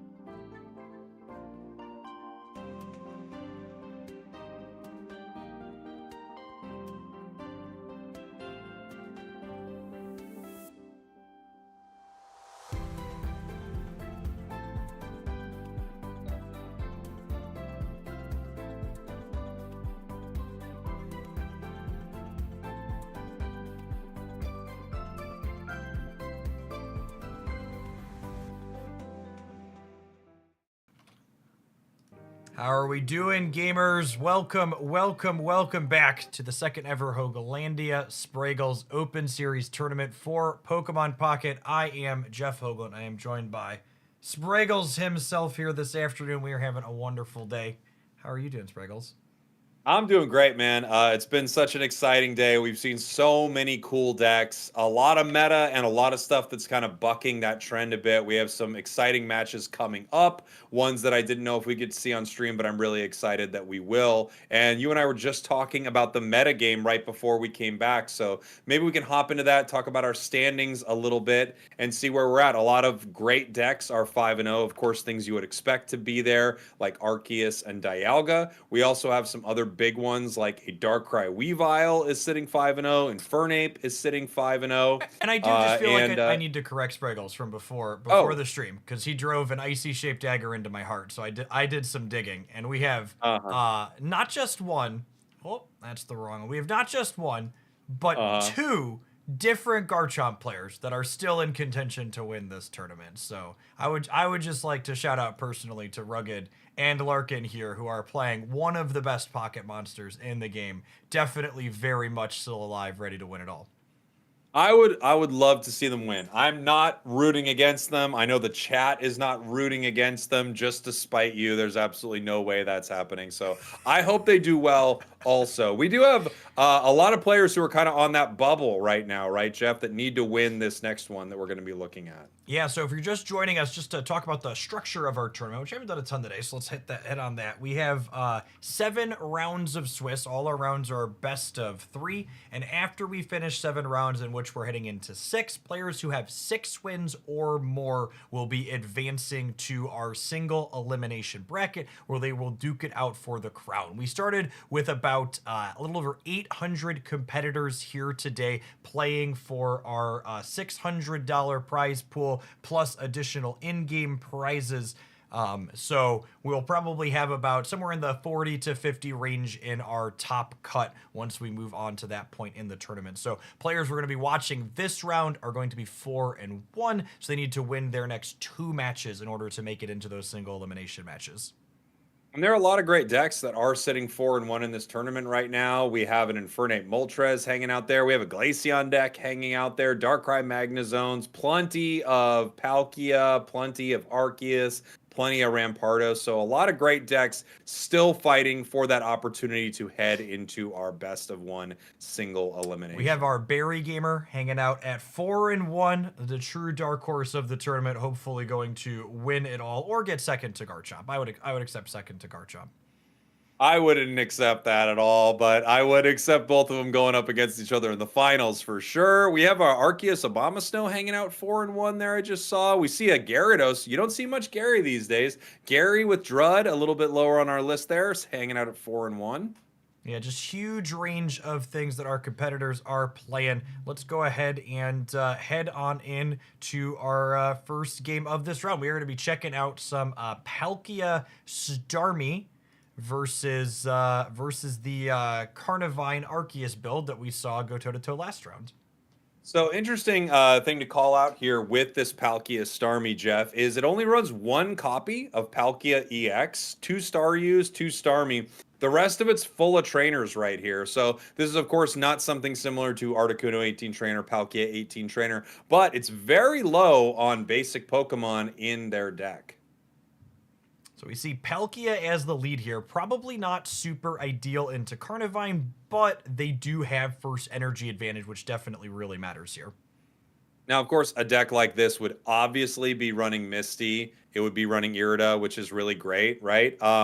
Couple of Pokeballs, Giant Cape. They have some options here, but you're right. You're probably hoping to run Staryu in a situation like this. We see a brief pause here while we're contemplating our choices. I wouldn't be surprised, unless there's a red card or a Mars lurking for a Palkia player, I wouldn't be surprised to see no additional bench Pokemon played out here. Yeah, there isn't really a great reason to, right? As we take a look, they do have 2 Sabrinas. So that is probably part of the reason they don't want to play anything else out there on the bench. You can play the other Carnivine and just there's nothing to switch for, right? but without Arceus, you can't make the Rotom switch easily. We are able to start doing some damage right away with Slash, taking our Carnivine down to 50 HP, and now they're going to need to make some decisions, especially given that they have no Arceus. I wonder if we go with Comms here. Yeah, I would expect a communication to happen, and honestly, I wouldn't be surprised to see the Rotom be the card that gets thrown back here. Carnivine seems like you want to have another one ready to switch into. There's only 3 basics in this Palkia Starmie deck, so pretty unlikely that Rotom's going to be useful. There we go. There's our Arceus. That is exactly what we're looking for. We can definitely start swinging for a lot of damage onto this Palkia here, punish it a little bit. We get Arceus onto the bench as well as the other Carnivine. This, also makes Sabrina not an enticing play for our opponent because they just bring in other Carnivine, and we're able to swing here for 50 damage, 60 if we Geo, which seems useless right now. Yeah, 2 copies of Irida to point out inside of our Water Gamers deck. That's going to let them blunt basically an entire Carnivine attack, shrug it off, which would be a really big deal. Yeah. And it is a question as to when we exactly play that. This card is obviously extremely powerful. Even if you have multiple Pokemon on your team that are hurt, this is a team-wide Erica, essentially, as long as it has water energy attached, and it heals for just 10 less. Carnivine now down to 20 HP. We have Cape, which actually does take it out of slash range, which is pretty huge. Yeah, absolutely massive draw. There are 0 copies of Giovanni in our water deck, so that Cape easily the best draw for our Arceus player. Buying that extra turn gives Arceus enough time to get set up to attack for 3 before this Carnivine gets knocked out. Yeah, and now we are seeing them just weigh their options here. Obviously, I guess something that would change that would be Misty. But of course, Misty doesn't really, you don't want to, Crimson Storm a 40 HP Carnivine, right? You would rather Sabrina than Crimson Storm and possibly pick up a 20 KO or something like that. Either way, here comes the Vine Whip in just a second here to bring our Palkia down to 50 HP. In addition to the 2 copies of Irida, there are also 2 capes as well as a potion for our Water Gamer. So there are a lot of ways for them to save this Palkia from just going down to Carnivine Vine Whips. On the chat saying I said Crimson Storm. I think I always say that. Sorry, Dimensional Storm. I do always say Crimson Storm. What am I thinking of? They made fun of you earlier, but I'm nice. I wouldn't dagger you for something like that. I hope Garchomp loses. Wow. What am I saying Crimson for? Why do I say that? What's wrong? Oh, Charizard. Am I doing a Charizard thing? Charizard is Crimson Storm, yep. All right. We got it. We got there, everybody. We figured out why my brain doesn't work. Well, we didn't figure out why it doesn't work, but we figured out what it was trying to do, I think, which is important. All right. So we see the pause here from our Palkia player trying to figure out which of their healing cards I assume they want to do. They really need a copy of Staryu. This is one of the downsides to playing these low basic count decks, is sometimes you're going to break off like this. Yeah, so this is that tough spot here, right? They're looking to hopefully Misty to get a KO. They missed that. 70 HP on Palkia. And we're just kind of waiting here. I don't even know that the Misty really mattered here, because like you were talking about earlier, you really don't want to Dimensional Storm a 40 HP Carnivine, and using the energy to Crimson Storm means you're only back down to dealing 30 the following turn. Yeah, I mean, and you really don't want a Crimson Storm. It just doesn't even work. You don't have the fire energy. You don't have anything going on, that's for sure. Carnivine down to 10 HP right here. We head over to our Arceus Carnivine player. They pull Rotom, which you could place on the bench here. It can allow you to make some plays, obviously. You know what happened too? With the Dawn here, if this would have been a Sky Shaman, they would have won the game. That's actually pretty unfortunate, because the Sky Shaman would have let them retreat the Carnivine and then Dawn it up to Arceus and clear. We could retreat here. There's really not a good reason, obviously. Dimensional Storm will KO this on the bench. So you're just going to let this go down in the active spot. We have Geo if we ever want to do a little extra damage to this Palkia. Yeah, I think our Arceus player is in a very good spot here. They're just like taking a brief pause to make sure that they're not missing anything in their considerations. I would expect that we'll see like the Rotom hit the bench and then Vine Whip for 50, and that way the Arceus is ready to come up. We could leave the Rotom not on the bench too. I'm not sure that it really matters. I think Arceus is going to be pretty game winning here regardless of the permutation. Yeah, there's really not much our water deck can do in this moment. There, it looks like they drew really poorly. I don't know if they were kind of hiding what they had, waiting for a moment here, but they never got it. They obviously could Sabrina here and hit with the Dimensional Storm. I guess they can, decide whether it's Crimson or Dimensional. They have that choice.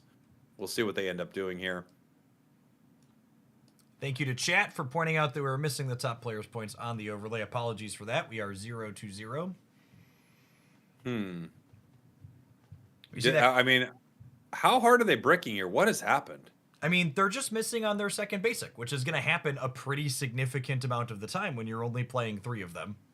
Yeah. So it's not ideal, but it's also not that uncommon, I wouldn't say. There's the Pokeball. Oh. So we do have... Did they research this turn? Because that means they had either Pokeball or Communication last turn. Well, I thought they comms, right? Is that what we saw? Comms, then Pokeball? Yeah. Here's the Irida. Okay, so you're not dying to the Carnivine, I suppose, but you're still going down to the Arceus the following turn, so it's not particularly appealing. Yeah. They go with Slash. And, I mean, once Starmie is online, Starmie EX does swing for 90.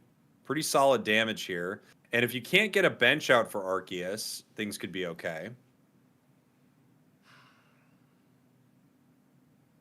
Oh, we have Geo with the Carnivine. They do have Geo, actually, yeah.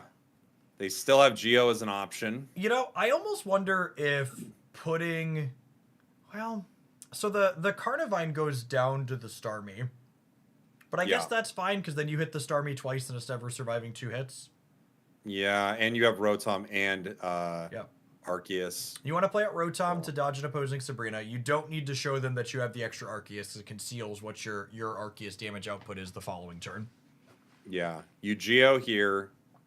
Oh, that's right. You also have this option. You Sabrina and you just take a 50. I mean, really, It doesn't feel like there's anything Palkia can do here. They're just in so much trouble right now. Yeah, I'm not sure there's a strictly wrong way to eat this Rhesus here. I guess you go Rapper first. I mean, that's the only way I can think, that's right? That's true. I bet 18 Trainer Articuno players try to eat the Rapper. For sure. Absolutely. Yeah. They're always chewing on a box of cereal. Someone has to pour it for them. We see the Palkia slide up into the active spot here with the Rotom on the bench to insulate from a Sabrina. We are probably done here. There is a potion in this Palkia deck, so I suppose there's a world where they could Irida Potion Cape. And then they still die. That only gets them to 140, right? It's plus 80. They still lose to full bench plus Geo. Yeah, let's see how they... I mean, they have a lot of great cards. It just feels like, okay, here's the Sabrina. Which obviously, yeah, they bring out the Rotom that has free retreat. Quick misclick check here on the Sabrina, I think. That was the writing's on the walls. Do you accidentally bump the wrong card? Yeah, I guess so, huh? We've seen it happen, too. We've seen big moments like that happen, for sure.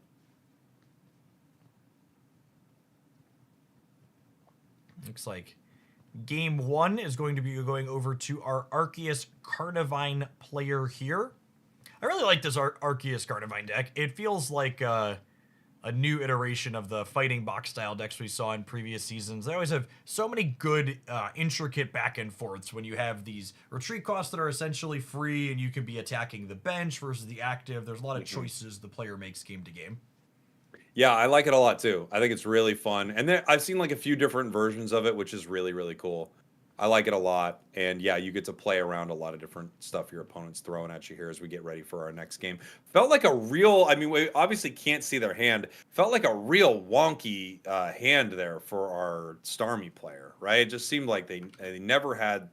Yeah, I think in a perfect world, they probably don't want to lead on Palkia. And then if they are leading on Palkia, they obviously want Starmie set up long before they got to it there, which was never in actuality. Yeah, that's what it seemed like, right? Never got Starmie going, and maybe they were just bricking, but also maybe they thought I can't really put this down because the second I do, my opponent can start to bring them in. They did have a Cyrus and a Sabrina, so All right, we are headed on definitely some in options here. to game My game opponent number 2. Game number 2 here in round 6. Both of these decks 4-1 right now, Jeff. So they're really looking for this win. Yep, they need to. The player that wins this will have a chance to win the next round to make it into our single elimination cut, and the loser is going to be all done. They'll have a chance to play for a door prize in the final match, but they will be eliminated from top cut contention. Now here we go. We start with Staryu, and they have the energy advantage right here. It's possible they would have rather not had an energy advantage, but if your opponents get that Arceus and can swing right away, you're in so much trouble. So, and the first big check for our Starmie player this game is, do they have one of their 2 copies of Giant Cape? Because if they don't have a copy of Giant Cape, this Carnivine threatens to clear them out as early as next turn. yeah. Now, obviously, they don't need to reveal what's in their hand. I think their opponent knows with that many cards, it's very possible Arceus is there, or even, top decking Arceus is a possibility. Pokeball, they're going to grab one of the other 2 basics in the deck.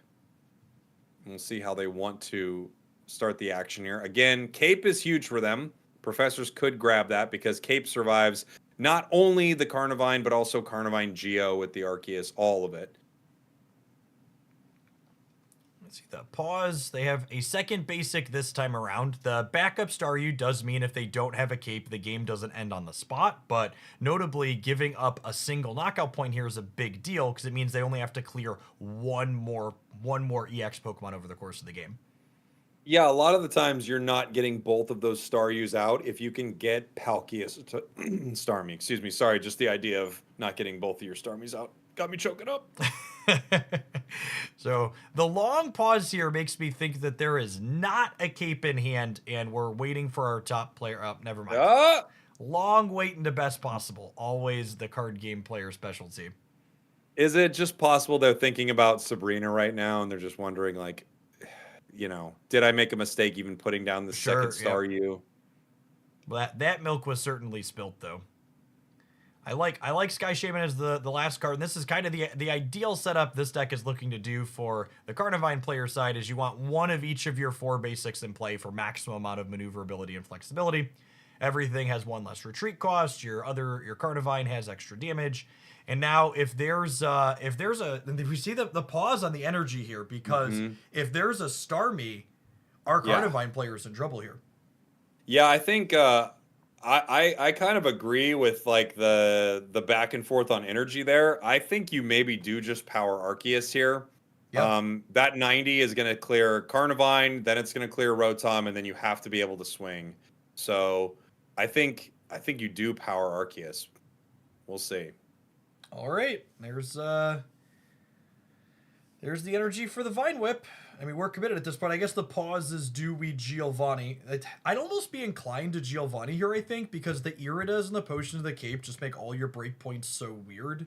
Like, there's so and you've got many 2, right? So you might as well, like, you have 2, use something. And you haven't researched yet, and you might as well get the damage while the getting is good. That being said, if there's a Starmie here, all of it might not matter, because you're just going to get run down with it before you can get anything else going. Yeah, I mean, I would guess there is a Starmie. It's possible there isn't, or maybe they don't want to put Starmie on the Pokemon who's already been hurt, but I think you have to. You take away all the energy from your opponent, all the tempo. Here's Irida to heal for 40. Is there not a Starmie? Here's the potion would imply that there's not a Starmie. That would be wild. Wow. Okay.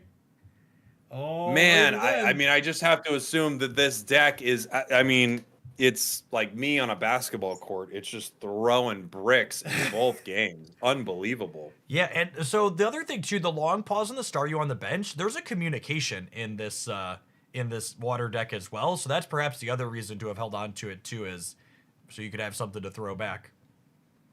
Yeah, it feels like maybe, yeah.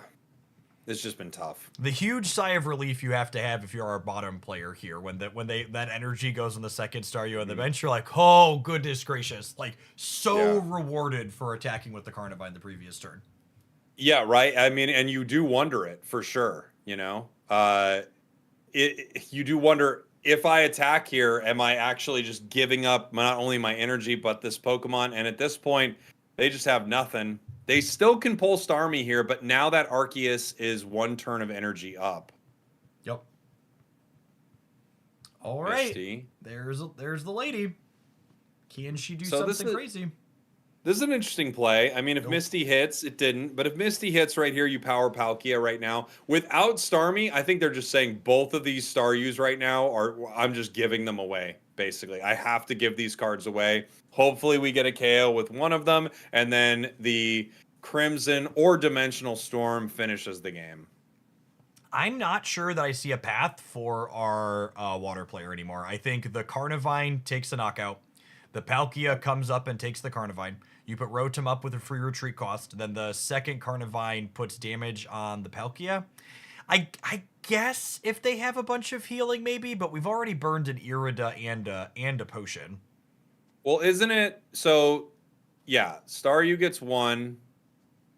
Staryu gets the Carnivine. Arceus comes in, gets the Staryu. You need Misty, huh? Yeah, even if there's a Misty at this point, I'm not sure that it's going to be enough because it's going to take them a turn to get through it. I suppose once you've given up the first star, you can give up the second one for free here. Oh, exactly, right? You're not going to put Starmie down now. It doesn't help you at all. So this is also going down. You just continue to power Palkia here. You hopefully get lucky with a Misty or something like that. Carnivine goes down. Staryu goes down. And I mean, you can take down Arceus in one. Do they have Cape? I can't remember. There are two copies of. Two. Or sorry, you're saying does the bottom player have Cape? I do not know offhand. They have two. They have two? Yeah. Okay. Mm-hmm. So I assume we see Carnivine come down and then see the pause here on the energy. I assume you want Carnivine to take the clear here. That's what I would want, right? Carnivine gets the clear. You have the free retreat available to you. Yeah. You free retreat into Carnivine, take it down. You still are only one away on Arceus, so you're good there. You can attack as soon as it comes in. I mean, you're losing bench Pokemon, but you have multiple bench Pokemon in your hand. We have I see the pause here. We have Cyrus in our hand, and we're thinking about dash attacking the Palkia. I like that. I mean, I don't hate it. The only problem is Irida, right? Haven't they only used one Irida? So it feels like they can just cleanse that. But if they cleanse it, I guess they have Cape still too. I don't know if so they've used one Irida and one potion, so they have one more way to heal. But if they just have a Cape, Cyrus plus Arceus is not enough because that gets it back to 150. So it's at 130. It's obviously in a danger zone right now. It knows it needs to heal. Well, they have burned one Cape, so they have one Cape, one Irida left as far as sustain goes. And do they have potions too in that deck? Only a single potion that got used on the Staryu early. Okay. All right.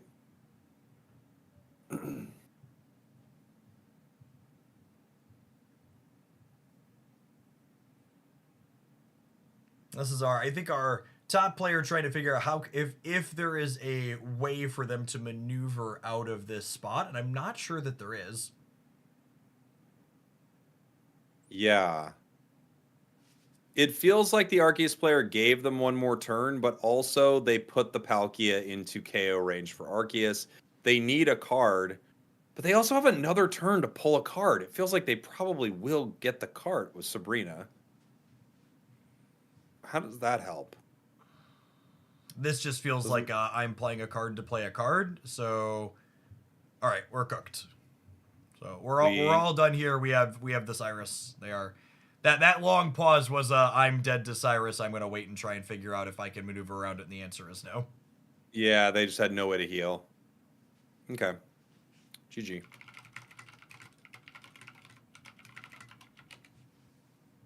Taking their sweet time. There he is. Drag him up to the front. So this puts our Arceus Carnivine player to 5-1 after 6 rounds. They are one more match win away from making it into our top elimination rounds today. But we've still got some more. It really doesn't feel like that Starmie Palkia deck got anything going in those 2 games, unfortunately, huh? Yeah, I mean, and that's just kind of the downs. Like, that deck's incredibly powerful when Starmie gets online early, but it's very one-dimensional, right? It's not quite the 18 trainer cheese decks that we've talked a little bit about that are being played in the tournament, but it is a 15 trainer deck that has a kind of similar appeal. Yeah, absolutely. Unfortunate run for them, but I mean, another big point for Carnivine Arceus, which I love to see it. Okay, we are going to take a look at kind of one of last season's dominating decks versus the big bad this season. We've got some Weavile Darkrai versus Dialga Arceus as our next match here for round number 6. And this is a win and in, right, for one of these 2 players because they're both 5-0. So the winner of this qualifies for our single elimination. Yep, correct? and both these players are in a great spot regardless. They win this round, they lock their spot in our top cut, and if they lose this round, they get a mulligan kind of to win the next one, so they only got to be 6-1 to make it up there. Here we go. Darkrai player is going to be our bottom player here. They're starting Darkrai. Nothing on the bench for him yet. Couple of capes, Sabrina, Dawn. If you take a look at their deck, they also have Leaf, Pokeballs, X-Speed, Pokemon Communication, and Professor's Research, which has had a super high play rate today. We see the 2 copies of Dawn definitely worth mentioning in the deck list for our bottom player, looking to be as aggressive as possible with their Weaviles. Let's see, if there's an Arceus and nothing else here from our top player, this copy of Sabrina could end up being very useful. Yeah, we'll see what they end up doing. Metallic Turbo can obviously power Arceus. The potions getting all of that HP back that the Nightmare Aura was able to chip down. And yeah, they don't have another card. But also, that thing can swing. So we'll see what we have here. Professors. Oh, it's just the worst timing to draw Professor because, like, you really need to Sabrina this turn. But also, you're dead if they have 2 basics they're holding back in this spot. Yeah, and it looks like maybe they know this and they're just going for it regardless, huh? Yeah. So we are going to power Darkrai. I think there is incentive for them to play out at least 1 additional basic last turn to kind of play around the Sabrina. So I would say, all right, let's giddy up and try and clear this Arceus. Do you think, I mean, when I look at their deck, they've got another Shaman, a Mew EX, another Arceus, another Dialga. Do you think they were baiting this play almost? It's possible that's a sequence, and that's exactly what happened. Yeah, we don't know if they top decked it or they had it the whole time. Well, so but either way, they didn't research, right? So they had at least one of those basics guaranteed. Mm-hmm. And either way, I mean, I know that was a really quick match, but I do think the Darkrai player, like we talk about this a lot. We've talked about it on stream multiple times here. I do think the Darkrai player was going, well, how do I actually win this game? Because if they've got the basics right now, I'm cooked anyway, right? Can't they just retreat the Dialga? It's over. Like, I'm going to go for the best possible play I can make right now. I go down no matter what, so let's go. Yep, you know? And I think that's a line that less experienced players don't consider often enough is sometimes the play that leaves you dead that turn to a particular thing is your best possible chance to win the game overall. That's what I always say whenever I misplay on stream. I'm like, you guys don't actually realize that was actually the best play. Me losing faster there was the correct play. I mean, it definitely beats losing slower. You can get back into another game ASAP, right? Holy, absolutely. Let's forget about that bad one. Arceus start for our top player. Darkrai start for our bottom player right here. We do have Weavile this time, but once again, no Sneasel on the bench here. A call out that not an ideal opener for either of these players, but first energy advantage is favoring Darkrai this time around, whereas the Dialga player had it in our first game, which is a pretty big deal. And now we do have Sneasel. Darkrai does have a 2 retreat cost, and this deck is only playing 1 Leaf. So unless they pull that, they're in a... Hey, there we go. Okay. Leaf and Dawn look exactly the same, by the way, when you look down at your cards. They both have grass and trees around them. It's easy to not know which card you have. I can tell you that right now. Yep. So we hit for 20 here, and then Weavile. I feel like it's been long enough since we've seen a Weavile that I'm gonna go ahead and put it up here for the folks at home. This hits for 70 for a single energy if there is damage marked on the Pokemon already. So if there is not a copy of Potion here for this Arceus, it's about to take a big hit. Yeah, absolutely. It's going to heal itself to Did 140. our Darkrai player mess this up? Were they supposed to energy the Weavile and that energy the Sneasel last turn, so that way they could have energied the Darkrai this turn to get the hit with the Weavile? To play around the potion? Yes. Yeah, I think so. I Yes. think we would have a lot more damage marked on this Arceus if we would have switched the order we put these energies on here. Yeah, you're right. We don't get the energy last turn, but we would get it this turn, and this turn would guarantee the damage. Whereas last turn, if they have anything to heal, you lose that extra damage. Yeah, you're right. And that's a pretty big deal. It is Someone from the chat, they say they should have dawned. They can't dawn because they had to leaf there to retreat. I mean, that's never stopped chat before, right? They would just tell the game's broken. Never stopped me before either. Let's go. All Every right. once in a while, I'm like, why didn't I dawn? Oh yeah, I can't dawn in Cyrus same turn.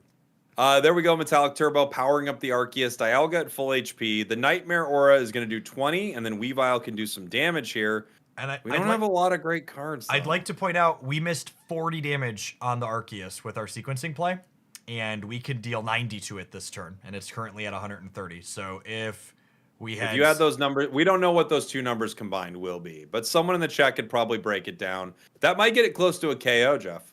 Like very, very close here. I think. Yeah, I like Cyrusing here still. I think this is correct.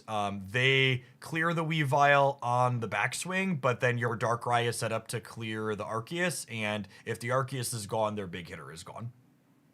Talk to me about Cyrusing over Sabrina right there, because they have both. Why do you think they pull Cyrus? So this spot's a good reason to have Cyrus over Sabrina, because now once you finish this Arceus with the Darkrai, you can Sabrina up the Shaman that's left over as opposed to not being able to Cyrus it. There you go. Now you won't be able to obviously pull something that's already got damage on it, but it will probably be in that active spot. So first 2 points going over to our Arceus Dialga player, but I think favorable position in the matchup overall is currently resides with our Darkrai. And they've got 2 energy on the Darkrai. They have another Cyrus anyway. That's actually another good reason to play the Cyrus over the Sabrina as well, is if you have more Cyruses to draw in your deck, there's a lot of value in having flexibility in the mid game. Giant Cape brings him up to 160. With Arceus going down and the Rocky Helm, this takes him down to 140. We don't have enough energy on the board to do damage to Darkrai outside of Metallic Turbo, which is only 30. Not bad. Sabrina is a great card here, and we absolutely see why they didn't play it. So here's the Dialga. They need another bench Pokemon. They have it.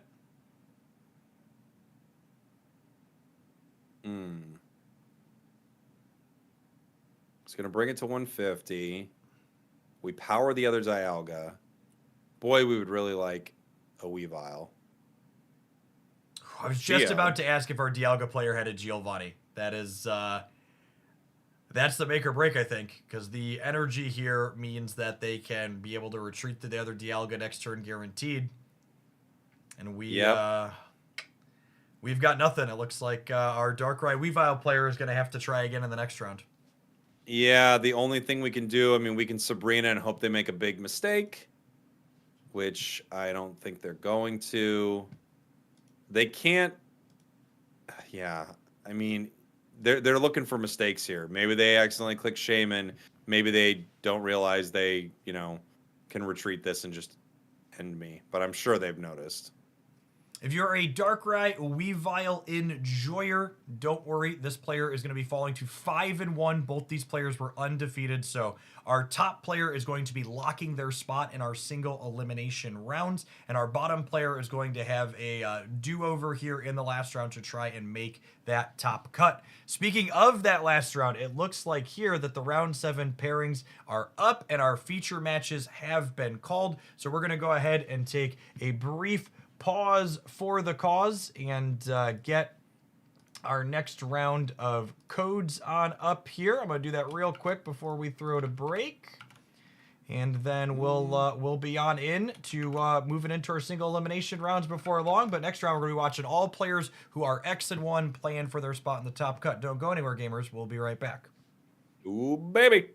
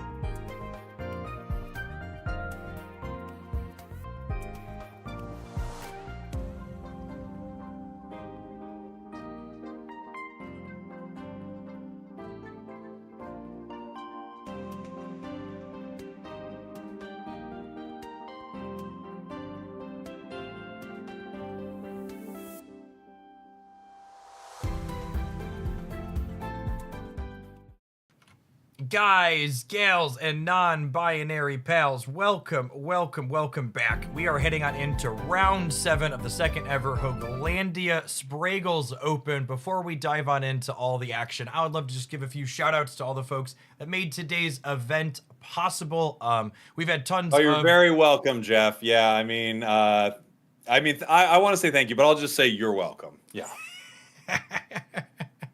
I want to give a thank you to all of the new followers and subs that we've had on Twitch and YouTube today, and the new members and paid subscriptions on the Twitch side. We don't have notifications up during the broadcast today, but Spragels and I both very much appreciate your direct support and the new folks that are coming on in. I'd also like to give a shout out to all of our wonderful staff that are making today's event possible behind the scenes. In addition to Spragels and myself, we have 3 folks helping run coverage, pull feature matches, make sure judge calls are getting answered, and then pass them. We also have my lovely wife, who's the tournament organizer today, making sure almost 900 competitors are staying on top of things and feature matches are in the right spot at the right time. So it's truly takes a village to put all of this together, and I appreciate the folks that are making it possible. I'd also like to shout out to the Pokemon Company for hooking Spragels and I up with a bunch of creator codes that we elected to put up for the prizing in today's tournament, and the whales in the Hooglandia community that funded our awesome 600 USD prize pool that our players are competing for here today. This is one of the largest prizing Pokemon Pocket tournaments that's ever taken place. That's awesome to get to be a part of it. Yeah, it really is amazing. And all jokes aside, Jeff has an incredible team working to put this together. And a big shout out to you, Jeff, because you really are doing all of the heavy lifting while I get to sit here and go, what's going on with this Cyrus play? So it's really wonderful. I'm so happy to be here, getting to do this again, and just seeing so many people in the community here checking it out. If it wasn't for everyone watching, we wouldn't get to do this either. So it's been a blast, and we've got more exciting stuff coming up. I know that some of the decks that are in this next round, both of us are pretty hyped for. Yeah, so we are in our last round of Swiss today. We are going to be watching all players who are 5-1, meaning the winners of the matches that we are watching are going to be moving on to our single elimination round starting in the next round, and the losers are going to be all done. We don't just have dry meta decks, gamers. We've got Greninja Arceus that we're going to be watching for the first time today. There's a copy of Glaceon in one of the feature matches. We are pulling out all the stops, and we found all the sweetest decks that are at 5-1, and Spragels and I are going to be pulling for them to make the single elimination matches. Let's, without further ado, dive on into our first matchup that's going to be featuring the Arceus Greninja deck here. Yeah, so we have Arceus Greninja on the top there, and then on the bottom we have this deck that we've been seeing a ton of today that's been really consistent, Arceus Carnivine. So that's going to be in the bottom spot here with Carnivine starting active. On the other side, it's going to have 2 Greninja lines, 2 Druddigons, 2 Arceus EXs, and a Heatran. Yeah, we see the Heatran lead here for our Arceus Greninja player. They are notably playing 2 copies.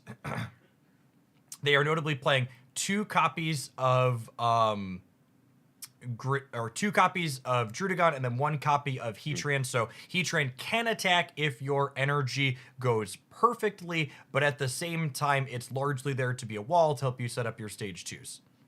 Now, I'm guessing with the way this is set up, I mean, it's very possible that they're running dual energy, right? You could be running fire water for this, allowing Druddigon to attack. It's very rare that that ever happens in some of these decks, but I guess that is something that you could do, right? Yeah, and just kind of the Greninja and Arceus are your primary attackers in this deck, and Greninja notably, is this our first time we've seen Greninja in today's tournament? I think it is. So as a reminder for folks at home, Greninja's Pokemon ability needs no energy for it to be used, that Water Shuriken, but it's also its Miss/attack also attacks for a colorless as well. So it's kind of a free roll for the most part to play both colors of energy, because Greninja's likely attacking regardless. Now we can see our Carnivine player kind of bricking when it comes to Arceus, right? Something that you would like if you decide to start fighting. You do have an interesting consideration here to be made too, whether or not you want to attack Heatran, but when you see the energy generation on the other side of the board, I feel like they're not going to be powering this Heatran anytime soon. We have Sabrina and Dawn drawn there, which is not ideal to grab both of those. I mean, look at that hand right there. Extremely supportive, as Jeff might say, but that's not what you'd like. Yeah, and the brick here is not only did we brick on the Arceus to let Carnivine start hitting hard, but they also bricked on their copies of Sky Shaman, which would have let them retreat and get the Rotom going to poke the Arceus in the back, which would have been their second best sequence. And here we go. Greninja already out on the board. The water energy attaching to Arceus. We can see fire energy coming up next. So we are running that dual energy deck, giving the opportunity for Druddigon to attack, the opportunity to power Greninja in some interesting ways, but also the opportunity to brick on something like Heatran a little bit. Dual energy always is tough for something that needs 2 copies of a particular energy. We do now have Shaman, which gives us the ability to start chipping at the bench with Rotom. Yeah, so again, not a ideal pull, but also better than just drawing another supporter or another one of the basics that we already have in play here. We get to go ahead and attach this energy to Rotom, and I assume we're going to see this pivot up to the lead and start getting damage on this Arceus in the back line. Yeah, that's what I would assume, right? As I take a look at our Greninja deck here, they have no Irida. They have 1 giant cape. So hopefully they can get it within some sort of KO range for our Carnivine player here. Unfortunately, we just got a whole lot of nothing here when it comes to Arceus on the bottom. So the Shaman kind of doing its best impersonation of Arceus as far as Rotom is concerned, at least, taking that retreat cost and setting it to 1. And ultimately, the card that you really care about is their Arceus anyways, so attacking with Rotom to start here really is pretty fine, I think. We could see in the chat, I see someone asking about the Arceus Greninja deck list. Again, it's 2 lines of Greninja, 2 Druds, a Heatran, and 2 Arceus EXs. So 11 Pokemon in this deck. Greninja out on curve, really nice for our Arceus Greninja deck. 2 energy on Arceus. It's a rough start for Carnivine, that's for sure. We're waiting to see what our top player is interested in doing. I like the pivot here, kind of forcing them to go ahead and switch around to the Carnivine. This is a little bit worse if Arceus comes off the top for our bottom player, though. Yeah, we have the Shuriken onto the Carnivine here, just chipping it up a little bit. Sets up a breakpoint for Greninja, possibly. They also could just think, hey, it's the thing that we want to damage here. Giant Cape might be one of the worst draws that you could possibly get. I mean, boy, they're bricking when it comes to getting their Arceus. And I think they quit. No, I mean, all right, they're switching over. We had a small hiccup with the recording here. I'm going to go ahead and get that fixed here real quick. So as the chat was noticing, yeah, the Greninja got really everything they wanted on curve here. They're looking pretty fantastic. We have the dash attack now. They are hitting the Frogadier on the bench, just trying to put damage onto something that they could possibly KO. Arceus will have 3 energy. Greninja online. Other Greninja online. I mean, boy, this is there's a whole lot of nothing here for Carnivine, and things look pretty great on the other side of the board. Yeah, you just kind of have the entire game in your hands for the Greninja player. I honestly, you know, this almost feels like one where it's good to use up your brick in a way, right? Because like your opponent's draw with double Greninja Arceus, you're like, even if I had my Arceus, I was probably cooked here anyways, right? I mean, that is a great point. They have such an incredibly good start on the other side. It's just, I think it's everything they want, except the Froakie was ready. Like the other Greninja, the second Greninja, their second stage 2 they were looking for was ready 1 turn later. They finally draw Arceus here. Okay. They are able to attack. Yeah, so maybe we've spoken too soon. The Carnivine hits for 50, and we have an energy banked on the Shaman, and we have a copy of Dawn in our hand.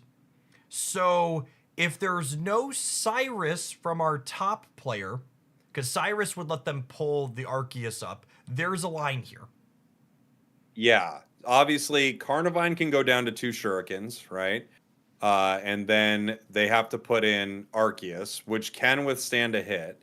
Now we have plays here as well. We have 2 Geos, a Cyrus, a Dawn, a Sabrina. I don't know if there's any huge advantage to bringing in anything else. It feels like you need to do damage to this Arceus. I wonder if you just Geo. I'd probably just Geo just because you're so gummed up on these supporters anyways. You might as well get your extra damage in. I don't think the cape on the Carnivine really ultimately matters here, because basically you're hoping to fade the Cyrus, because if they have Cyrus, the Greninjas mark 40 on your Arceus, and Yeah. then you get to pull it up, and their Arceus deals the last 120. Yeah. So we'll see. We'll see what happens here. If they don't have Cyrus, this is going to be most likely 2 Shurikens into Carnivine.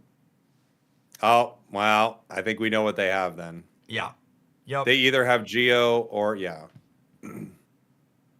Cyrus, 1 more Shuriken, and that's it. Yep, we have another Shuriken. And this, we talked earlier about how Geo is such a good card to pair with Arceus because you need to get up to those higher breakpoints. We kind of saw this with the Gyarados deck from previous seasons, where Greninja is kind of super Gyarados in a lot of these spots, right? Mm-hmm. Yeah, that was a really great round for Greninja right there. I mean, just perfect. They got everything they wanted. When you're running 11 Pokemon, that can be pretty tough, Jeff. I mean, sometimes your hand just gets clogged up with a bunch of stuff that you don't exactly need. But right there, they got everything. Greninja on curve, Arceus ready to go, and their opponents just kept bricking. So, All right, we're heading on into the second game. If you are a Carnivine enjoyer, they are down but not out. These are best of 3 rounds. We're going to see if they can even things up here as we head on into game 2. I wonder how different that would have been, even if they just don't get the other Greninja, right? I mean, imagine. Yeah, You know, it came down to they needed every bit of everything they assembled to end the game as quick as they did. And they got it. Now, this is a much better start when you're looking at this. They also are going first, which means you can put Rotom in that active spot, not worry at all about a retreat, Carnivine on the bench, Arceus out there with it. Their opponents are not running a single Sabrina, so you don't have to worry about putting things out on your bench. You're just fine. You can hide it. You can kind of like hide some information if you want. Yep, and we see that Arceus kind of stay back for exactly that reason. Arceus lead is not ideal for the Greninja deck on the top, but they're also a 2-copy of Leaf deck, so it's not that big of a deal, assuming they have the supporter and fish up another basic here before long. Now we've got 2 Arceus, and with all of these basics, you do think, well, I can power Arceus very quickly here. Carnivine, though, is so aggressive and so strong. You 3-hit the Arceus, which is pretty powerful. We'll see here, the Drudagon plus Leaf is definitely what our top player is looking for in an ideal world, and they can't Leaf this turn any longer, so this Arceus is going to take a hit, which means that it's going to be exposed to a Cyrus in the long run. Yeah, I mean, once you take any damage, right, you're always threatened at that point, and that does leave a lot of Pokemon to be in the active spot and wonder, like, is there any reason to even pull out? Right? Is there any reason to even get out of this active spot once I'm there? Because I've already taken enough damage to put me into a checkmate situation with Cyrus, which is why, as we talked about earlier, Mewtwo, Pikachu, things like that played around really well with incredible mobility, heading back to the bench once they took a lot of damage, they're no longer popular in the meta at all. Did we even have any Mewtwo in this tournament? You know, I didn't look down at the very, very bottom, but nothing that ticked even a single metagame percentage, I don't believe. Now we have Shaman, Arceus, and we're going to retreat Rotom and start doing some serious damage. Yeah, this is kind of that full setup this Carnivine Arceus deck is looking to have. You want one of each of your 4 basic Pokemon in a perfect world. It just gives you so much mobility and flexibility as to what you're hitting and how much. You get to deal 50 to the active, you get to deal 20 to the bench Pokemon, you get to charge Arceus as your big finisher. It's really clean. Here we go. You can swing for 50. The aggression of something, 1 energy swinging for 50 as a basic is just so dang good. You know, the Carnivines and the Skarmories of the world are just so powerful. They really put insane pressure on your opponents. This is kind of the shoe is on the other foot type thing. We saw such a strong draw for our Greninja player on the top in that first game. And this game, everything's come together for our bottom player. We're going to see if they can cobble something together on the Greninja side of the board, or if we're going to be quickly heading to a game 3. We have Arceus up here, so this, stops a Sabrina play from being as viable. And we're just powering this Arceus in the active spot. There's not a lot they can do with it. We have Heatran. They could retreat with it, possibly. They have 2 Leafs in their deck, but again, they're always threatened by Cyrus. Simple energy play onto the Arceus right here, and they can just continue swinging. Cape doesn't change anything for Carnivine. Sabrina changes it slightly. They could get this Arceus out, but then you could just retreat Heatran for free. So I don't think that's worthwhile. So if you're on the top side of the board, I almost said Arceus side of the board, which is both sides. If you're on the top side of the board, you're concerned about another Carnivine coming out after you clear the first, but I also don't think you have meaningful counterplay to that. The Arceus for our bottom player, because they were lacking first energy advantage, is still not fully developed. So after their lead goes down here, they're not going to have an attack ready for the following turn. Yeah. Yeah, I just think you're going to be swinging with Carnivine right here. I mean, they could make a Sabrina play, and they're just wondering like what they're going to bring out. I guess I think that the only thing I can imagine they're considering right now is Sabrina. The Sabrina's just not particularly useful. No. The Heatran has a free retreat cost if it came up, so it's not like you'd be locking it in. I think you want to mark damage on this Arceus to give yourself the window to draw another Carnivine next turn to clear it away. Yeah. I guess the only reason you'd Sabrina is just to put damage on something else, and then later you have a Cyrus on that Arceus at any point. Frogadier hits the bench, and here comes Arceus, gonna swing for 130 and take out Carnivine.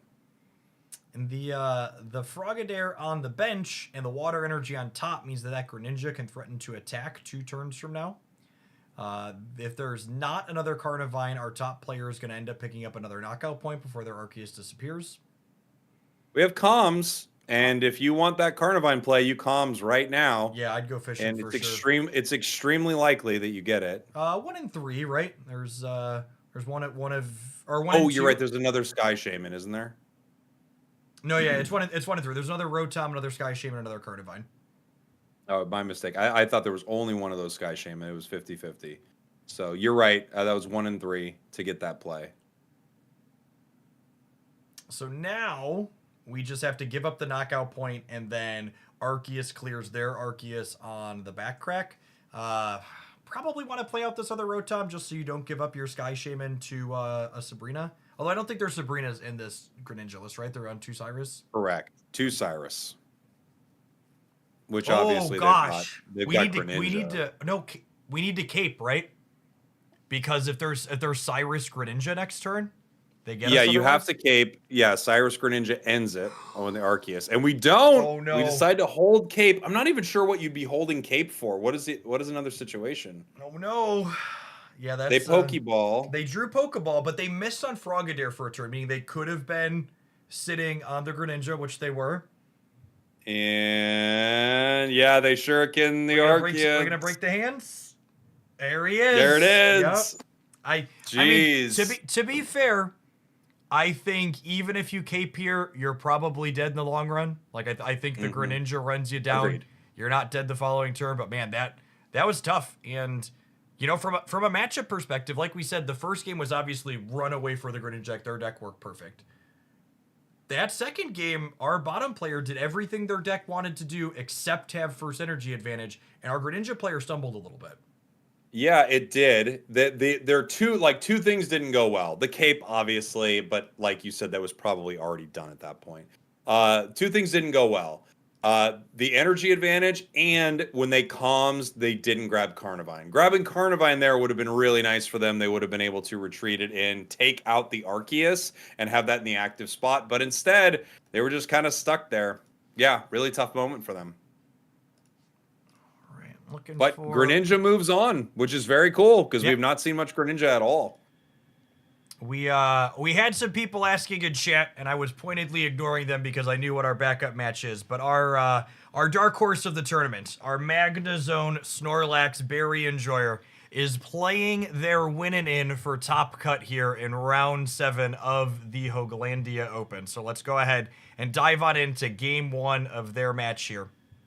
Now, this is obviously very exciting. You don't get to see a lot of these in the tournament, but every time we've seen it, I feel like it's performed really well. They're looking at their hand right here. They have Magnemite, Magneton, and Magnezone with a Pokeball in hand, plus Berry. So we've got a lot of options here. If they grab Snorlax from this Pokeball, We've got, kind of a nice 1-2 punch. We obviously have Magnemite powering up itself, but they're running right into a Hitmonchan in a fighting deck. This is going to be a tough one for him. Snorlax and Magnezone are both weak to fighting, so not going to be a freebie if they want to make these single elimination rounds here by any means. Professor's research for our player on the top of our board here. We're going to see what they are able to pull. Obviously, I mean, this thing swings for 50. If they had Giovanni, which obviously they can't after Professors, but if they had Giovanni, it would be over in 1. And if you're on the bottom side of the board, you're kind of hoping to dodge Riolu on the first turn, because that means Lucario with weakness would let you clear the Magnemite next turn in 1. All right, we have Professor's research. We're getting options. We have Berry and research again. Pokeball will give us either Magnemite or Snorlax. I think you're looking for Snorlax right there. But it's nice to have another Magnemite, considering that one, it might not be long for this world, right? Yeah, and this is one of those kind of tough moments. I think you put energy on the lead and attack with it still, just because you're not going to need the extra energy on the back one, so you might as well get the chip shots in. I think so, because also in this deck, you're running lightning energy. And because you're running lightning energy, you don't run into that place where the Magnezone is completely stalled out by the energy that you've actually generated through Volt Charge. But at the same time, it's going down. So here we go. Do we have an X-Speed or a Leaf here? Because the stage 1 clears this Magnemite in 1 otherwise. We actually don't. We don't have an X-Speed or a Leaf. This deck is running Sabrina and Cyrus, as well as Pokeball's Communications and this new card, Professor's Research, that everyone's freaking about. We run our Professor's Research. We have Cape now and Snorlax. Magneton on the bench, and I feel like that Lightning Energy is now going to head over to the Snorlax. And that's one nice thing about powering it up a turn before, right, for that Magneton, is you got an extra one this turn for Snorlax. Yeah, and I feel like there is a window building for our Berry player to be able to make it out of this game. So the Hitmonchan can clear the Magnemite, and then the Snorlax clears the Hitmonchan, and if you put a Cape on the Snorlax, it'll live through a Rampardos hit. It'll go up to 160, and Rampardos is only dealing 150 with weakness. Yeah, without Lucario there, you are able to survive 1. You're going to be able to bury this turn. We have Magnezone. We already had it. I don't think there's a great reason. Well, they have Sabrina on the other side. I think you're supposed to communication and try and spike your Shaman or Snorlax to have Sabrina insulation here. You have two Magnezones. Yeah, because you do need to make sure that somehow you don't lose that Magnezone. Okay. And there's the Shaman. Great.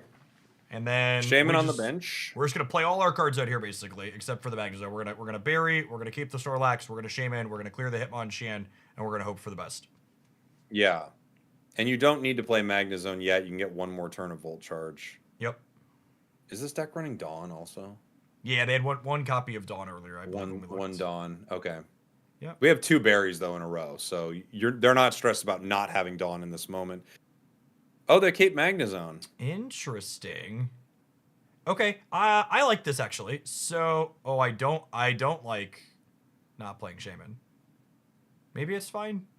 So the idea here is by keeping the Magnezone, if they put Cranidos up and evolve it, the Rampardos goes to 100 when it knocks out the Snorlax, and then the Magnezone can finish it and survive a hit from the back Rampardos as well. Yeah, we were looking at it from another way. We were looking at where Snorlax survives a hit from the Rampardos, but, it seems to be. I think this is actually better from our player. Because it goes down. Well, no, so this means that you don't have the fail case of your Snorlax not waking up 25% of the time. Great point. Yeah. I think all other things equal, they're very similar lines, but the 25% failure rate on counting on the Snorlax waking back up is definitely something worth playing around. Yeah. Also, you guarantee, with Snorlax going down, you guarantee that 50. So that means your attack here guarantees the KO. And now your opponent would need to come in with another Rampardos. We saw another. Oh wait. Oh. Well, is that Locket? Yeah, I think that I like the pause here just to think, but the Sabrina. I think you have to you do this. You have to do this Yeah. because otherwise it could have 150 HP. So Yeah. you take it right here, and that's game. Wow. Wow, this is. What a fun back and forth this one was. You know, some games just feel very straightforward, and this one felt like this was a little bit of a choose your own adventure, and we just kept like winding down some really exciting paths here. I don't know that I would have won this game on the Barry player side, Spriggles. I know I would have lost it for sure. I'm pretty sure that they took. I probably would have played this Shaman out, and I'd have lost to Sabrina here and salted off about it. That's funny because that's exact. I thought the same thing. I thought they need a bench right now. They don't want Sabrina out here. We caped the Snorlax. I was actually thinking of it in the wrong way. I was playing 3D chess and I forgot to just play regular chess. Yep. Yep. And that's, you know, Sabrina's such a tough card because, like, there's some instances where playing your card early plays around it, but then you lose to it late. All right. Mm-hmm. Impressive plays right there. You know, for everyone in the chat who always knows the right plays and like we see someone misplay really poorly right there. I thought we just watched both of those players play that very well, which was really cool. Yeah. All right. We are, remember, our rounds are best of 3. So Barry is in a good position, but they are not locked in yet. They need to win one more here before they get their position in the top cut here today. Yeah. This is really cool. I hope we see Barry move forward in this tournament. I really do. I mean, obviously, you know, the Lucario decks and all that are cool. Nothing against our other player, of course, but I just love seeing something super unique like this. Yeah, it would only be personal for Spragels if the opponent was playing Garchomp, and then he would need to dump on it. Well, we wouldn't see him this deep in the tournament, Jeff. Are they still around? So mean to me.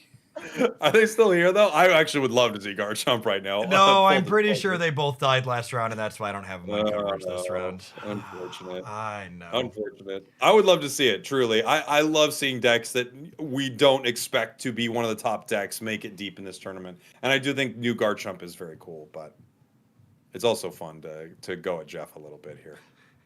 All right, we see he always gets his way otherwise. We see the option to lead on Magnemite versus Shaman, and we see that Shaman go up front here, likely a nod to the fact that the Magnemite's going to have a weakness in this matchup to the various fighting Pokemon here, hoping to fade Sabrina, I would assume, on the other side, because if that Riolu evolves into a Lucario, Lucario clears Magneton for a clean 80 with the weakness advantage. All right, we jab Shaman. 20 damage. Pokeball. This is great. Looking for a fat man. Yes, it is. I mean, it's at least something. I mean, Pokeball is a really nice catch for them. They do decide to calm this is aggressive. It's extremely dangerous if they don't. Well, I mean, because we can imagine a reality where that's Magnezone, and that's not super good for them. I mean, you don't get this far by not believing Spriggles. I agree. Volt charging. Yep. And now we Snorlax and put the energy on a Snorlax, I think, so that way Barry off the top is good.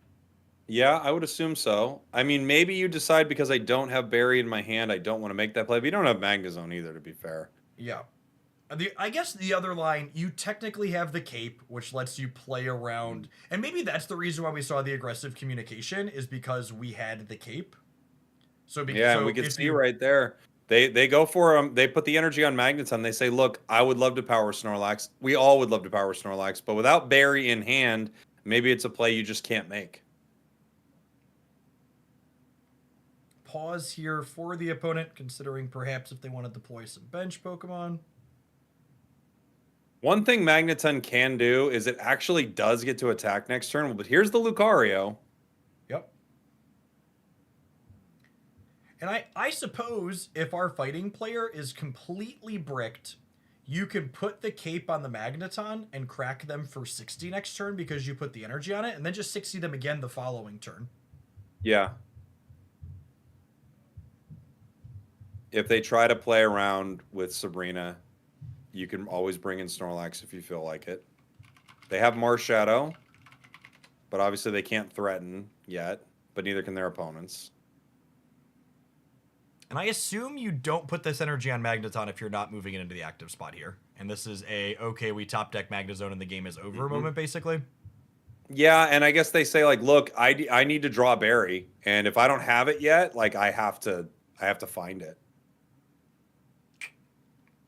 It's the magnets, but it's not the ones they want. Yep. Yeah. We have the cape to survive, so they don't win the game on the spot here, but they're also not losing it when they miss either. Mm-hmm.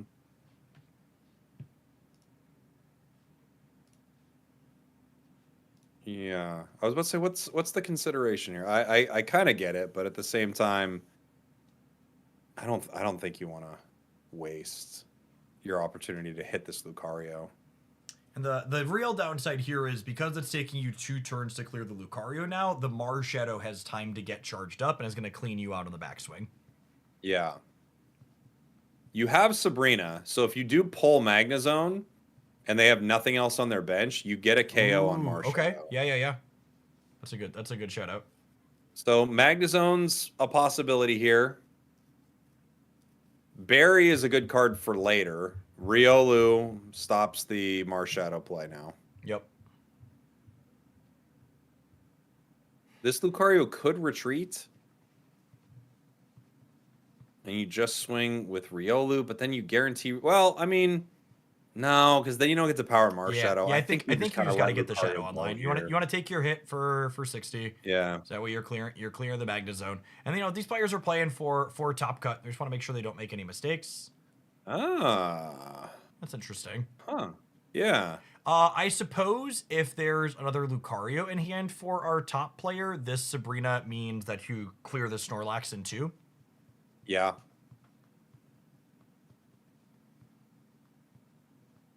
They're going to do 80. Oh, with weakness, they're clearing it in 2 regardless.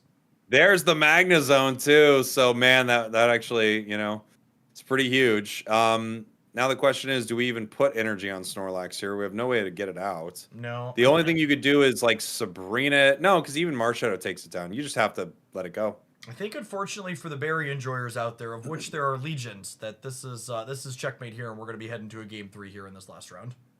They only have, because it's just Mars Shadow, Revenge KOs, Magnezone. Well, it doesn't get it, though. Not without Lucario, right? It only hits him for 120. But then the other one gets him. Yeah, we just have no knockout points on the bottom, so this Magnezone would have to get through 3 things, which is just a completely untenable amount of things. Yeah, it's just impossible. We put the energy on the Snorlax because ultimately it doesn't matter. Like, energy's not going to be your bottleneck this game. Yeah. Professors. We have the Skull Fossil.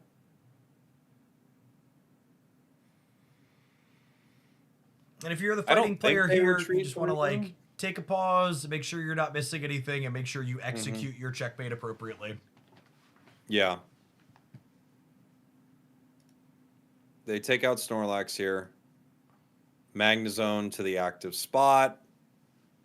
I guess they could have Snorlax drawn. It's Cyrus.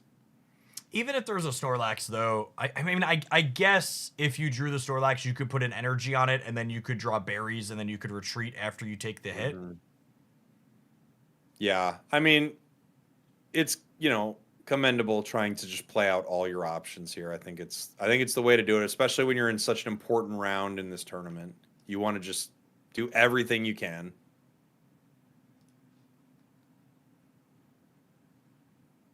Luca goes down. Mars Shadow ready to go for a big time revenge. Going to be able to swing for 120, 140 if they have Lucario. Granados online. Mars Shadow hitting. It's 120. They pull Snorlax. It is here. They retreat into it. Put the energy on it. They get Dawn energy up to it. Yeah, I mean, things are happening.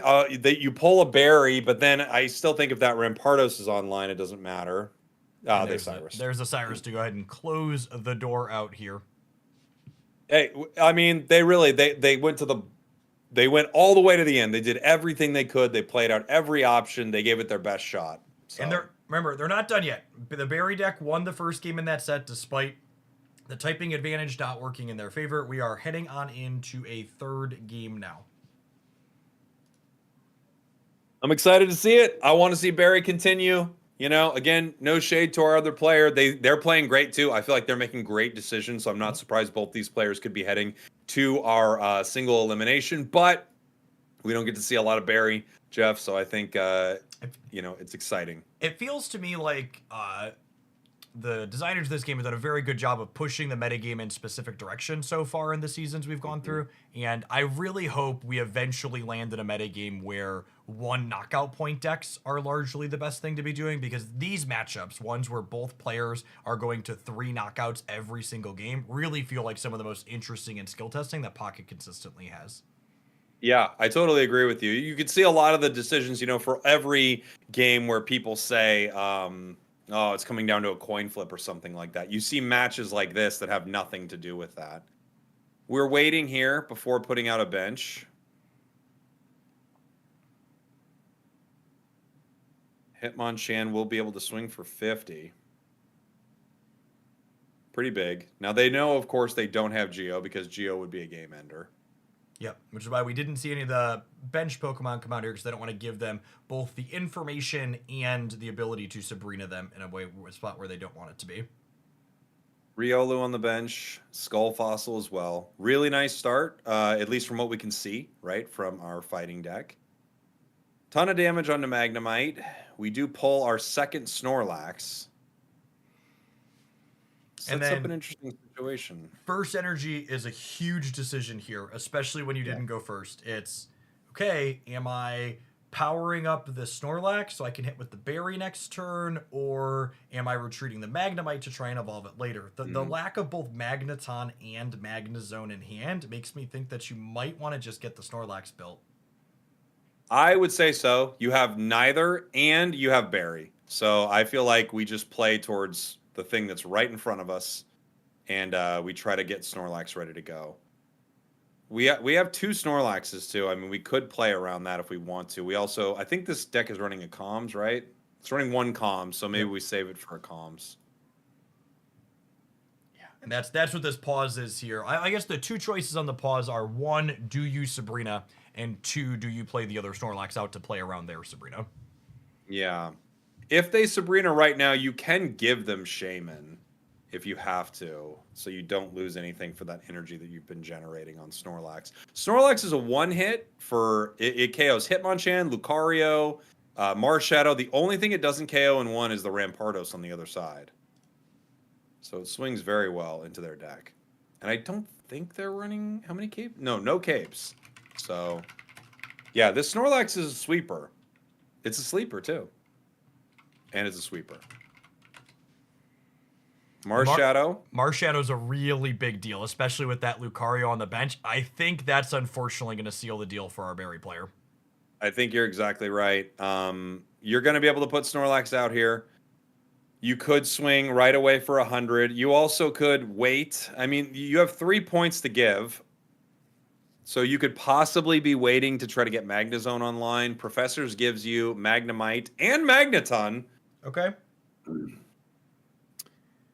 Do you hold off on the KO next turn? Do you even put another... Yeah,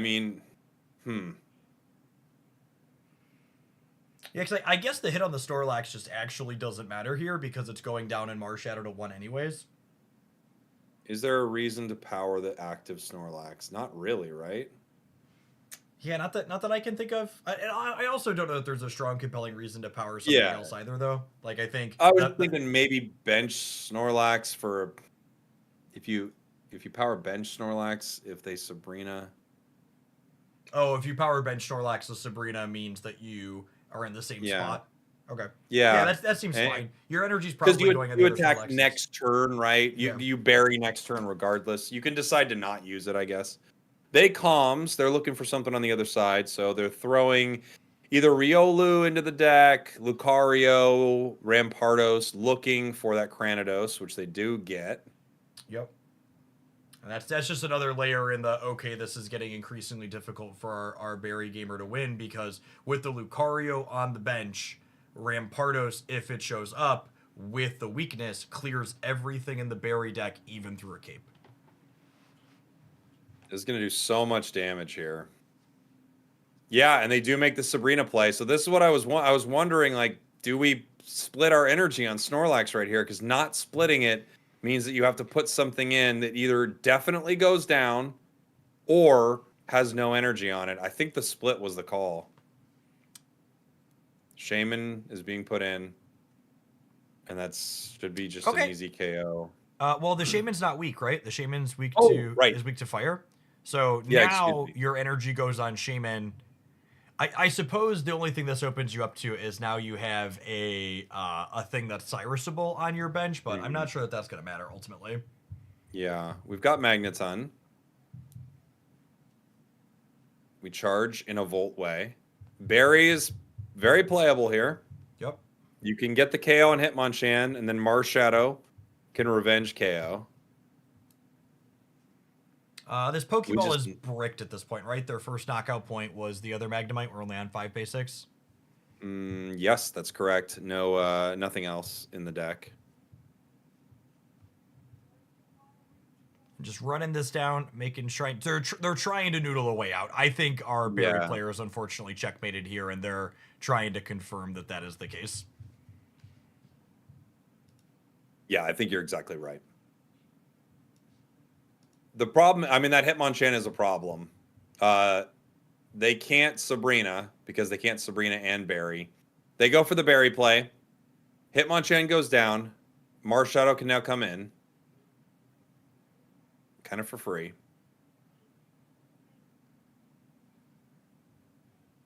I'm awake! You really should have stayed asleep for this next part, Snorlax. It would have been better for you. Yeah, either way, I think Marshadow's coming in with the pillow. Here we go.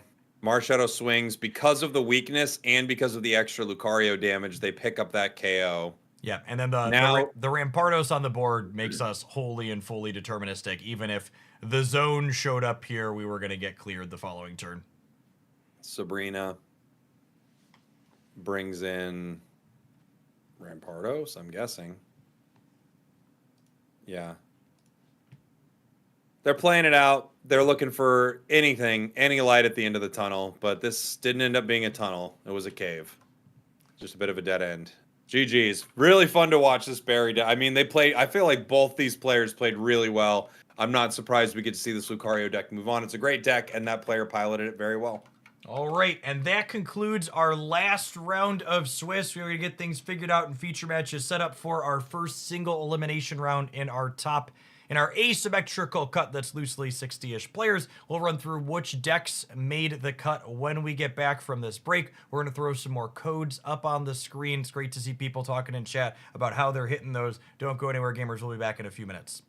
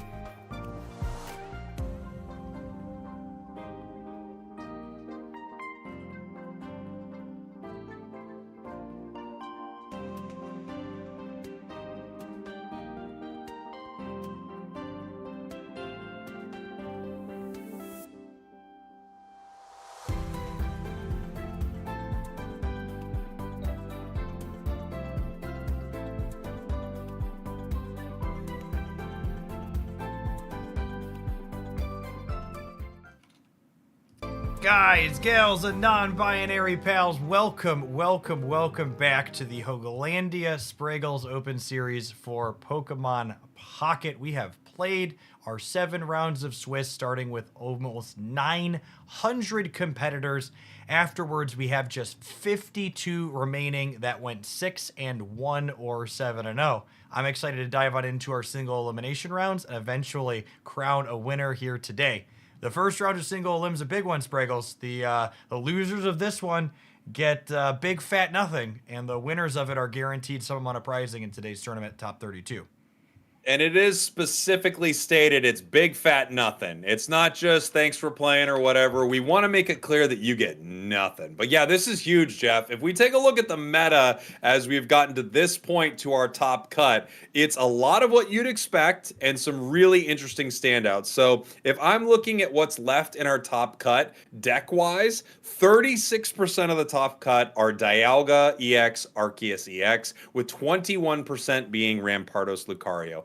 After that, just about everything is a 1 or 2 off deck. A couple of Weavile Darkrai's, a couple of Palkias, one Gallade, one Arceus Greninja, one Articuno Palkia, one Rampardos Hitmonlee. Like, you just see a few variations here and there into our top cut. So this is going to be really exciting. And of course, I think everyone is wondering what can make it deep into this tournament to take down the big meta, which is Dialga Arceus. And what are our players playing for in these top rounds? We mentioned that top 32 gets prizing. We've got 600 USD in cash to our top 8 competitors. We've got 300 Pokegold each for a total of 2,400 Pokegold to our top 16. We got 60 pack hourglasses to everybody that finishes in the top 32. Shout out to the Hogalandia community for funding our cash prizes today. And shout out to the Pokemon Company International for hooking Spragels and I up with some creator codes that we were happy to put up for prizing for today's event. Yeah, big shout outs to everyone supporting, especially the Hooglandia community, coming through with a very, very kind donation for this prize pool. It's really cool to be able to put on a tournament like this with, as you said, Jeff, this is I believe, the biggest prize pool in a Pocket tournament history, at least that we are aware of here as we are getting ready for our first game in our top cut. We're taking a look at, this is the... We got some Infernape. Infernape, yes. Infernape Heatran versus the meta, Dialga Arceus. I'm rooting for the Funky Monkey Spragels.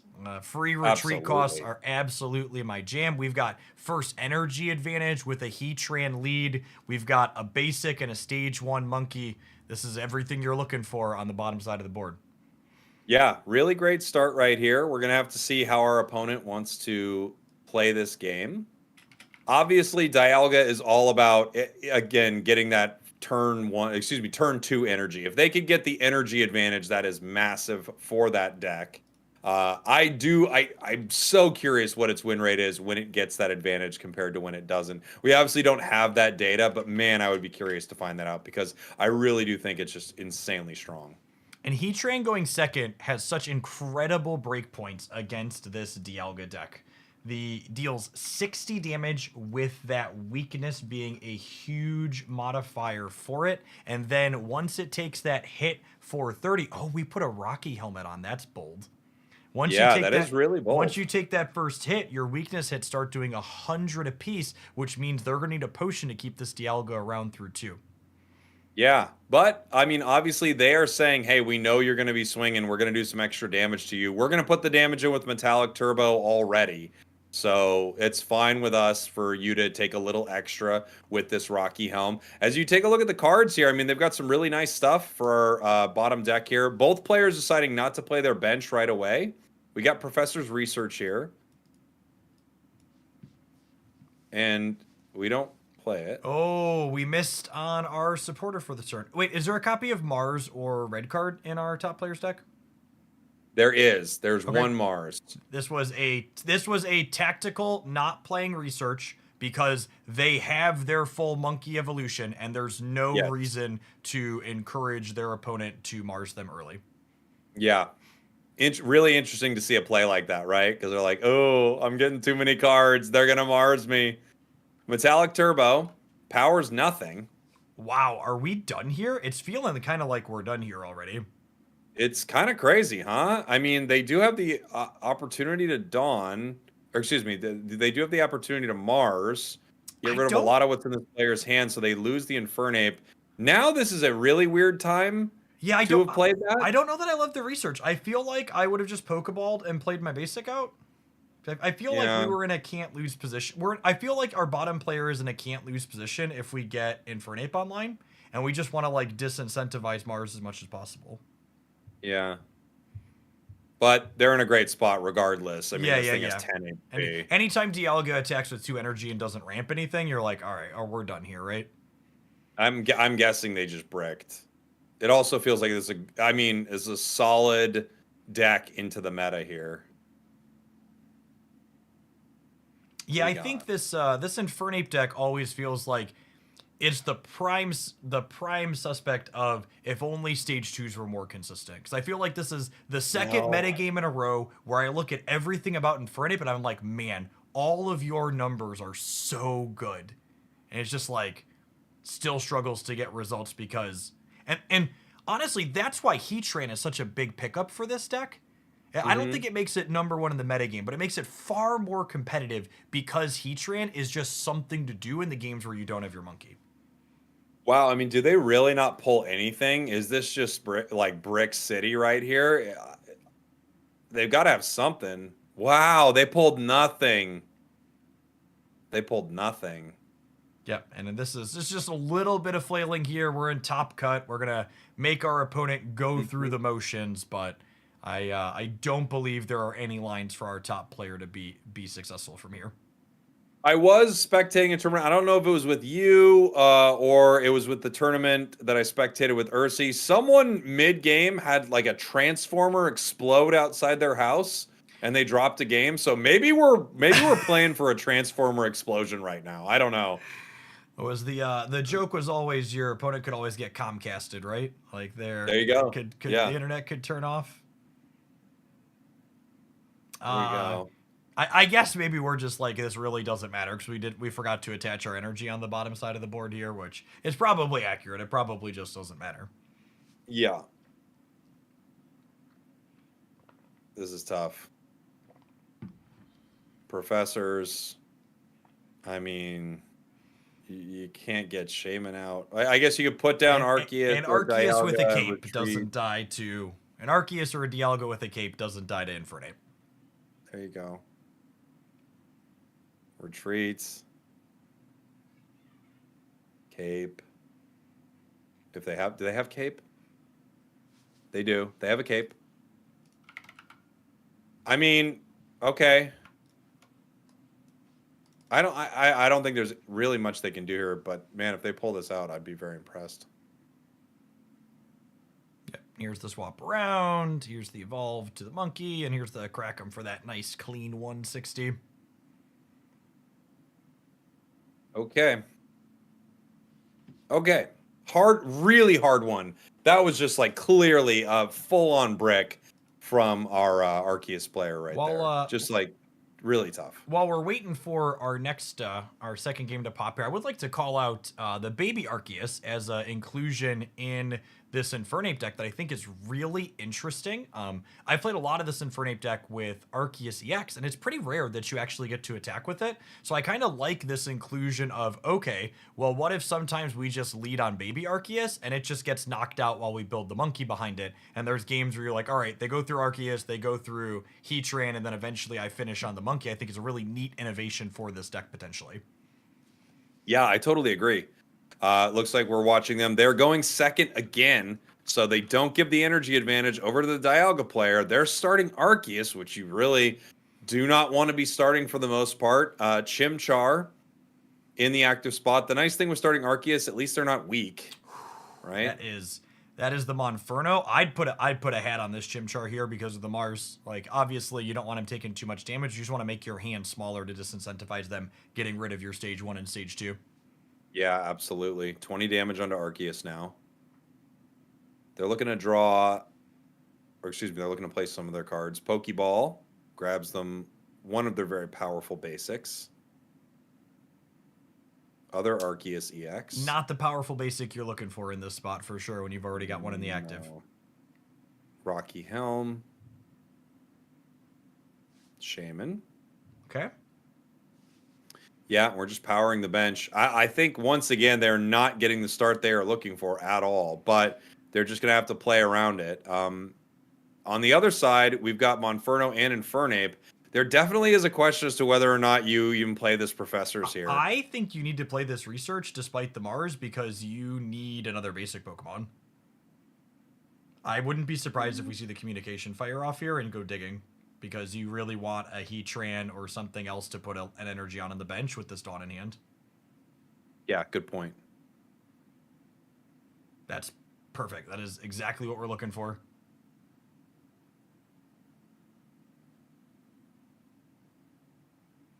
And then there's a pause moment where, like, do you want to trade 30 for 20? I like not trading here because they can't put a cape on this anyways, right? So it doesn't matter. Mm-hmm.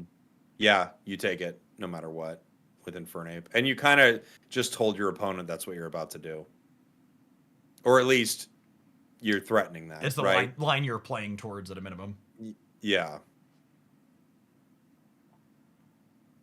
Are there 2 capes in our Arceus players deck, do you know? Usually that's there pretty stock. Is one. There's really? One cape. Okay. Yeah. So that makes this Infernape matchup markedly worse for sure, because without a cape, Infernape clears Arceus and Dialga in a single go. Infernape has, what, 170 HP, right? So even this Arceus doesn't really scare it too much. We have another Dawn. Yep. I think we're supposed to play out Rocky Helmet here on the Heatran, so that way if we get Mars, we're most likely to redraw Dawn. Yeah, there you go. Here we go. Flare Blitz takes one. We've got 2 Dawns. The Dawns of the Planet of the Infernapes right now. And this is ready to kind of win this game. This is literally the best case scenario for Mars. It's my opponent has lethal set up, given they have a card they could have been holding the entire game, and I get to put them down to 1 card in hand. Do they have it? They do. They do. Okay. Now let's see what they draw. We get 2 shots. No way! I mean, that's why this card's not good, Spraggles. No That's why the card is trash. Holy, unbelievable. The decks in this game are so small. Hoping your opponent doesn't hit their 2 of in 2 draws. Man. Wow, man. Cook them up real good, Infernape. They deserve it. Pull the other one right now. That's what I would want more than anything. Okay. Close. Wow. Yum, yum. Yum, yum, yum. Dawn is here. Delicious. Huge. Well done, Arceus. There we go. Infernape moves on. You absolutely love to see it. I mean, I hope this deck continues to do well throughout this tournament.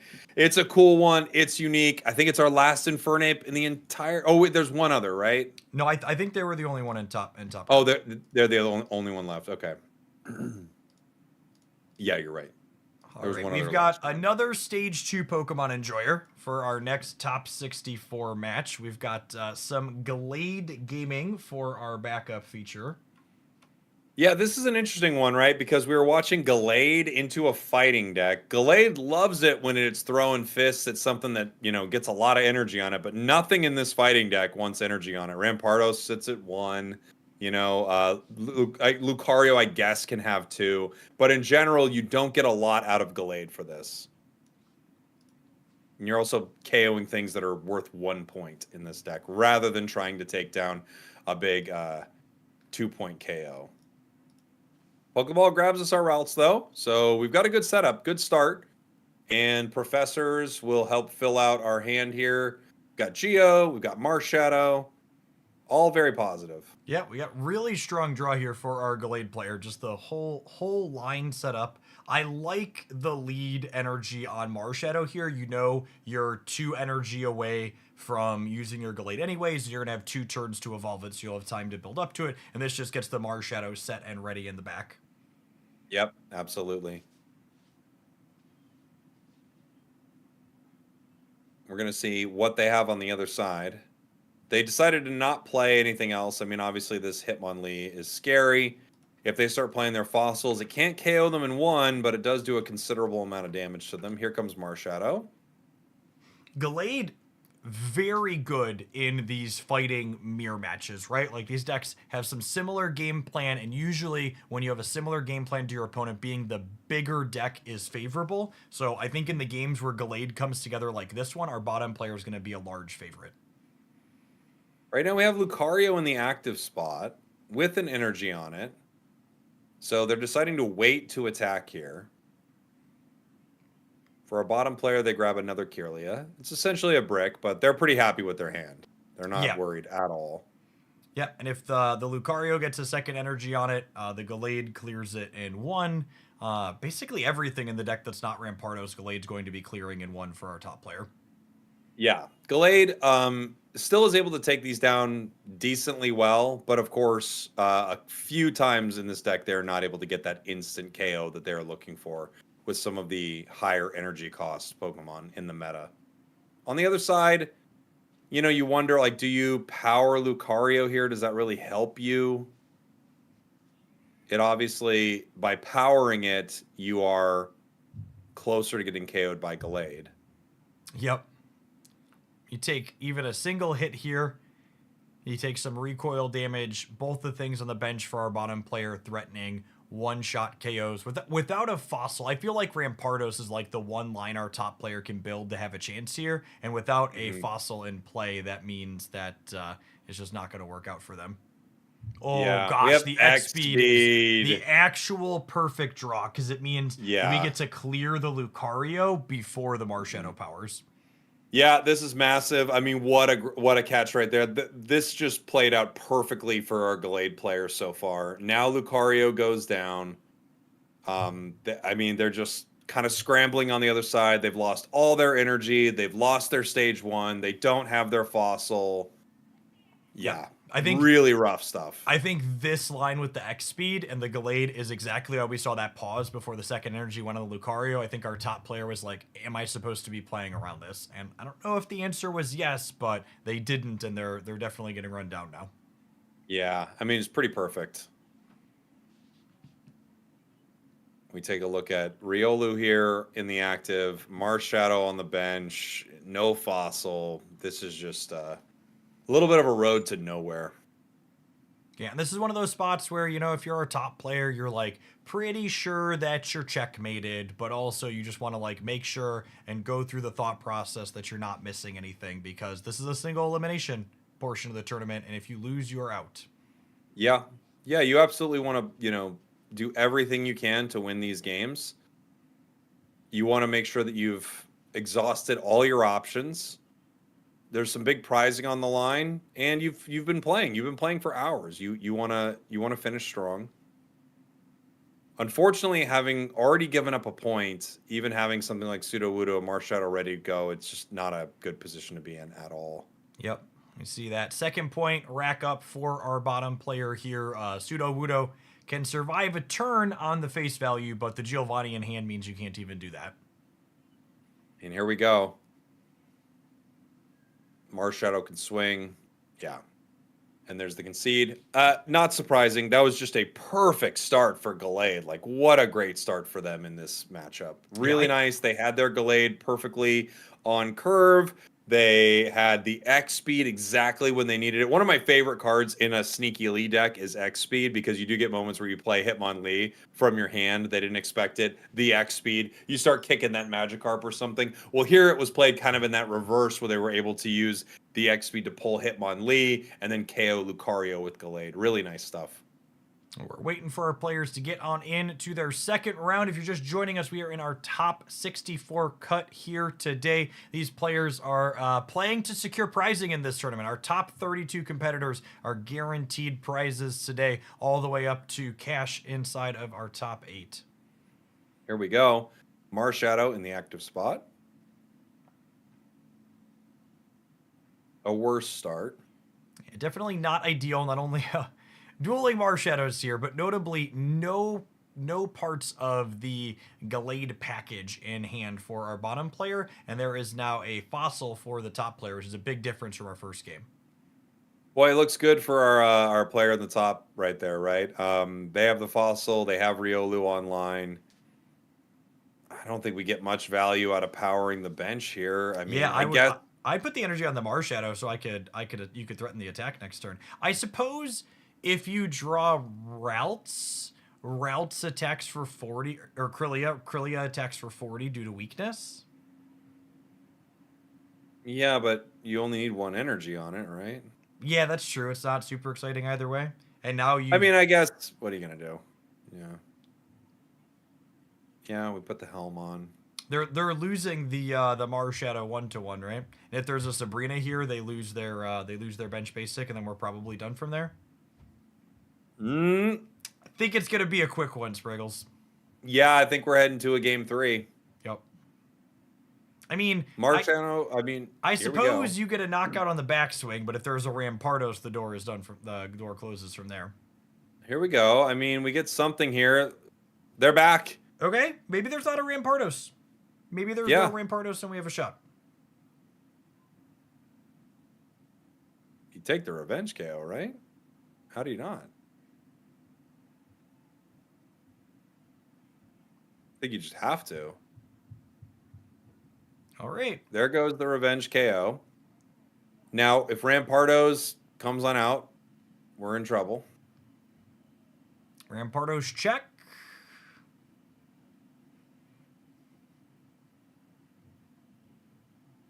Okay. Okay.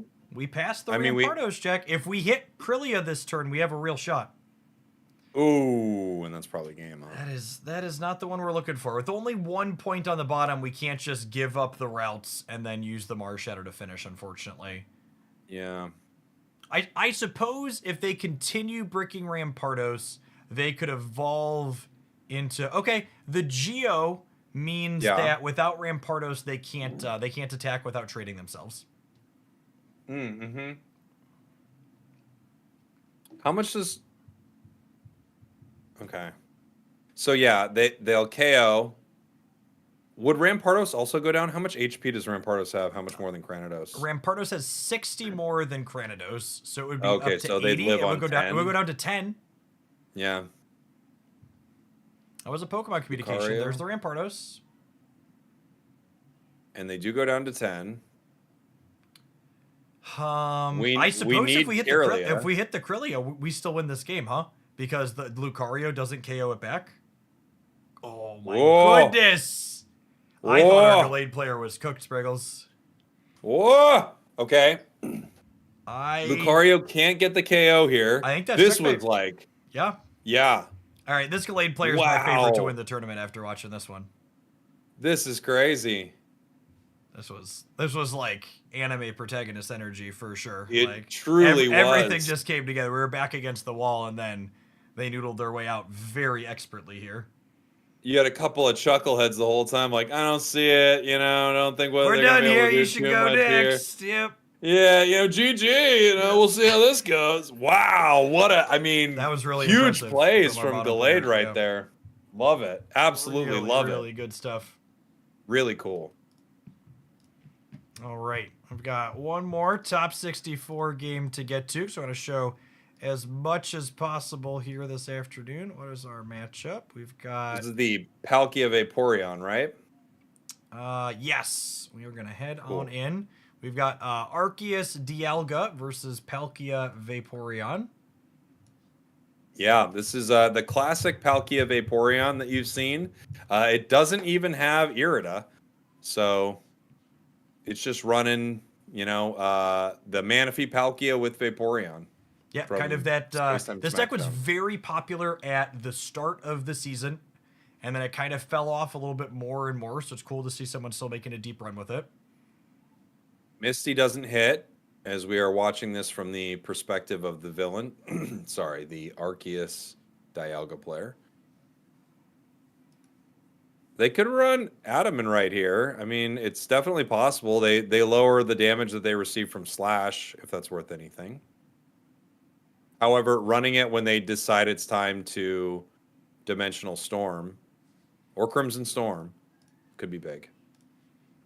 Let's pull that one up here for folks that aren't familiar with Adaman. It's not super heavily played, but shows up as one of the utility cards in here. So, notable thing here, it only prevents damage to metal Pokemon. So only the Dialgas, not the Arceuses in this deck list. Oh, dude, I for some reason, I always do that in my brain, specifically with Arceus every time. I think it's just because it's a bright card. It kind of looks metal. Yes, it has metal energy for sure. Yeah. In the And literal it has sense. metal energy. Yeah, in the literal sense. Yeah. It's got metal energy attached. Why can't Adaman work like Irida, where it's just if you have metal energy attached, it counts? It's only fair. So we see a pause here. No leaf in sight, so we're kind of all in on the Arceus game plan, which I think makes sense. I assume the lack of basics playing out both plays around to Sabrina and conceals a little bit of information here for our bottom player of exactly how heavy they'll be hitting for next turn. Yeah, interestingly enough, our opponent doesn't have Sabrina. They have 2 Cyruses, though. 2 Cyruses, 2 Leafs, 2 Misties, Pokeballs, Professor's Research, and Giant Capes.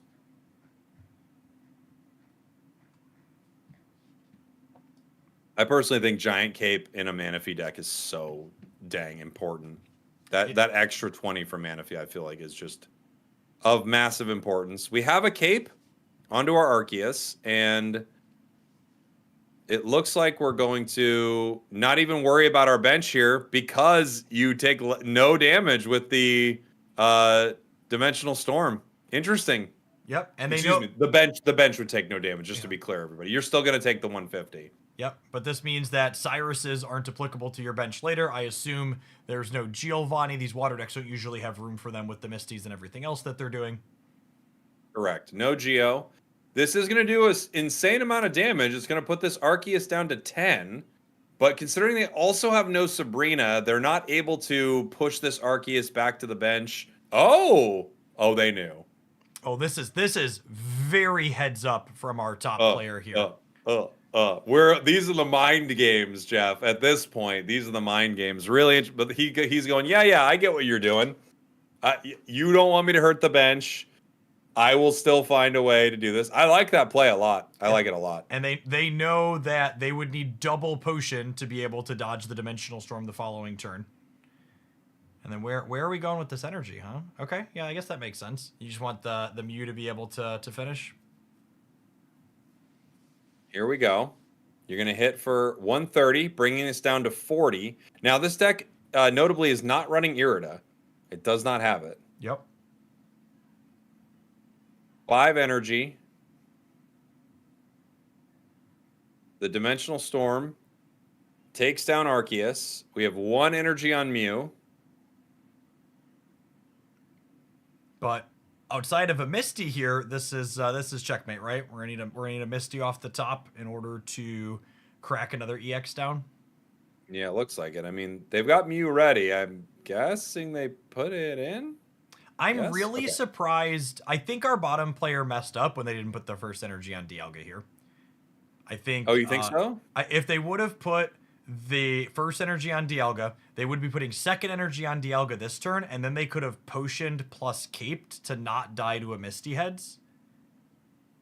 Oh, okay. And then the Dialga attack would have put 2 energy on Mew anyways. They're using the potions on their bench here. Oh, they also have a Geo in hand.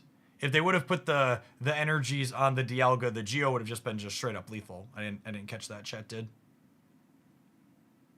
So definitely a miss on the Dialga. I don't think they get punished here most of the time, but worth The calling chat's out. telling me both Misties have been played. Okay.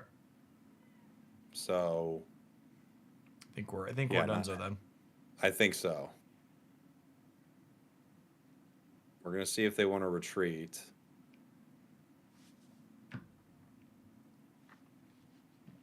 Okay.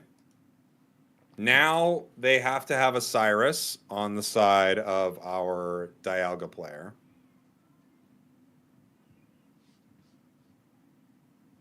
I love or Sabrina. I love the we're gonna pivot to the Eevee. They've got both. Yeah, they have both, but the Eevee could have like home runned that too, technically, right? I mean, there's always a chance. I've literally never had that move give me more than like 1. I don't think I've ever had a great flip with continuous steps, but some people have. That's unfortunate for a content creator. Those make great shorts. I know, right? Although all my shorts truly are me just bricking with coin flips. Like every time I put a short out, it's just me bricking. Like I'll have a crow, a gunk, or whatever, and I'll brick 5 times in a row. That's a short. All right, so our Dialga Arceus player is up a game here, but they are not done yet. These rounds are best of 3, so we're heading on in to our next one here. Heading on in to the next one. I thought both players were making some really smart choices in that last one. You saw how they were playing around each other in some really interesting ways. Once again, we start with Arceus here, which is not really where you want to be. Manaphy and Eevee on the other side of the board. We're speeding this one up here. Manaphy is exactly where you want to be for our bottom player for sure. Fully. And yeah, this is not an amazing start. You know, we have professors. You have Mars, which isn't an insane play, given what they have in their hand. They probably have a lot of what they're looking for. But we go with the Sabrina here and the Rocky Helm, and we're going to move on to next turn. Yep, just getting a little bit of that tempo here, kind of saying, okay, you kind of like have third energy this game instead of second energy if there's not an X-Speed or a Leaf to shuffle this around. Yeah, and I think we know. They have 2 Leafs, actually. So there is an opportunity to play one of them. I think if you have it, it would not be a bad idea at all to get your Manaphy to start powering, but they don't. I'm curious to see how much we believe in this Eevee. Look, if you miss, you take no damage. That's true. So. It's almost like 1 heads is actually like one of the worst outcomes, right? There you go. You asked for it. You asked for the worst outcome, and you got it. 1 heads. Yep. Obviously, Tails, Rocky Helm does no revenge damage, but because they did get 1 heads, they took 20 damage. Potion here. We're just slowly building up. We have no Cyrus in hand, so this Eevee can retreat to the safety of the bench, but worth commenting on that the Arceus is going to clear this Manaphy out, so we're only going to get a single energy generation out of it, so that's Sabrina in great effect from the previous turn. So we do decide to Giant Cape both of our Palkias here. We have Vaporeon, which is why they used Leaf there, because now they're able to wash out that energy onto the Palkia. Yep. This does set up a situation where Arceus will go down if they're not able to get a bench set up for it. Well, and the thing is, even if you set up a bench here, the Arceus going down next turn means you have no energy left. Like, the Palkia is going to burn most of its energy, but they're going to have a better position overall still. Looks like we're planning on placing Mew, possibly Shaman, and Dialga. No, they're going straight for it. They're not putting anything else out. They don't want to take any damage from the Dimensional Storm. And for those at home, that washout ability on the Vaporeon is the reason why Palkia is able to set up this big Dimensional Storm attack this turn. We attach our energy, we push energy from each of the bench Pokemon up, and then we get to crack for this big 150 plus 20 splash over the bench. And here we go. They decided to put 1 card out on the bench. It was their Mew. 20 damage back the other way with the Rocky Helm. That's 2 points for our Palkia player. The Mew hits the active spot here. The Rocky Helmet damage, super, super relevant in this position. It means that the Palkia goes down to 150, so it dies to Mew's Dimensional Storm being sent back at it. And Mew will get it before Palkia does, without Misty, of course. Misty would change that equation. Yep. Oh, I wonder if we're gonna see, and we have Cyrus in hand here, so I think with that energy on the back one, we're seeing our player set up to retreat this out. Yeah. Misty, this could be the game. Misty's huge. Is she huge? Tails. She's no. Misty, not Hitty, Spragels. I know, it's true. They need to change the name. Vaporeon to the active. I suppose Vaporeon is the optimal one to switch in here because it gives you the most time. Oh, I'm just now realizing that our players' points are off the screen. I apologize. Forgiven. And there we go. They were able to pull in with Cyrus. Obviously, the Palkia player doesn't know for sure that they have that on the other side, but they have to try playing around it, right? Yep. They have to try hoping that they don't have that 1 card. All right, so that concludes our top 64 round. All of our players are now locked for some prizing. So this tournament has top 32 prizes. We are going to take a brief pause for the cause to let some adverts roll. We're going to have another round of pack codes up on the screen. If you've not had a chance to win those yet today, they'll be going on between every round until we're done. We'll be back with top 32 in just a little bit. Gamers, don't go anywhere. See you in 1 sec.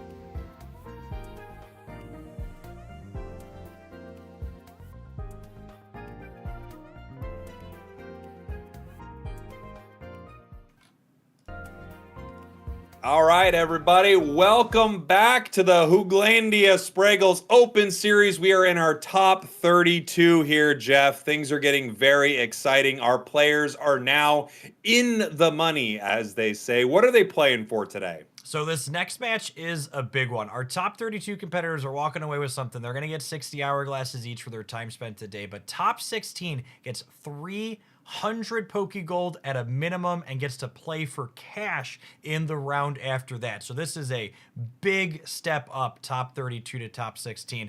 And we've got a sweet match to kick off with. We've got some Glaceon action going on in the top 32. Let's go ahead and jump on in to see how this Icy Evolution could go ahead and perform here today.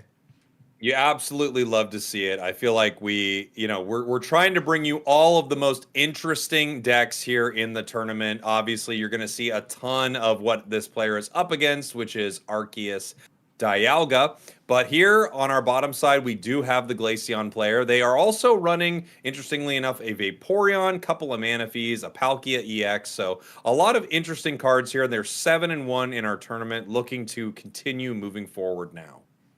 Yep, so we see Manaphy on the bench for our bottom player. You'd prefer to have that in the lead, but you're happy to have it at all for sure. We've got widespread of supporters there, Cyrus, Irida, and Misty for you to utilize your tools in different ways depending on how the game plays out. The one thing I'm going to be curious to see is, do they go for a Misty to get Manaphy going next turn, or would they rather Professor's Research to try and dig towards Glaceon or Vaporeon sooner?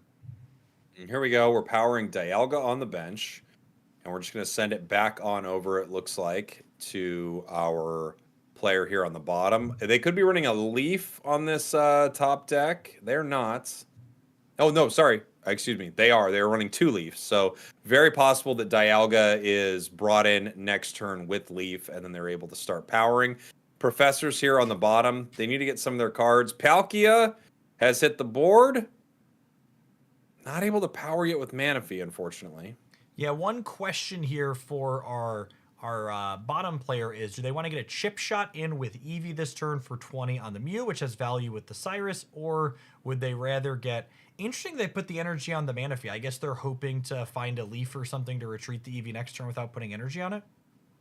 Yeah, I guess that's possible. They may just be sacrificing this right now. Let me see what they have in their deck. They do have 2 Leaf. So they have 2 Leaf, 2 Irida. They have a lot of things they can possibly play around right here. They know they're going to be taking 30 damage, or at least that's very likely what is about to happen with how they powered the Dialga on the bench. They do make it into that active spot due to Leaf, and the Metallic Turbo is going to send the energy on over to either the Arceus or Mew. Interesting situation with Mew, obviously, is you can power up for a really strong attack into Palkia, but they decide to power Arceus. Yeah, Mew's kind of your secondary attacker, I would imagine, in a matchup like this. Your Arceus is the one that's able to push through things like Great Glaceons and Manaphys quickly, while Mew is the thing that finishes their finisher, letting you clear through a Palkia in one go with their big swing turn back on them. Now we Giant Cape the Eevee here. They decide to evolve into Glaceon. Not exactly what I expected. I thought maybe they would just be putting the Manaphy out. They still could, I guess. After retreating for 1 energy. They also could decide to Misty this Glaceon here. One of the problems, though, is it does go down to Arceus in one big swing. Yeah, that cape really not saving us from a break point on our blue players' side. They get to switch out here, but they're a little bit at the mercy of a Cyrus coming in and dragging the Glaceon back up if there's another basic to go along with it to hit that 130 break point on the Arceus. Yeah, I guess the one thing they play around with that cape, and maybe this is the breakpoint they're looking for, the one thing they play around is the fact that they have to have another basic on the board. We'll see. I mean, it's very possible that they don't have that. And Manaphy is not something you really want Arceus to swing into because you don't want, this Palkia to possibly get enough energy to do some serious damage. One potential upside with this sequence as well is that even if your opponent does have Cyrus and another bench Pokemon to clear this Glaceon out, is that it means they can't leaf the Dialga out when they swap it. So the Arceus will be their only energy left on the board at that point. So if the Glaceon goes down, you're like, oh, you spent so many resources to accomplish this, I'm okay with it. And we do play professors here. They are able to get the rest of their bench set up. So now we know that they have it. They still could retreat here, but you don't get the same kind of play with Cyrus, so it feels like you're probably not going to be looking for it. We could use Metallic Turbo in a moment like this to power Mew, which could be a powerful, counter to Palkia once it does hit the board. Cape Giant comes Cape. down. Okay, that means that even a Misty Heads doesn't allow the Dialga to get cleared, and we see them positioning in a way where they're going to get to be aggressive with this Dialga while also setting up their other attackers behind them. Yeah, really great setup right here for our top player. We do have Leaf, which doesn't make a huge difference for us here. Irida is able to heal both of our Pokemon, and that does bring the Glaceon up to 160, which is a really interesting break point for it. We could still see the Manaphy power the bench, and it looks like they are going to make that play. This puts Palkia one within range of being able to use its very Crimson Dimensional Storm, while Glaceon is ready to fight next turn, swinging for only 90 for the 3 energy there, but between sort of the 2 turns, if it's able to stay around, you kind of are swinging for 110 if you're able to last one hit against your opponent. And we see some awkwardness in the draw for our Palkia player here, where the Manaphy got to be online and do its thing and make a bunch of energy, but now you're giving up a knockout point, and we don't have any other 1 knockout point Pokemon to pivot into for our bottom player, which means they only need to clear a single EX Pokemon to take the game win from here. Feels like you have to play Glaceon because your opponent is threatening you with Mew. At any moment, if you play Palkia, Mew can come in and make your life pretty miserable here. You've got Misty that you could play just to get some extra energy onto Palkia to swing twice right now. And that way you would be free to use another supporter on another turn. I don't know if you're ever going to find another opportunity to use Misty. It's not that relevant, but maybe it's something. Yeah, and I don't know that I see a line for the Palkia player here. You deal 100 with the Dialga, putting them to 60. They take a knockout point. They put damage. They take the knockout on your Dialga, and then the Arceus finishes the Glaceon very cleanly. And if you move the Palkia in to finish the Dialga off, the Mew's going to finish you on the backswing. They decide to bring in Arceus here. They're going to be able to swing for 130 into Glaceon. And I think this is about the same too. It just means they're not giving up 2 points that they have to give up for free. Yeah. Pokeball gives us Eevee, right? Yeah. Is there anything that Eevee helps us with? Not really. I mean, I guess Vaporeon isn't as scared of the Mew combination. Palkia just comes in right here and is just going to get cracked by this. And this is I'm dead if they don't make a switch. So I might as well put this in and see if they make the switch. Yeah. They also have Cyrus. That could end the game too, right? They've got, I think, one Cyrus, one Sabrina, both of them end the game as well. And there we go. So that energy come on, and we're going to be pretty quickly heading in to a game 2 here. Dialga, Arceus doing what it does best and just putting out lots of consistent damage. The Mews have looked really, really impressive in the games that we've seen them play today. Yeah, and I guess the Mew is really in there. I mean, with only 3 energy costs, they can kind of mirror an Arceus, obviously, that also has 3 energy. They could also mirror the damage from a Dialga. They could mirror a Rampardos for 130 if they happen to run into a Charizard. But most importantly, anything that deals the amount of damage that its HP is, it's Mew's bread and butter. Like Mewtwo, it eats it for lunch. Palkia, it eats it for lunch. Charizard, it absolutely destroys it. So it's really nice having something that you can power to counter some of those really powerful Pokemon. All right, heading on in to game 2 here. Our Manaphy player is not having the first energy advantage, which is really scary in the Dialga matchup. Yeah, if your opponent gets Dialga in that active spot with the energy advantage, which they didn't, they got Arceus. We still have like a few things, right? Because you can hit Leaf, like there are multiple ways to get that out, but at least you have something that you're looking forward to right here, which is they don't have Dialga active. They're going to need to spend some resources to get it in the active, and they have to use professors here. So they may not be able to start powering their Dialga and have it charge right away. I think the number one thing that's impressed me from watching this Dialga Arceus deck throughout the course of today is how frequently they have managed to win games where they just lead on Arceus and then put 3 energies on it to start. Yeah, you're absolutely right. We have a few interesting options here. We have the Pokeballs. We're just like combing through. We got basically everything out of our deck, all the basics, I think. We've got 1 Eevee on the board. I assume the other one's going to be our Palkia. Yep. We could put another Manaphy to play around a Sabrina, but we decide to put another Eevee on the board. Yeah, we're just gonna put.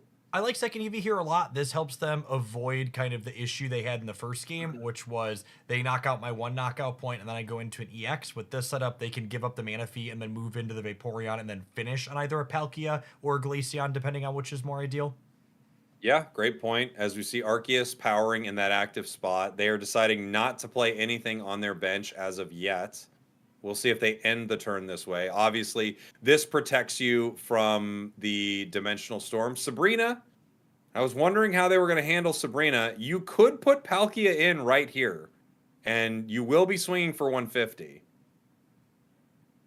Yeah, because they don't have to discard the energy to retreat, right? Yeah, you just put in Vaporeon, you Dimensional Storm. You don't get the KO because it has Cape, but you do a serious amount of damage. I think it's probably the call.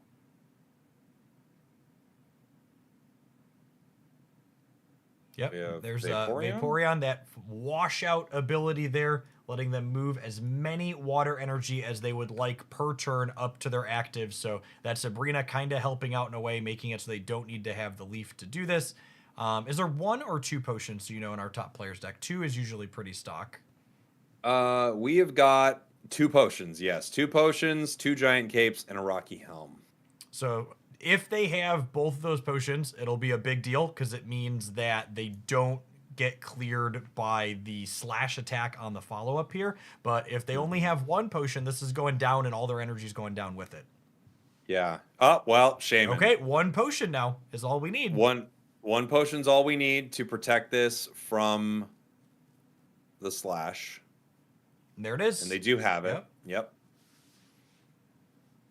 Are there any other bench Pokemon, or are we holding 4 utility cards here? We have 2 potions. Okay, now I mean, 2 potions means you live 2 slashes, yeah? With the Shaman? And this is a spot where, because the opponent's playing Irida, if you have bench Pokemon, you were playing them out. So if I'm on the bottom side here, I'm feeling pretty confident that there's 3 utility cards in our top player's hand. Got Misty. We've got a giant cape. The cape gets us to 80. It's not enough. We could retreat here into a Glaceon. The Glaceon would just do a 2 rounds of chip damage. And then we could play. I don't know. I don't think it's enough, but it is something if we want to get Palkia out of there. We also could just let Palkia go. Yeah, I like this, I think. You have the Palkia get its knockout points, because remember, there's 3 non-Pokemon in hand for our top player, so Cyrus is very likely one of them. So pulling the Palkia out doesn't even mean that it's safe necessarily.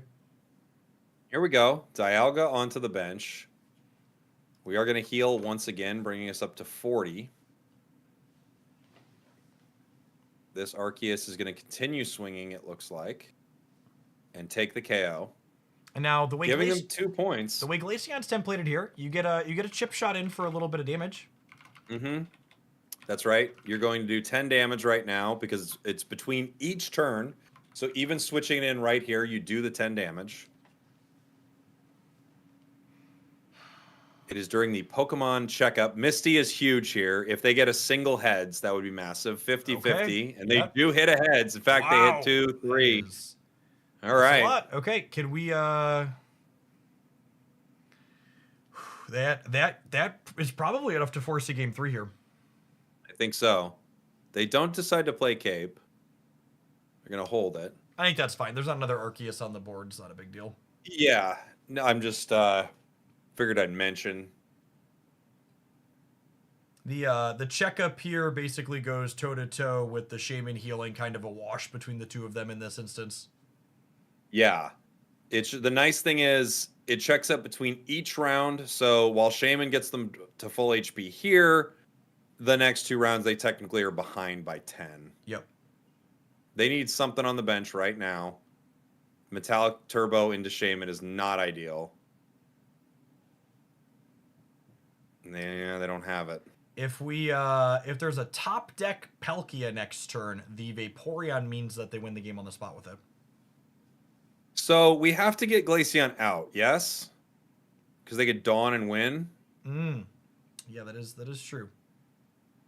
Oh, but we can't use it yet. We have. There's a cape. Cape means the Dawn's not lethal.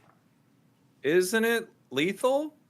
Because you're weak to steel. Oh, you're weak to steel. Nobody plays Glaceon, Spragels. I fully agree. You could here blame we me go. if it was in a big picture above your head. Then I'd be responsible for knowing what it did. Yeah, exactly. But if that wasn't the case, then it just really doesn't matter. We have Arceus hit the bench here, so maybe they do not have Dawn. Do they not have Dawn in this deck? Let me see. A lot of these builds don't have room for it, to be fair. Oh, they don't have Dawn. Never mind. They're not running Dawn. Dawn would give them a game win right there. Okay, here's the retreat, but I think with 2 points on our bottom player already, they just do not have time to get anything moving here. This is they're shuffling around, but not to great effect. Yeah. If that Arceus was here 1 turn earlier, we could maybe see something, obviously. Arceus didn't get to, the benefit of the Metallic Turbo.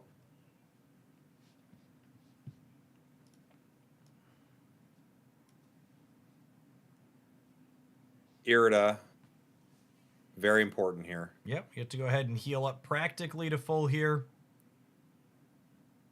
Now we swing for 90.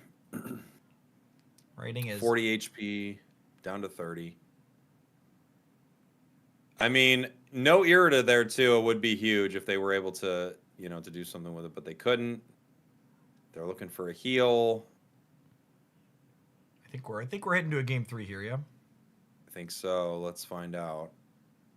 What'd they pull with their Pokeball? Is that other Dialga? Must be.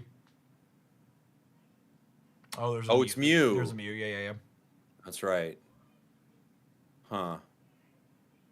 So with a leaf, they can like buy another turn again, but they just don't have a way to heal enough to ever survive a Glaceon hit and attack with something, I don't think. Yeah.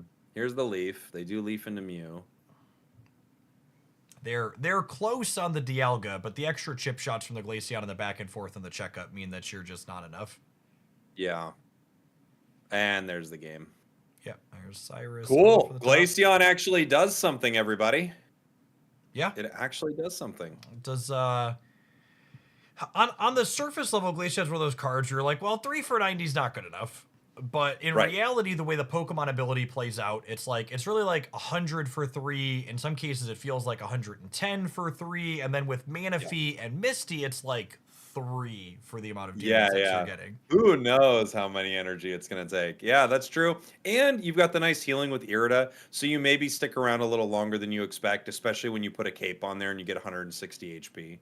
All right, we are headed on in to game the 3rd here for our top 32 match.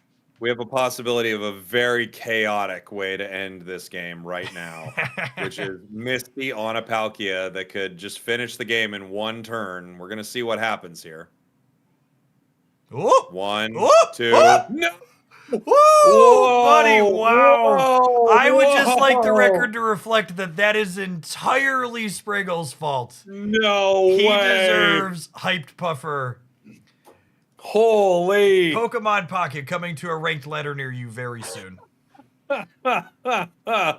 Dude. That's not going to look good for all the people I argue with that this game is nothing but coin flips, Jeff. Whoo, buddy, old Holy. pal. Listen, Spragels, as someone who used to fly across the country and has lost 5 figures on matches where I missed third land drops, let's just say all card games play out in a way similar to that some of the time. I mean, moments like this are just moments. I love looking at the chat. I see Scarface says, "Why would God allow this?" It just seems like that's a rough one that Arceus allowed right there. But you know, that's how it falls sometimes. Misty can really deliver you the game. Wow. All right, we 16 players remain, Spriggles. We are gonna take a quick break here, and I'm gonna throw. Hold on, you talk for a minute while I'm gonna prepare these codes because that match. Yeah, we're getting some codes ready to go on the screen right now. So again, these are just going to slowly populate. If you've already gotten one, it looks like you can only get one for the day. So if you've been here all day, you have a higher and higher chance of getting some of these codes as we're heading towards the final moments of this tournament. A lot of really interesting decks still in the hunt. And of course, the big meta stuff is still here. Arceus, Dialga, Lucario, Rampardos is still a big, big deal. But there are still some really exciting ones that could dethrone them today. All right, catch you on the flip side, gamers. Don't go anywhere. Get these codes. It's your moment. I believe in you.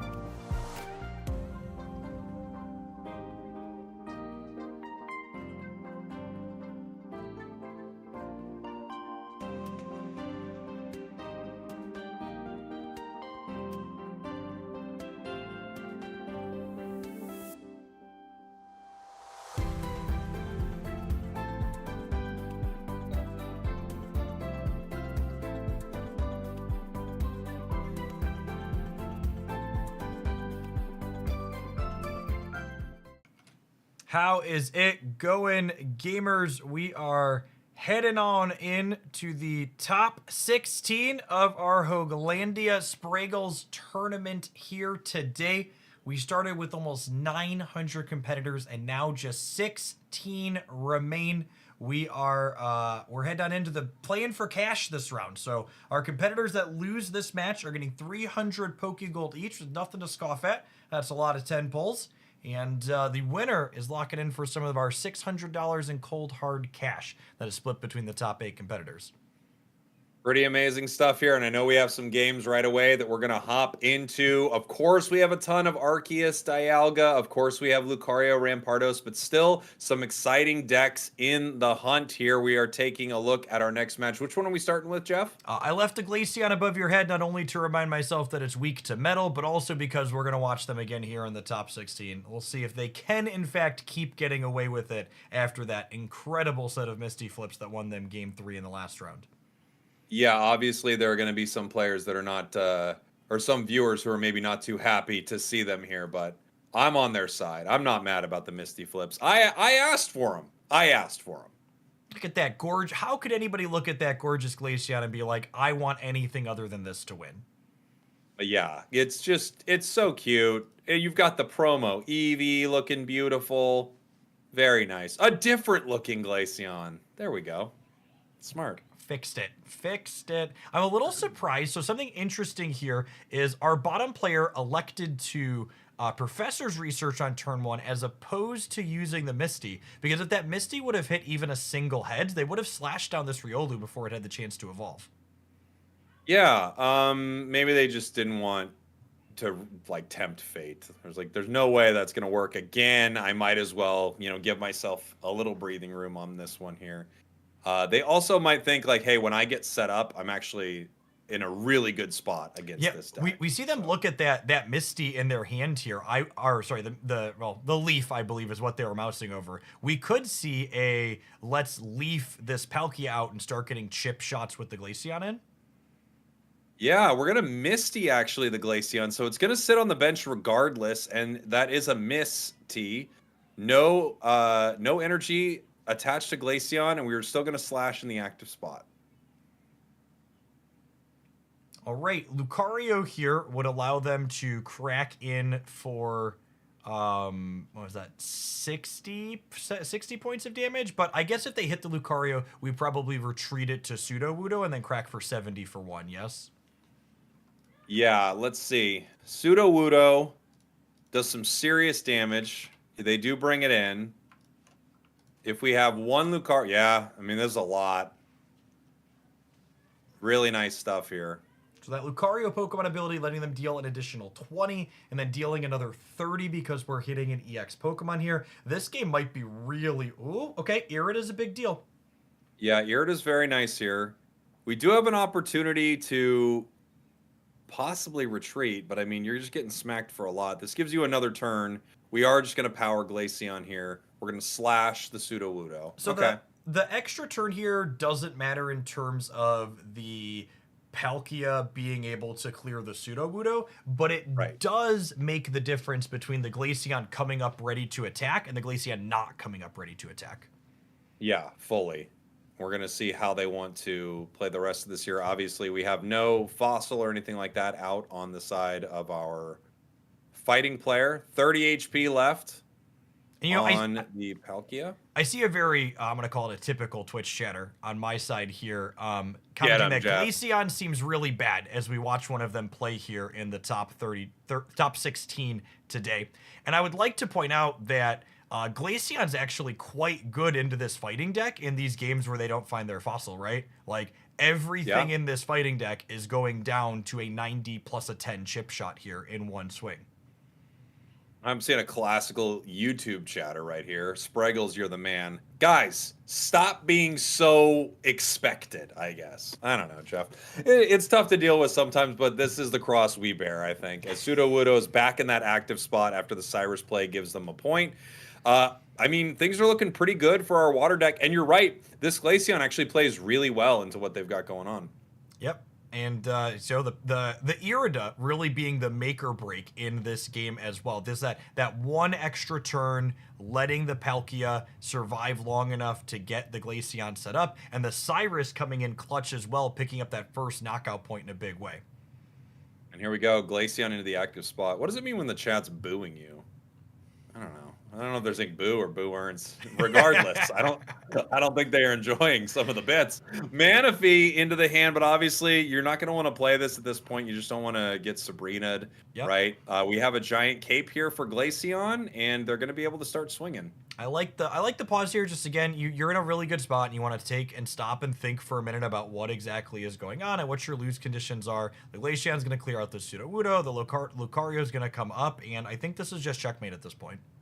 Yeah, really nice start here for a Palkia deck. And I mean, this is, for this fighting deck, they didn't get a single skull fossil online. And sometimes, Jeff, those fossils truly are buried at the bottom of your deck, and we have nothing in the game that can help you pull a fossil. We've talked a lot over this broadcast about how inconsistent Stage 2 Pokemon are, and fossil Stage 2s are more inconsistent than those because, like Spragel said, there's no way to search them up. So you're taking already, I need to assemble 3 cards in a particular order, and now you're like, okay, I don't have a way to get to that first bit more consistently.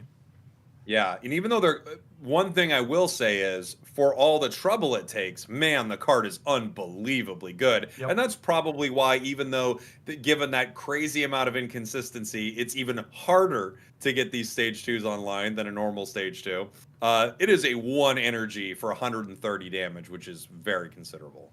All right, we're headed on in to game 2 here. And really, I think the last game we saw in the last round into this game that we saw in the first round really shows why this Glaceon Palkia deck has cut through to the top 16. You have games where you just high roll your opponent to all get out with the Misty, and they are the freest game you're ever going to play in Pokemon Pocket. And then you also have games like that last one where you're like, okay, my Cyrus lined up, my Irida kept me alive, and then my Glaceon was the appropriate finisher that we built up for 3 energy.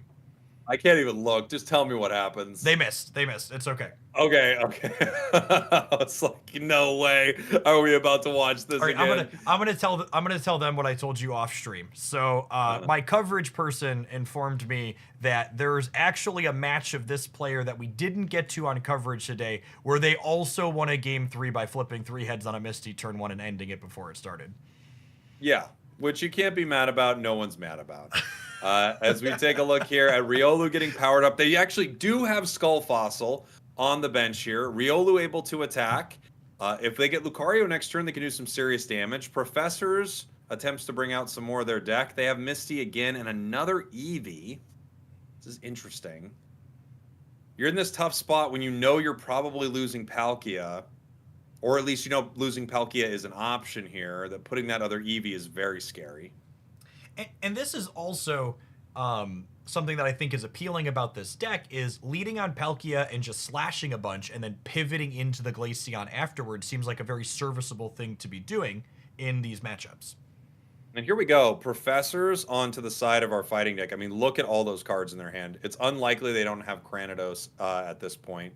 Or at least part of their line. Marshadow on the bench. They can retreat into Sudowoodo right now and deal some damage. They also can power Marshadow and just threaten this Palkia, but no, they decide to pull Riolu back, which means they probably have Lucario. Lucario's here, so is Cranidos, and Sudowoodo is swinging for a lot of damage.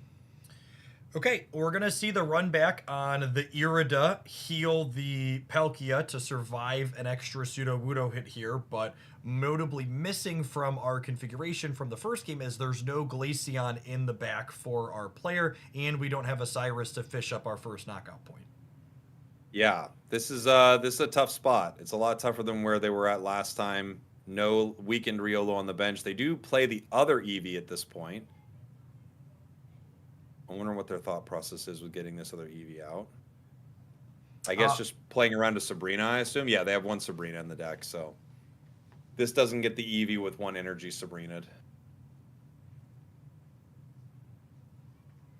We're waiting for our fighting player to make their choices up top. If we're on the bottom, we have a lot of looks at the Glaceon, to be fair, but another dynamic that's very different this game compared to the last one is the fact that there's that Cranidos sitting on the board for our top player, threatening the Rampardos that clears out the Glaceon very quickly.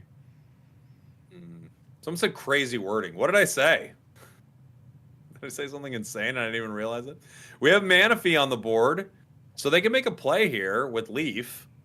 Okay. And they do. This forces the Cyrus to be a thing. The downside to this sequence is if they just clear the Manaphy, then the Cyrus wins the game on the spot later on. Yeah. Let's see who they power here. I'm guessing it's Palkia Eevee. Nope, 2 Eevees. Okay. I really like the 2 Eevees here because if you hit the Vaporeon, the energies are on the Palkia anyways, and this way you're not putting it on there in the event that they do Cyrus you.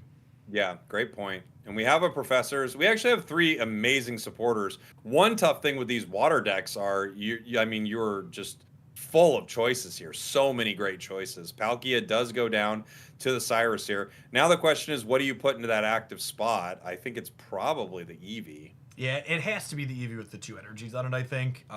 I also would wager have our window fully closing at this point. A remotely average hand from our fighting player, I think, we're in a can't-lose scenario. Yeah. You're going to need Glaceon and Cape here, right? And even that only gets you so far. And when we brick on the Glaceon, we're just going to a game 3 right away here, it would seem. Yeah, looks like it. Wow, I can't believe how, I mean, what is left in their deck? How many cards are even left?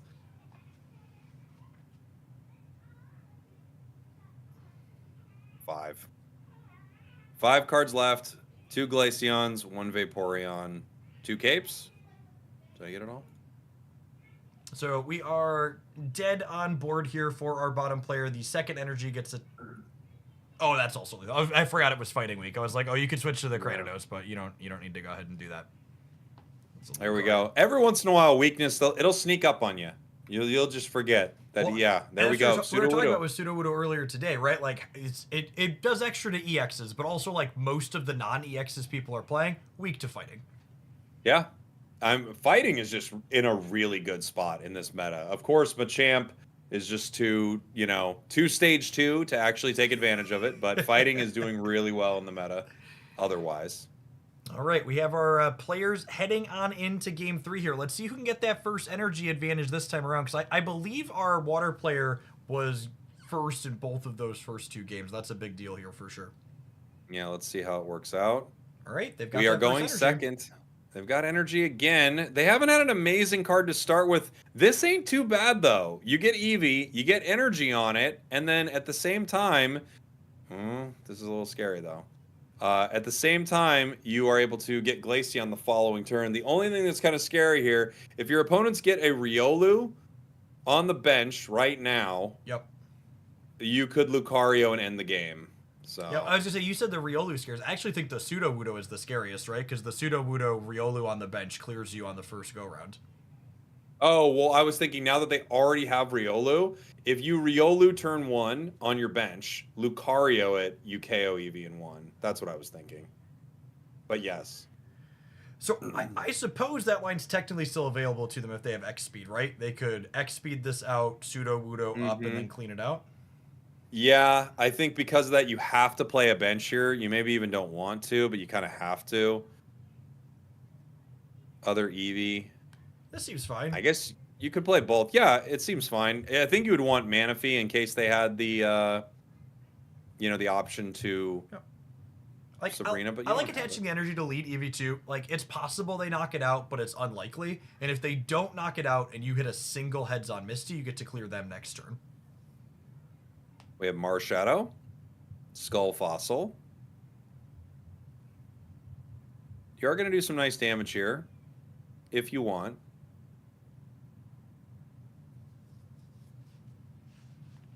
But again, you don't have to.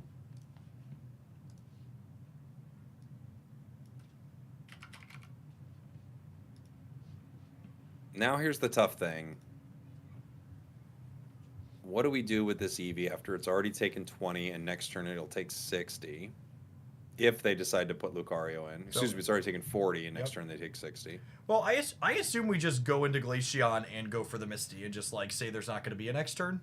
50%. Yeah, but of the time? Manaphy's here now, and you have the retreat. You already have the energy on, and you have Vaporeon in hand as well. I don't know. This is kind of tough. This is only tough if you're not a believer. That's true. I And, forgot about our that. bottom So it's all right. player has been blessed by Arceus. They're going for it. Blessed by They're Arceus, hitting it. Spriggles. Hitting Blessed it. Hitting it. by Arceus, Spriggles. They're hitting it. Holy. Don't call it a comeback. They were never behind. And with the Vaporeon here as well, these energies are also technically on the Palkia simultaneously.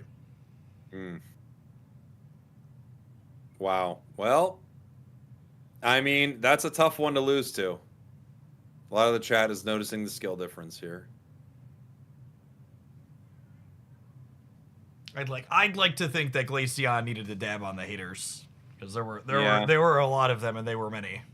Well, look, it's good to see the deck doing well. Never exciting how it gets there, but it's good to see it doing well. Lucario on the bench, Cranidos on the bench.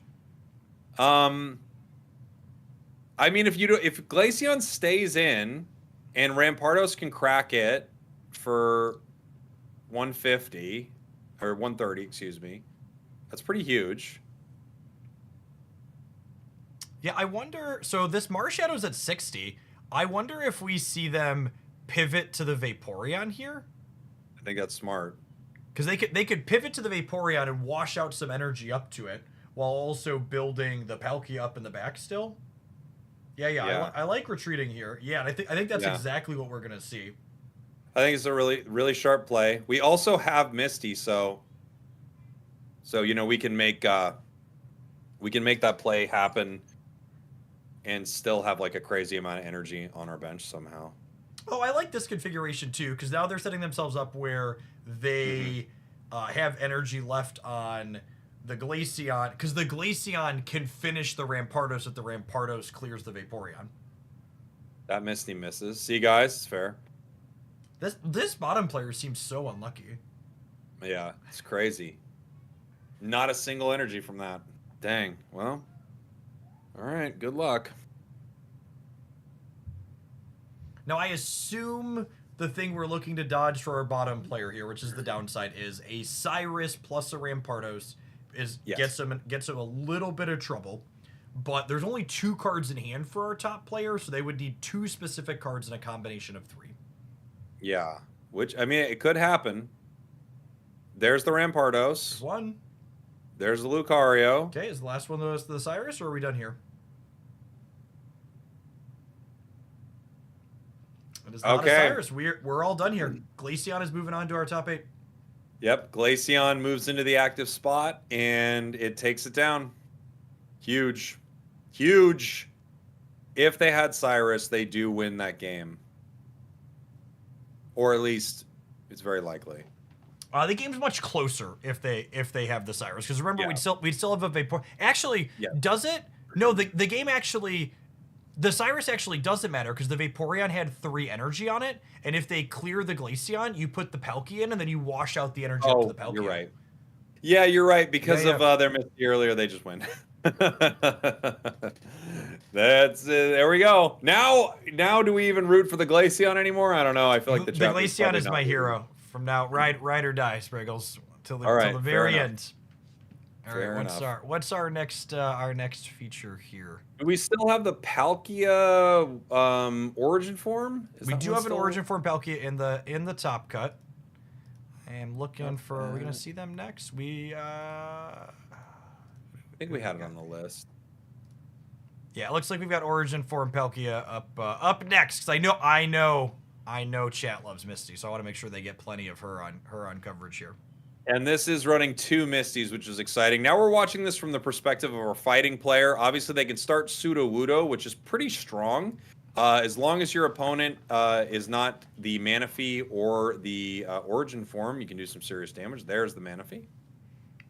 And I'm curious to see how the Sudowoodo deck plays into this. I think the origin form Palkia is a card that gives this fighting deck a lot of problems because of its non-EX status.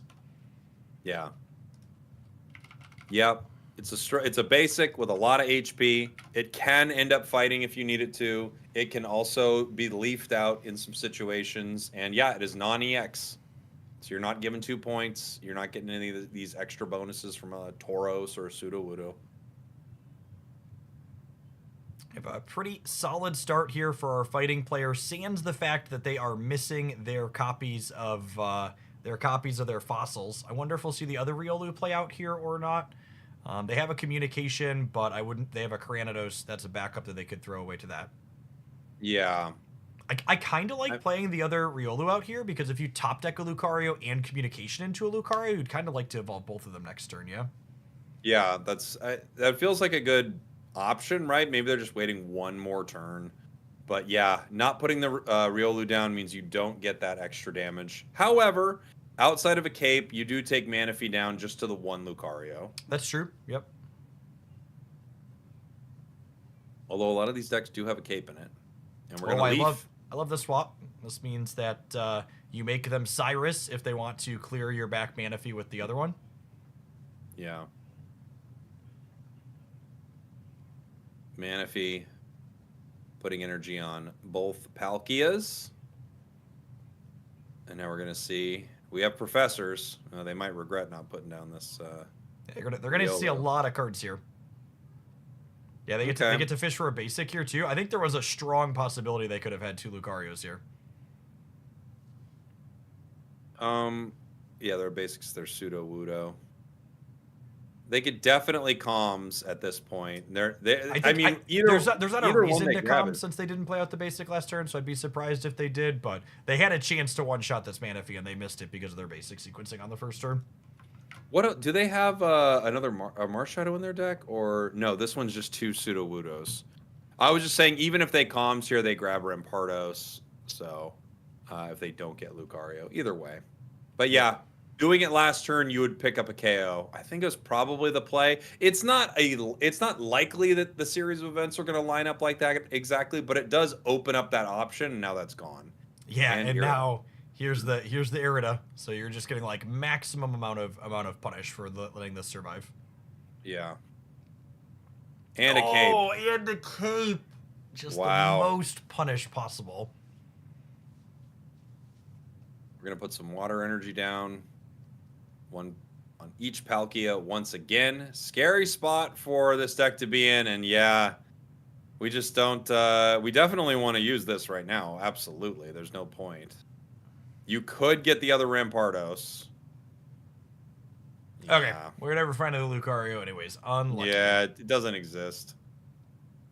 It's just like the fossils that are supposedly in our deck, all buried at the very bottom. It's a lie. It's all a lie. You could put down another Sudowoodo here, because you do know. Oh. Yeah, that pause. I don't know that I love fishing up the second Manaphy here. I really think you want to save the Cyrus for the game-winning point. Probably for the Rampardos, right? But you do. I mean, you might want to put the Sudowoodo on. Well, you can't really put it on the bench either, because then you don't have a spot for your fossil. Although the Sudowoodo is going down, yeah? I feel like you maybe put it on the bench. I guess maybe they don't want to like bring their cards in right away. So we'll see. Once again, a fossil deck with no fossils. We just don't have a way to get it. Yep. A lot of people have been asking for a Bill type supporter or something along those lines in the next expansion to make these decks a little bit more consistent, but I don't know. I think this Rampardos deck would be truly terrifying if it had 4 virtual copies of its fossils. Right. No fossil once again. We don't have Sudowoodo. We have to spend 2 to retreat with Lucario. Yeah, this feels like a spot where when you don't commit the Sudowoodo to the bench, you're kind of committed to just like cracking with the Lucario here, yeah? I think so, right? That was kind of why I was saying, like, maybe you put the Sudowoodo on the bench. Like, I know you want that spot for a fossil, but you don't have a fossil. And you know Sudowoodo is going down to Palkia. I guess they could stall a turn if they see you do that, though. The upside to putting the Sudowoodo up is if you finally find the second Lucario next turn, is you do get to clear it. Yeah. But we decided to hit with Lucario. We do have a turn to hit with Lucario. That's fair. Of course, Misty exists in that deck, right? Yeah. So We there's haven't always seen that how- possibility. We haven't seen how good the Misties are for this player yet, though. True. It's different for everyone. Yeah, they're not necessarily blessed like our Glaceon player is. Sudowoodo hits for 70 here. If they get the second Lucario, it does give them a KO, which would be really nice. They could also make that KO happen with Cyrus. Never mind. Healed to 130.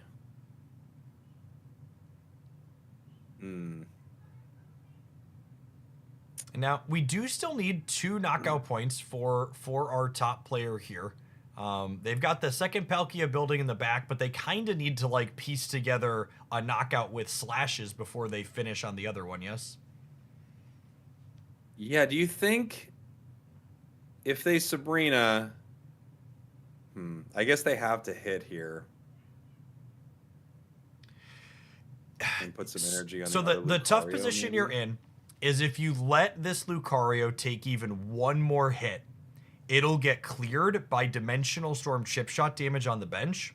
That's true. And because this other Lucario has damage marked on it from the earlier Dimensional Storm, it means if you take a slash next turn, you lose to Cyrus the following turn, pulling up the bench Lucario and clearing the back one at the same time. Palkia is down to 50. We obviously have a professors here. They don't have the energy between the two, so they didn't have a Misty. A Misty would have given them the opportunity to retreat if they got one energy on the Palkia in the back row there. But they're deciding not to make that play. They could still retreat into the healthy Palkia. Nope, no, they no longer can. Nope. Yeah, I like this sequence. If there's a Cyrus in hand, this sequence sets up checkmate. Fossils. Cranidos in hand, useless for them. You can now retreat if you want to into the Sudowoodo, but that's just giving your opponent the Dimensional Storm on Lucario. You can let Lucario go down here. Yeah, you could try to Sabrina your opponent and then Cyrus the following turn. Yeah, I think the line we've set up for is you just can't beat Cyrus. You're never beating that card. So you take your 2 knockout points by clearing this, and then you hope that your Cyrus gets you across the line next turn when they don't have their own. All right.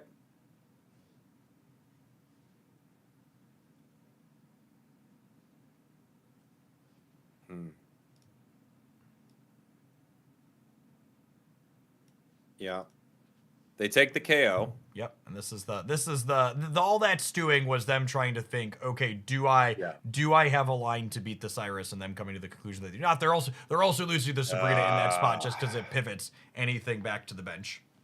There it was. I mean, they were looking for it. They just couldn't do anything right there. So we obviously sped that up for those who were like, wait, what happened? That was really quick. The Sabrina pushes that Lucario back to the bench. The Dimensional Storm that looks very crimson sometimes does 150 damage to the active, but also 20 to that bench, KOing Lucario. All right, a start that looks eerily similar to last game for our bottom player, much to their dismay. We have evolutions, but not a fossil in sight. No way. Still no fossil. I mean, this is just tough, man. The tree looks so incredibly happy. Yeah. Riolu, that's good. You might need, I was about to say, you might need to play other Sudowoodo. Really solid damage here. Doing 50. Next turn it'll be 70. Origin Form Palkia on the bench. We're going to leaf out to Manaphy here. Start powering our bench. Okay. Yeah. Nice thing is, one turn, they get a 1-turn KO. Right as soon as this Luca hits the board. Still no fossil in sight. Absolutely. It's 2 turns, right? Because it's only 40 into the Manaphy. Oh, duh. I'm sorry. Yep. Sorry about that. I don't know why I thought it was 30 plus 20. It's 20 plus 30. It's the other way around. Cyrus getting aggressive. What are we looking for? I don't think there's a, I guess they could find another Riolu to eventually turn into a Lucario there. Yeah. Yeah, this Cyrus is incredibly aggressive because it means like, okay, you have to have another one at this point now. Misty flips for 1. Manaphy is going to power. Origin Form Palkia now ready to go.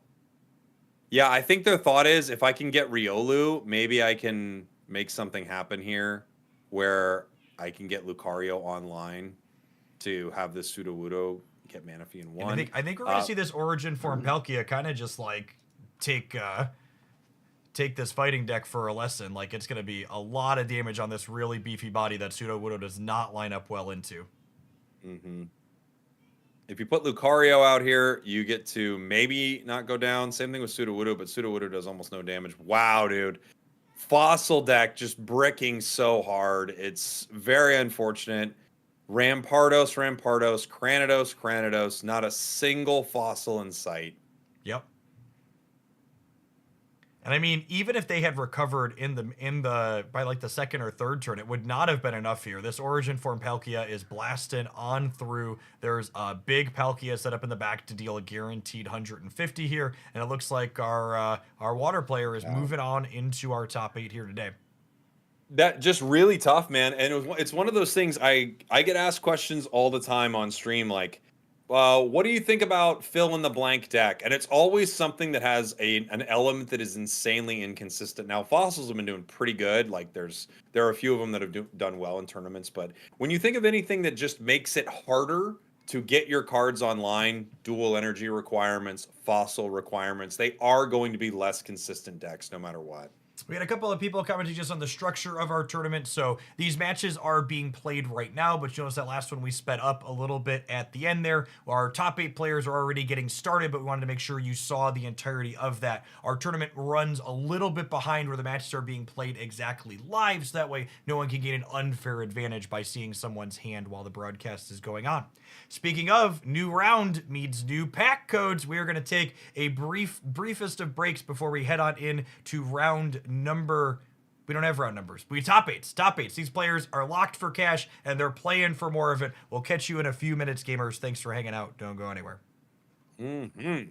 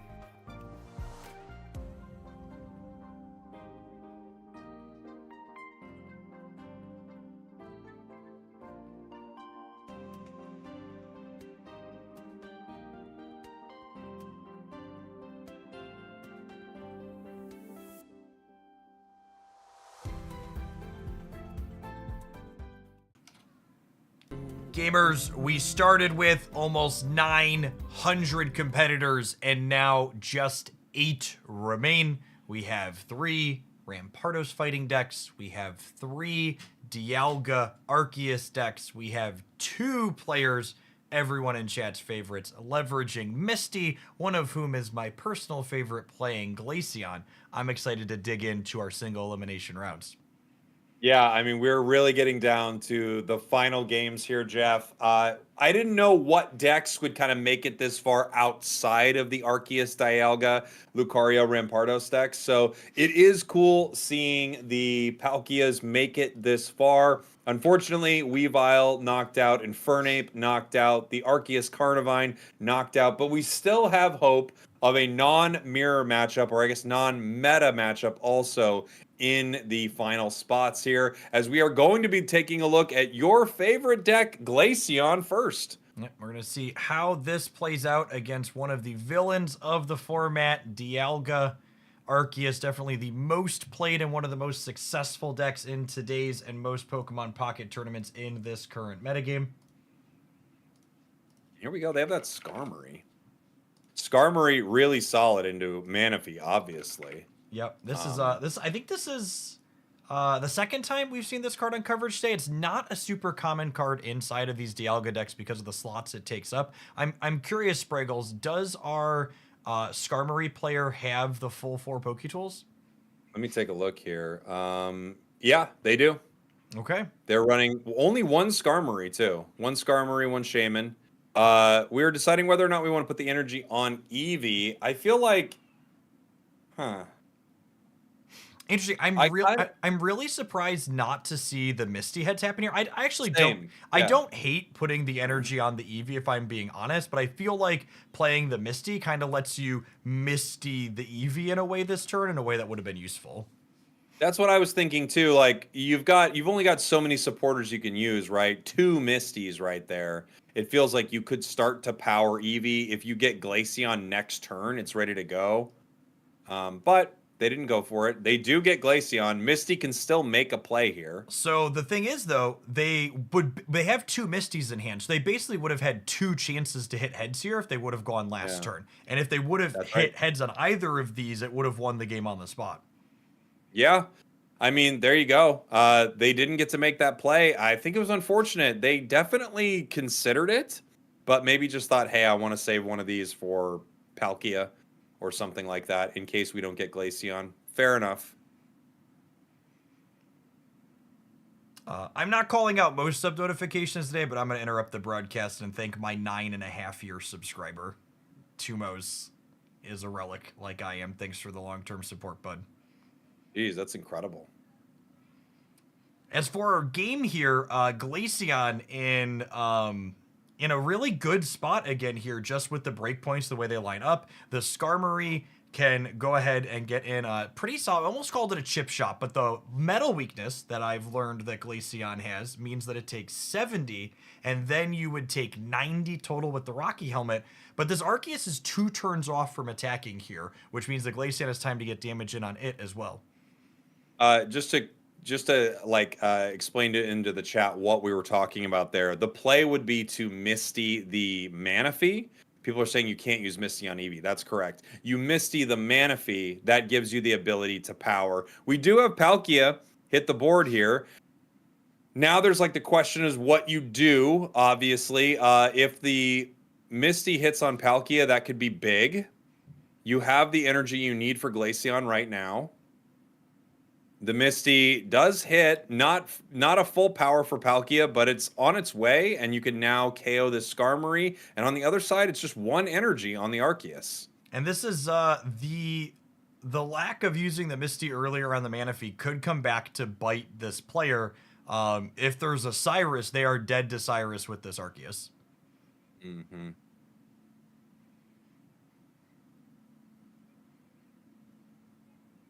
All right, we're doing a little damage. It's going to come down to, away. Is there that powerful supporter lurking in our top player's hand in order to put this game away? Let's see.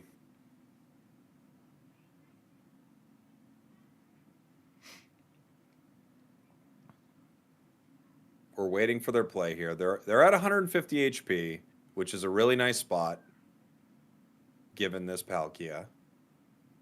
We're seeing how they want to play it. If they have Cyrus, I mean, they're feeling pretty great right now. Maybe just considering all of their options. Obviously, we're down near the end of the tournament here. They don't want to make a mistake. Yep, every single game, every single match you win at this point is more money in your pocket. These players are locked for cash and they are playing for more of it.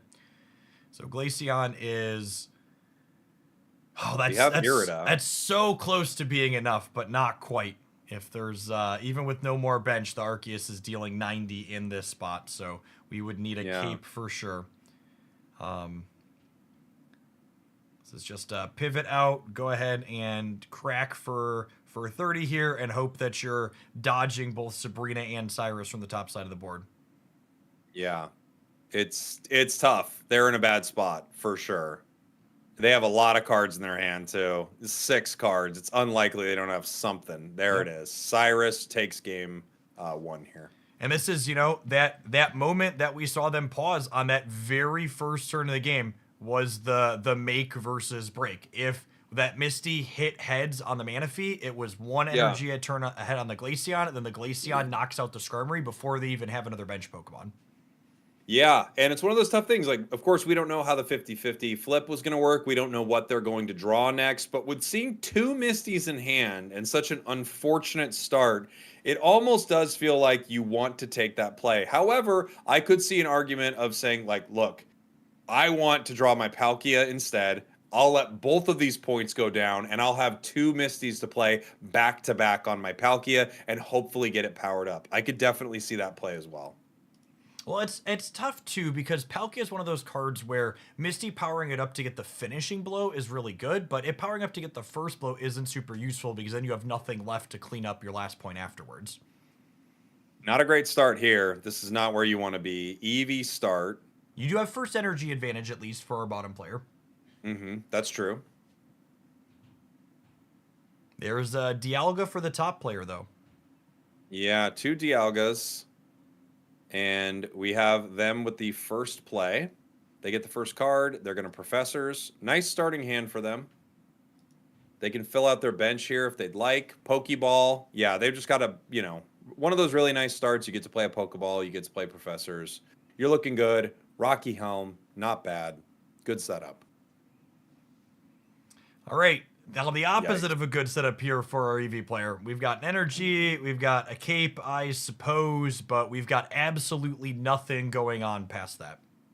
What you're hoping for... Oh, and you do start fighting, actually. Okay. What you're hoping for right here is that you get Glaceon next turn, or Palkia bench, something. Professors that gets you both would be really cool. Get something going on with the EV. Maximum amount of punish for trading 20 for 20 here with the Shaman coming down and being able to start healing some of that minimal amount of damage off. Yeah, you're really going to hope you draw something. You can't do anything with Misty, Cyrus, or Leaf. Your entire hand is useless for you right now.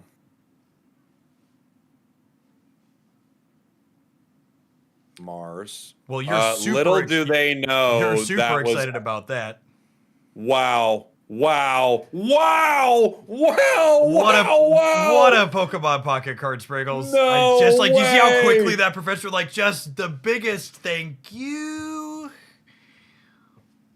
Oh my gosh, Jeff. It's like every single card you could possibly want. The only thing they don't have is Misty from that, but holy dude. Now the question is, do you want to Glaceon immediately? Or do you want to wait and use Vaporeon and hopefully, you know, lose another basic? But they go for the Glaceon, and they have the option. Do they power Glaceon or do they power Palkia? They're going to power in their face. Yeah, I like powering up the Glaceon here. I guess we're taking 50. You're essentially taking 70 per cycle from this Dialga. So the energy on the Glaceon here means you're really kind of banking on drawing an Irida. Yeah. That's true. Or you could get Mars and do another really good hand for him. 90 HP left. The other Dialga's powered. You're obviously doing the chip damage here. Professors. It's not a bad card. We get the Irida. We get two Okay. Irida. Yep. And now we do this. Are there any copies of Dawn in our top players deck? That's what I was just thinking. No, there is not. They Yep. replaced it It's for very Mars. uncommon. There's not a lot of room for those extra utility cards with everything they have going on, especially this build, Joe. You gotta fit Mars in there somewhere, Spragels. You gotta.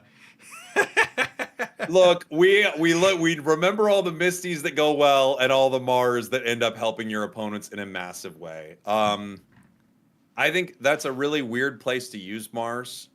Maybe they thought their opponent was making a play by putting nothing else on their bench, right? Yeah, maybe they thought they were sandbagging basics instead of just fully bricked. But actually, they completely unbricked their hand. I can't believe it. I can't believe how good what they drew was. All right, it's worth noting our bottom player is not out of the woodwork yet here. We've got two copies of Irida, but these Dialgas are getting ready to start landing 100-point hits. Palkia doesn't have any energy on it yet, so we get to tread a little bit of water here, but I think our top player is definitely still favored despite the fact that they gave their opponent a functional hand.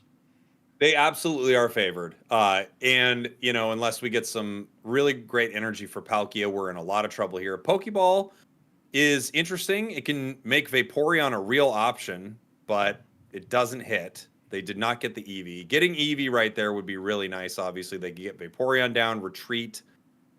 They could retreat into Manaphy, but Manaphy is guaranteed to go down here. I was gonna say, I guess you could Irida twice, but that's not particularly helpful. Yeah, it brings you up to just 100. The problem with this line is the mana fee goes down and then you lose the game to Cyrus, yes? Yeah, and they don't even decide to Irida anyway. So...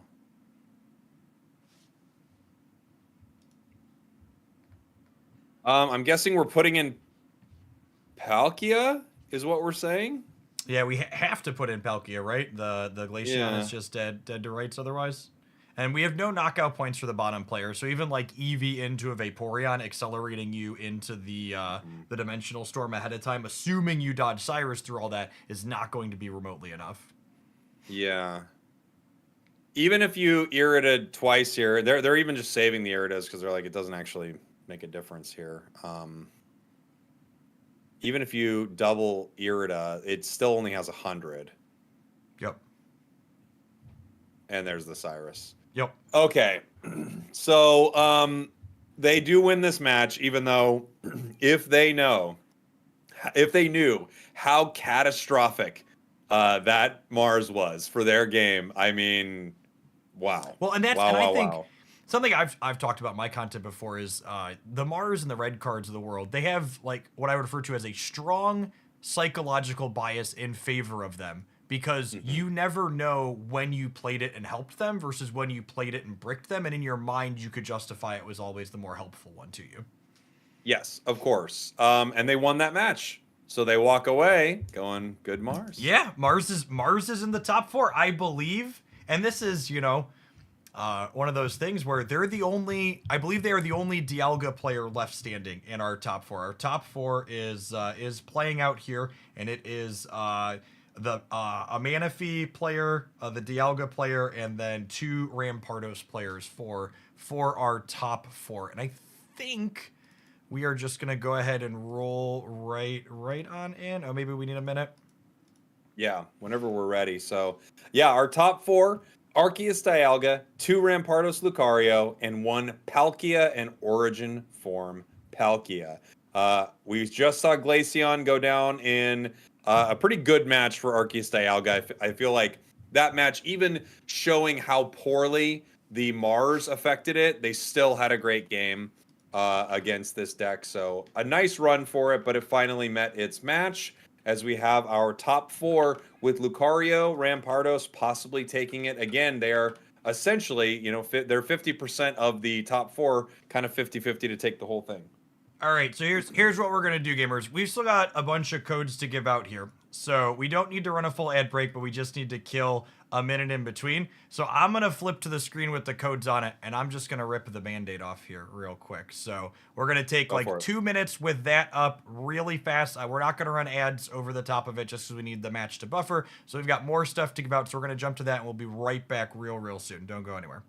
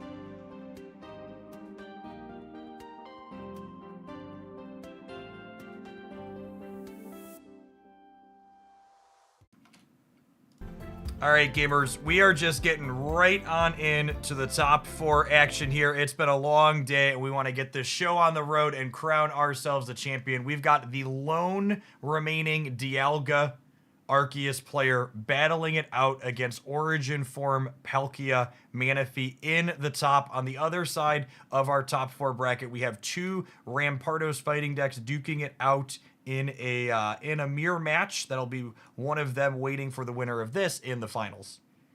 Yeah, so one way or another, these are going to be running into Lucario Rampardos. And I got to say, I feel a little bit better as the Palkia deck running into that. It feels like it plays a little better into it, given that Rampardos can KO this Arceus so easily.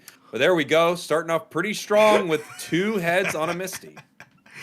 Oh, I know chat loves when we start out high stakes games with that. It's super exciting. The tension or lack thereof it creates.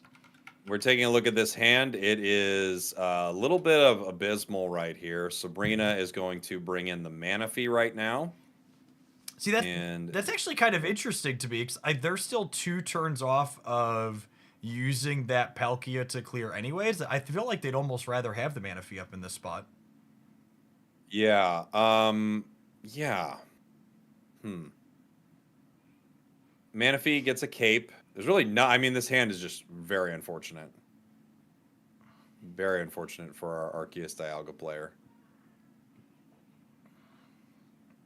All right. I mean, if they get another basic Pokemon here, they're not dead next turn. But with Shaman being the other basic that they got, I think the rating's going to be on the wall, as we say. Yeah. Yeah. It's very bad. I mean, yeah, they're putting energy on it, but to what end, right? I guess they could retreat.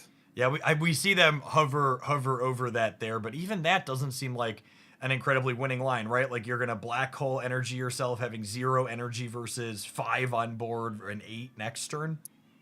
Yeah, just a really rough start. No basics. Even Professor's only giving them 1. They have Cyrus, Leaf, Geo. All good cards. Not here, though. Yep. We see the long pause here, just like trying to think through all of their basically bad options. Just sometimes it's where you end up at. Here comes the Palkia. This is an obvious KO. You definitely take this. Yep. Now it's just Shaman at 40 HP. You're going to have to top deck or pull with Professors something to get back in this game. Yep. Dialga's obviously, I think all of your winning lines for our bottom players start with a Dialga into an Arceus most likely, but you really need to put an energy on something meaningful this turn to have a shot. Pokeball. Mars is not useful here. Skarmory is interesting. The problem is you've got that Shaman in the active spot. Yep. It's kind of hard to get out. We don't have a way to get the Skarmory up in there just yet. We could put an energy on it, and then next turn we can leaf it out technically. All right. We have a possible. I mean, they only played one Misty, right? You could be Mistying here again. Yeah, Misty would end it real fast for sure. What's the fastest line to get back to another deal 150 here? I honestly really like this charge up the one in the back. You're like, all right, I'm just gonna keep slashing, and if that's not good enough, we'll have a 150 locked, loaded, and ready to go. We've got our Dialga. The 30 though opens up a Cyrus, huh? And Yep. with putting that cape, well, I guess you do make this play. Absolutely. Yeah, you get to Mars get and rid down of to the one ability card. for. Yep. It's very possible you just got rid of a bunch of mech cards and gave them Cyrus. That That's is pretty unlikely. technically a possibility for sure. Are they running Sabrina also? I wonder. The way they played around that tells me they are not running Sabrina. Yeah, I would assume there's no Sabrina for their top There is card. a Sabrina. There is. Okay. So small mistake there. Just leaning on the Mars to do the heavy lifting. It kind of feels like we're in garbage time at this point though, going through the motions. The Palkia, even if the lead one goes down, the charged up second Palkia in the back is going to finish things up, I would wager. Yeah. Yeah, it looks like it no matter what. We're going to slash. Moving on over here. Shaman gets out of KO range. Them getting professors is pretty rough. You Mars, you hope you're going to get rid of a lot of cards, right? We're going to get the heals. We have Dialga and Arceus for our bottom player. If they can find a cape to put this other Dialga up and let it survive a hit from the big Palkia in the back, maybe we start building a path.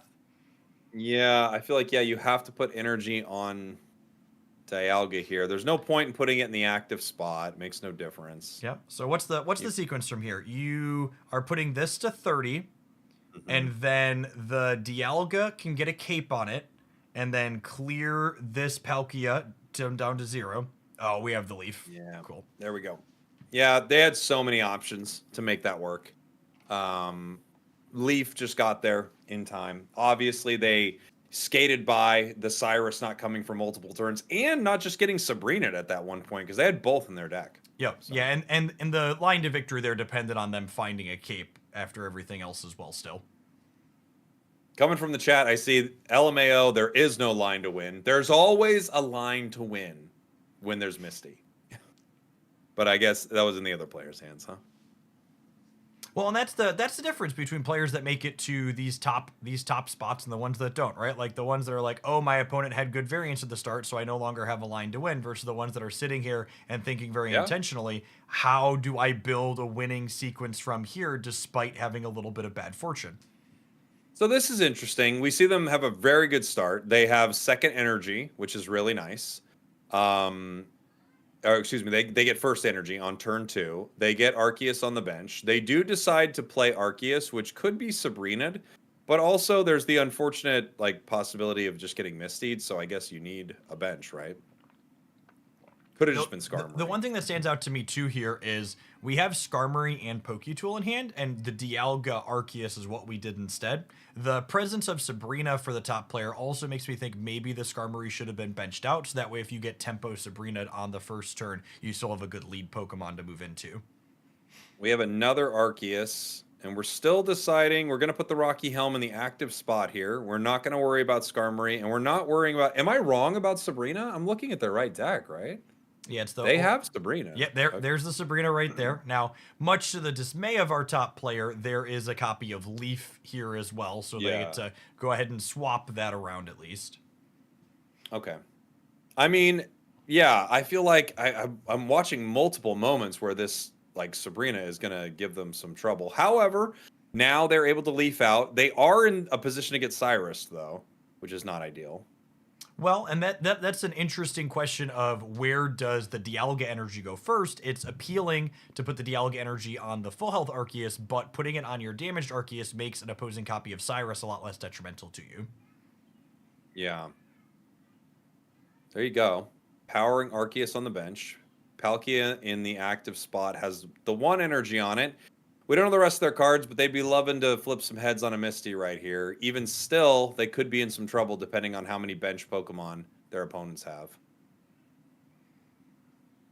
Waiting to see here what our water player is doing. That Origin form Palkia looks a lot less good in these games where you lead on your regular Palkia, because following up that Yeah. non-EX that's weaker once they clear your EX means they have a pretty easy time winning the game, only needing to deal a total 270 points. We have another Palkia. We're going to leaf into one of the Origin form Palkias right here. Give us some time. Yep, and this builds a lot of time too. Without a copy of Cyrus, getting through 100 or 240 HP is a lot different than needing to get through 270 to win the game. Just looking at our deck lists here. Some folks in chat asking, are there going to be more pack codes for people watching the stream? Yes, we'll be giving some out before our semifinals, before our finals, and after the finals as well. So make sure you're hanging out if you want a chance to get a freebie. We've got a Shaman, got a Rocky Helmet. We've got a lot of nice things here, it feels like. Yep, the Pokeball Shaman gives is us especially other nice here. Going to get to cleanse this chip shot damage off the Arceus on the back line here. I assume you even put the 3rd energy on the Dialga this turn, and then you have 2 Arceus with 2 energy. You have your Dialga ready to start attacking for 100, and I think we're going to be heading to a game 3. Yeah, I think so, right? Feels like a good start. They're going to just retreat. Okay, they're getting really aggressive right here. So they're going for a retreat into... Nope. No, yeah, I think retreating is very, very wrong in this instance. Well, it gives you the KO on Origin form, and it puts you in a position to draw Cyrus, I suppose. Yeah, so I guess I suppose if they build, I just don't see how our top player wins if you take it slow from here. Because you have multiple things built up. You take your first knockout with Dialga, you take your second knockout with Dialga, and then the Palkia in the back could only clear one of your things with its big blast, and the Arceus comes in and mops up afterwards. Okay. Manaphy. Yeah. You could leaf into Manaphy at some point. Do they have multiple leafs in their deck? I'm guessing they have 2. Yeah, they have 2. Leaf into Manaphy would have been very good for our top. I guess it still clears in 1. I think our Palkia player's in a tough spot regardless. Mars, always tempting. There's essentially 3 attackers on the bottom side of the board here for our Dialga player, and they're each threatening a really good amount of damage at this point. Feels like they're in a great spot here, taking this first point. Now, obviously, the Palkia player can give up a second point. So they could put Manaphy in right now. They could put Palkia in. They go for the Manaphy. So with the Manaphy up, I guess you only need... They need a single heads-on Misty to attack twice with the EX Palkia. Because this gets it to 4. Next turn they attach to 5. That's a really interesting place to cape.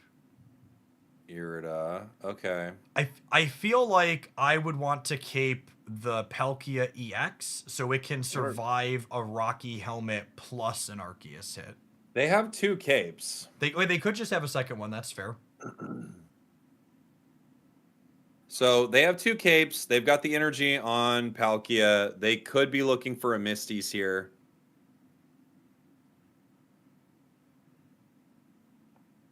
Crack in for 100. Clean this out. And now with 1 energy on it, they only need to place 1 energy on it to retreat. We also don't know. They could have their other leaf. They've only used 1 leaf, correct? Yep. We need a cape plus a Misty Heads here. And you have 2 turns to get the Misty Heads to be able to win this game for our top player.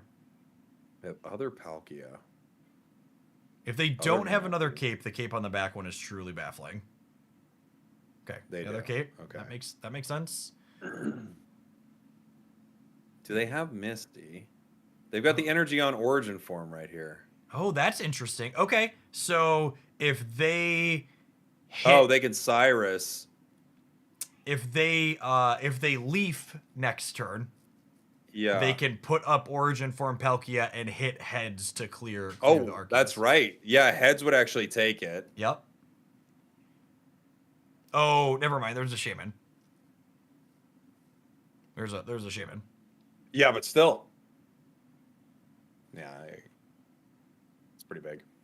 Although They have Mars here. I suppose the Palkia Origin Form Palkia with the cape technically survives a hit, but the Giovanni is sitting here, so that's not going to be the case. Uh-huh.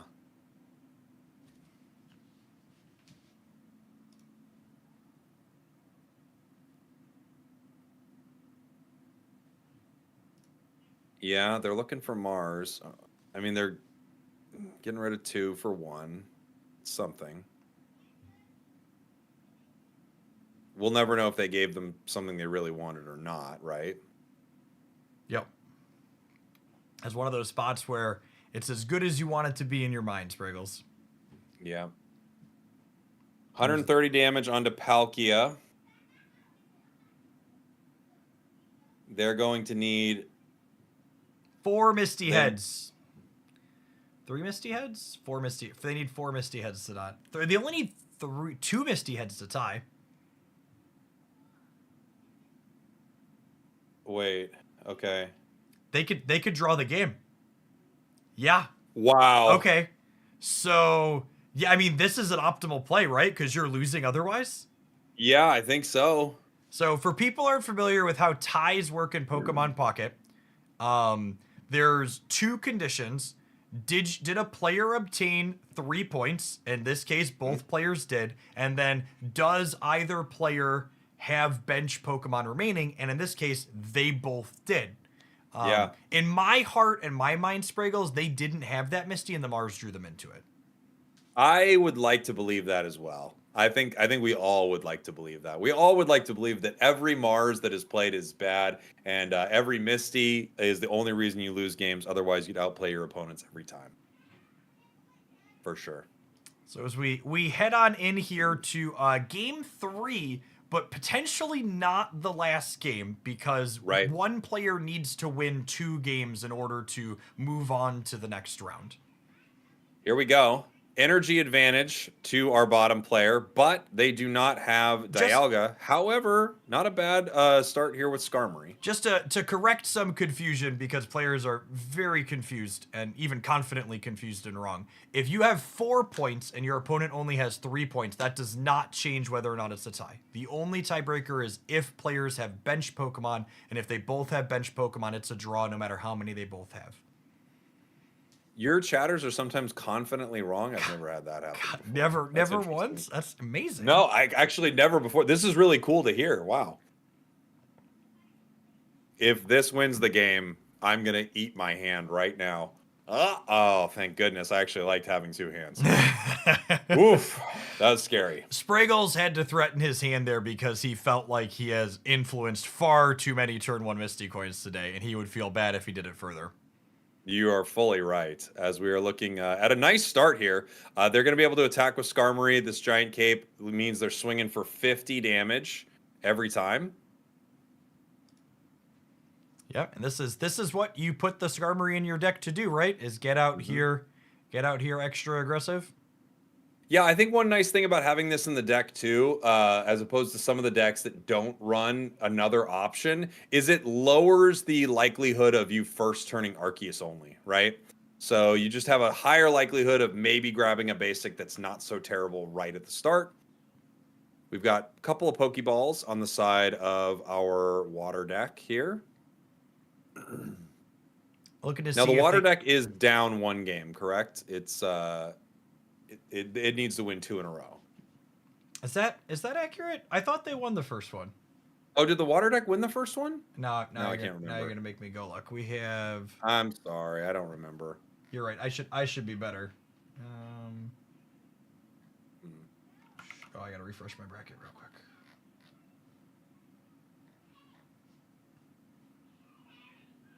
Well, oh, the water deck won. Yeah, Well, that's what the chat's telling I was me. pretty sure the water deck won the first one. Okay, great. Okay. Yeah. Fantastic. So we had a win into a draw. So Fair the enough. water deck needs to win one more, and the metal deck needs to win two more. And at some point, I'm gonna put game wins for the players on the overlay for next time. One day. One day. That does take a lot. It's a lot because the matches go really fast. Yeah. Another 50. Palkia taking a lot of damage right here. Irida can save him a bit.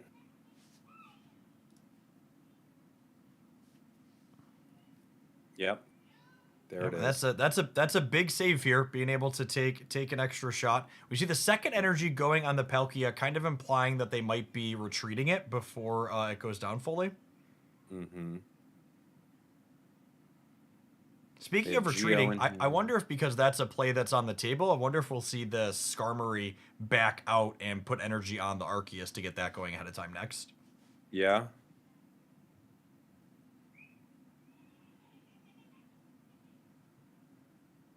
A lot of choices here for our bottom player. Even just do they leaf out the Skarmory or spend the energy off of it? I think I'd be inclined to spend the energy so I get the Professor's Research turning this turn. Yeah, I think so. Skarmory's done a pretty good job. You could give it a break. Pokeball Cape. Mm-hmm. Now, obviously, the Arceus can survive a huge dimensional storm. That's assuming it doesn't take any chip shots first, though. And Yep, we're not charging up. Okay. Okay. There's no Cyrus in hand for our bottom player yet. So if this Palkia tries to head back to the bench, it will be safe in the back. Irida in the active spot. They stay. Okay. Well, I mean, our top player has a copy of Sabrina, right? So this is the downside to this Skarmory. If there's a Sabrina, they can Sabrina up one of these other two, and then the what's it called finishes the Skarmory off. Which is another reason to have pulled it out last turn. Interesting. And now they would have to put an Arceus here because it's the only thing that could survive it. Yep. Because holy moly. Because they put the cape on the Arceus instead of saving it for the Dialga, so the Dialga can't go up. So they're... Yeah, I think they're realizing the bind they've put themselves in at this point. I guess they can Sabrina and slow this a little bit. They could Sabrina and retreat. Yeah. I like this play. I mean, yeah. Now you're in this weird spot though. That Skarmory is always hanging out on 10 unless you get Shaman, right? Yep. And I think this is part of why, we haven't seen a lot of Skarmory in these Dialga decks is once you give up this first knockout point, you're in a bad way from there because they only need to clear one of your EXs. This is nice though, because now if you do Sabrina, Arceus comes in, but they're able to retreat with Leaf, put one more energy on Dialga, and end it. Yeah, the Sabrina putting up the Manaphy might have been a misstep here for our water player up top. Yeah, giving up that first knockout point. Yep. Here's the Sabrina. You put in Arceus. Yeah, it survives. We're gonna be heading to a game 4 here. It looks like. Unless do they have potion? Even they need 2 potions. They don't have either. Yep. Yeah, and now you're kind of wondering as the water player, you're like, man, they were pretty excited to do that. Yeah, there was no thinking about that. We just clicked it right away. They were ready for it. So are we switching then? Or are we just making them have it? They have 2 copies of Leaf. Yeah, I think you're committed at this point. Yeah. They already Sabrina. If they try to retreat here, yeah. Yep. I mean, really close, obviously, really close. But they've got the checkmate on the other side. Leaf right into enough energy to deal the damage right here. Yep. They also have Mars, which they could play. They love to play that card. Yep, we are heading to a game 4 here. 1 game win for each side and a draw means we've got one more to settle it out and find out which of these 2 players and decks is going to be meeting a Rampardos deck in the finals here today. Our top 4 being 2 Rampardos, the Origin form Palkia, and then this Dialga Arceus, the deck to beat. Man, you got to give it up. This has been a great series between these two. Also, heading to that draw, that was really well played by the Arceus Dialga player right there, just looking for their perfect line to victory. Really, really nice stuff. Yeah, coming in from the chat, you should hide the bottom player's hand. We're on a delay. We're not giving information out. I mean, I just assumed because they were playing Mars, they wanted to play on hard mode, so we'd give the top player an advantage. Yeah. Can you imagine? We're just like the other players like listening to all like us go through every single possibility. They could use Geo here because they have it. They're just not used to the level of technology we have, Spragels. We have a lot of computers involved to make all this happen. There is a lot of technology behind the scenes. All right, we have a potentially ideal start for our top player here heading into our 4th game. We have a Manaphy. The question is, do they have Palkia and Origin form Palkia to power up in the back? That's only 1 basic. Only 1. It's not terrible. It's not perfect either. You Misty right here. That's right. You just hit 4 heads and we can wrap this last one up real quick. Oof. Don't say things like that. See, I don't threaten to eat my hand. I want it. I want it real bad, Spriggles. You know that I still would have had to eat my hand. It's kind of on the table. All right, so Palkia powered up 1 energy. We have Dialga here, and we have Leaf. This actually is a pretty solid start for them. They can power Dialga right here, and now they can kind of hang out here like, oh, I'm not. Do I have Leaf? Do I not? I don't even know. Yep. And next turn, they're able to use it. I'm really excited to see how this game plays out because I feel like we've had like some kind of limp draws on both sides, and now we have not perfect starts for either player, but like these decks are doing what they're interested in doing here. The chat is saying, say no to cannibalism. Is it cannibalism if you eat your own hand? Come on. Asking the important philosophical questions of our time. Well, we're in the top 4 at this point, Jeff. If people don't walk away from this learning something, then we haven't done our jobs. So, second Palkia is a really good draw for our top player here. They might have preferred Origin form Palkia over it, but they're going to get to charge up 2 things towards Dimensional Storm simultaneously, which is a really big deal, it feels like. Dialga putting the Rocky Helm on, so if either of these Palkias deal some damage, they are going to take some damage in return, and that does put them in that annoying spot, right, where if they don't have Cape, that damage is huge because you can't Irida after the Rocky Helm has hit, and that puts you in range to be KO'd by Arceus with a full bench. Yep, and now on our water player's side, they have to kind of stop and think, do I give up this Manaphy point? Because if I give up this Manaphy point, locking out either of my EXs is a game win for the bottom player. So this is a big decision where they spend their energy and how they retreat this turn. Yeah, and I guess a lot of it's going to just, depend on what you have in your hand as well. Like, do you have the capes? Do you have the ability to make this happen? We have 1 cape. We have 2 capes. Not all heroes wear capes, Spriggles, but these Palkias certainly do. Yes, they absolutely do, as both of them are going to be dangerously close to storming in a dimensional way.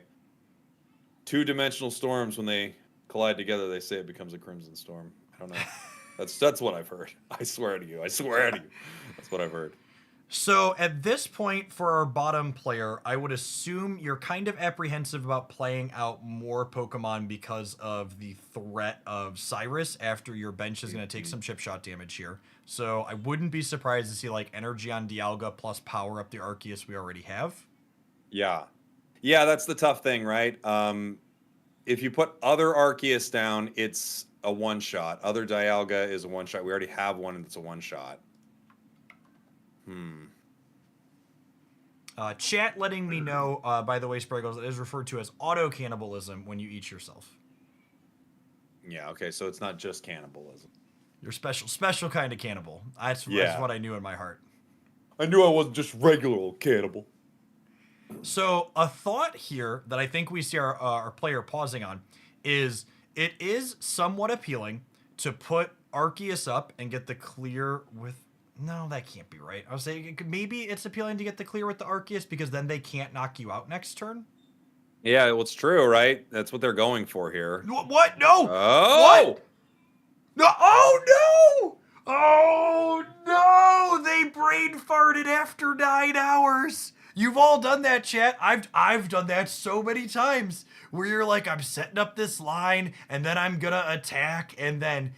You know, someone commented it was impressive that Spragels and I were still giving cohesive commentary after 9 hours. These players have been playing for almost 9 hours. It is people greatly underestimate the marathon aspect of these tournaments. It's not easy to play at a high level. Wait. Make it all the way through to the end. We're going to see how this goes. It's not done, but it's a little scuffed here. It's a little bit scuffed. Okay. Yeah, we're just kind of looking through our options right now. They need to get rid of this Palkia, and then they need to get rid of that Manaphy. They have Cyrus for it. You hate to see it. I mean, you really hate to see it. And yeah, I have seen, this is not the first time, Jeff, that we've been very deep in a tournament and seen misplays very, very deep because these players are going for a long time. We do some damage. Palkia sits at 40. Yeah, and at this point, you know, Sabrina wins the game. Wait, no, they have to retreat first. No, they have to retreat first. So I think you just put the energy on your back Palkia and you slash to take the knockout with the lead. They go Leaf. Yeah, I guess you don't have to give it up here. You can slash with this one and it's still all pretty much the same. Yeah. Because even if they Cyrus you next turn, you could just put an energy and retreat back to this one again. Yeah. 2 points. I think it's good to go.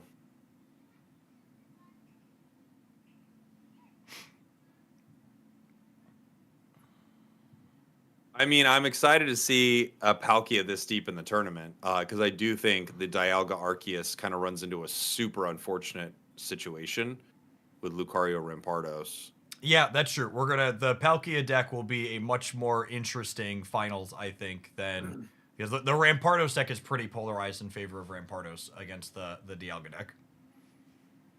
It's so easy to make a small mistake like that. I have done that very simple brain fart like 10,000 times. You know, you just like, you forget, you're like, oh, and then I'll power my Dialga for next turn. And then you look up and you go, wait, I forgot it needed the one right now.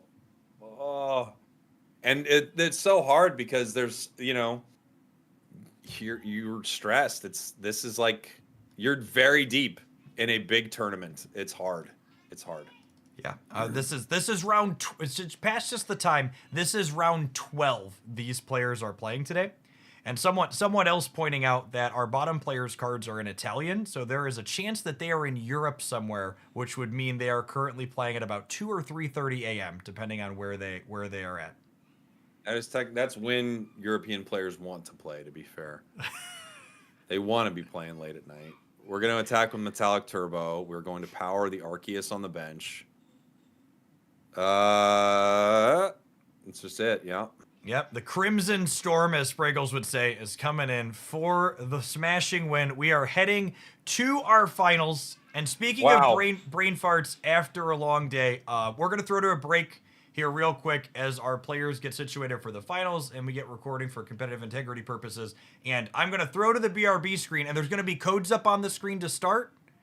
But those codes were already used from last round. So I'm going to put the Heidi thing up, and then behind the Heidi thing, I'm going to load new codes in. So when they reveal, they will be new. But the ones up immediately, don't struggle or quick to try and get them because you'll be wasting your time. We'll be right back, gamers. Don't go anywhere. Finals are coming up here. We're going to have codes before and after for some extra pack giveaways if you haven't gotten one yet. BRB. Grand Finals, baby. Let's go.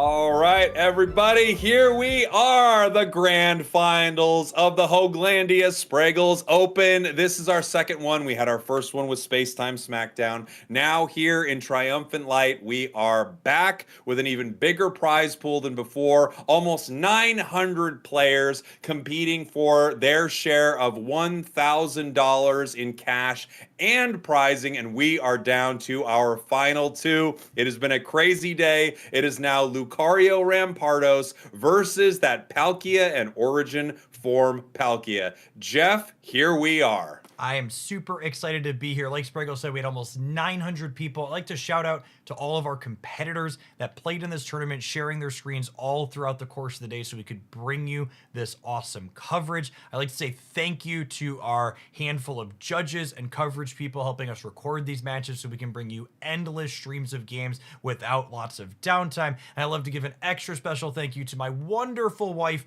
who managed not only all 900 of these players as our tournament organizer, but also our own 3 children out and about around our house upstairs while I was doing a broadcast here today. I think without further ado, we should dive on into the finals and crown ourselves the champion of the second ever Hoaglandia Spragels tournament. It's the Misty versus the Fighting Gamers. You've got your champion, I've got mine. Let's go ahead and dive on in, shall we?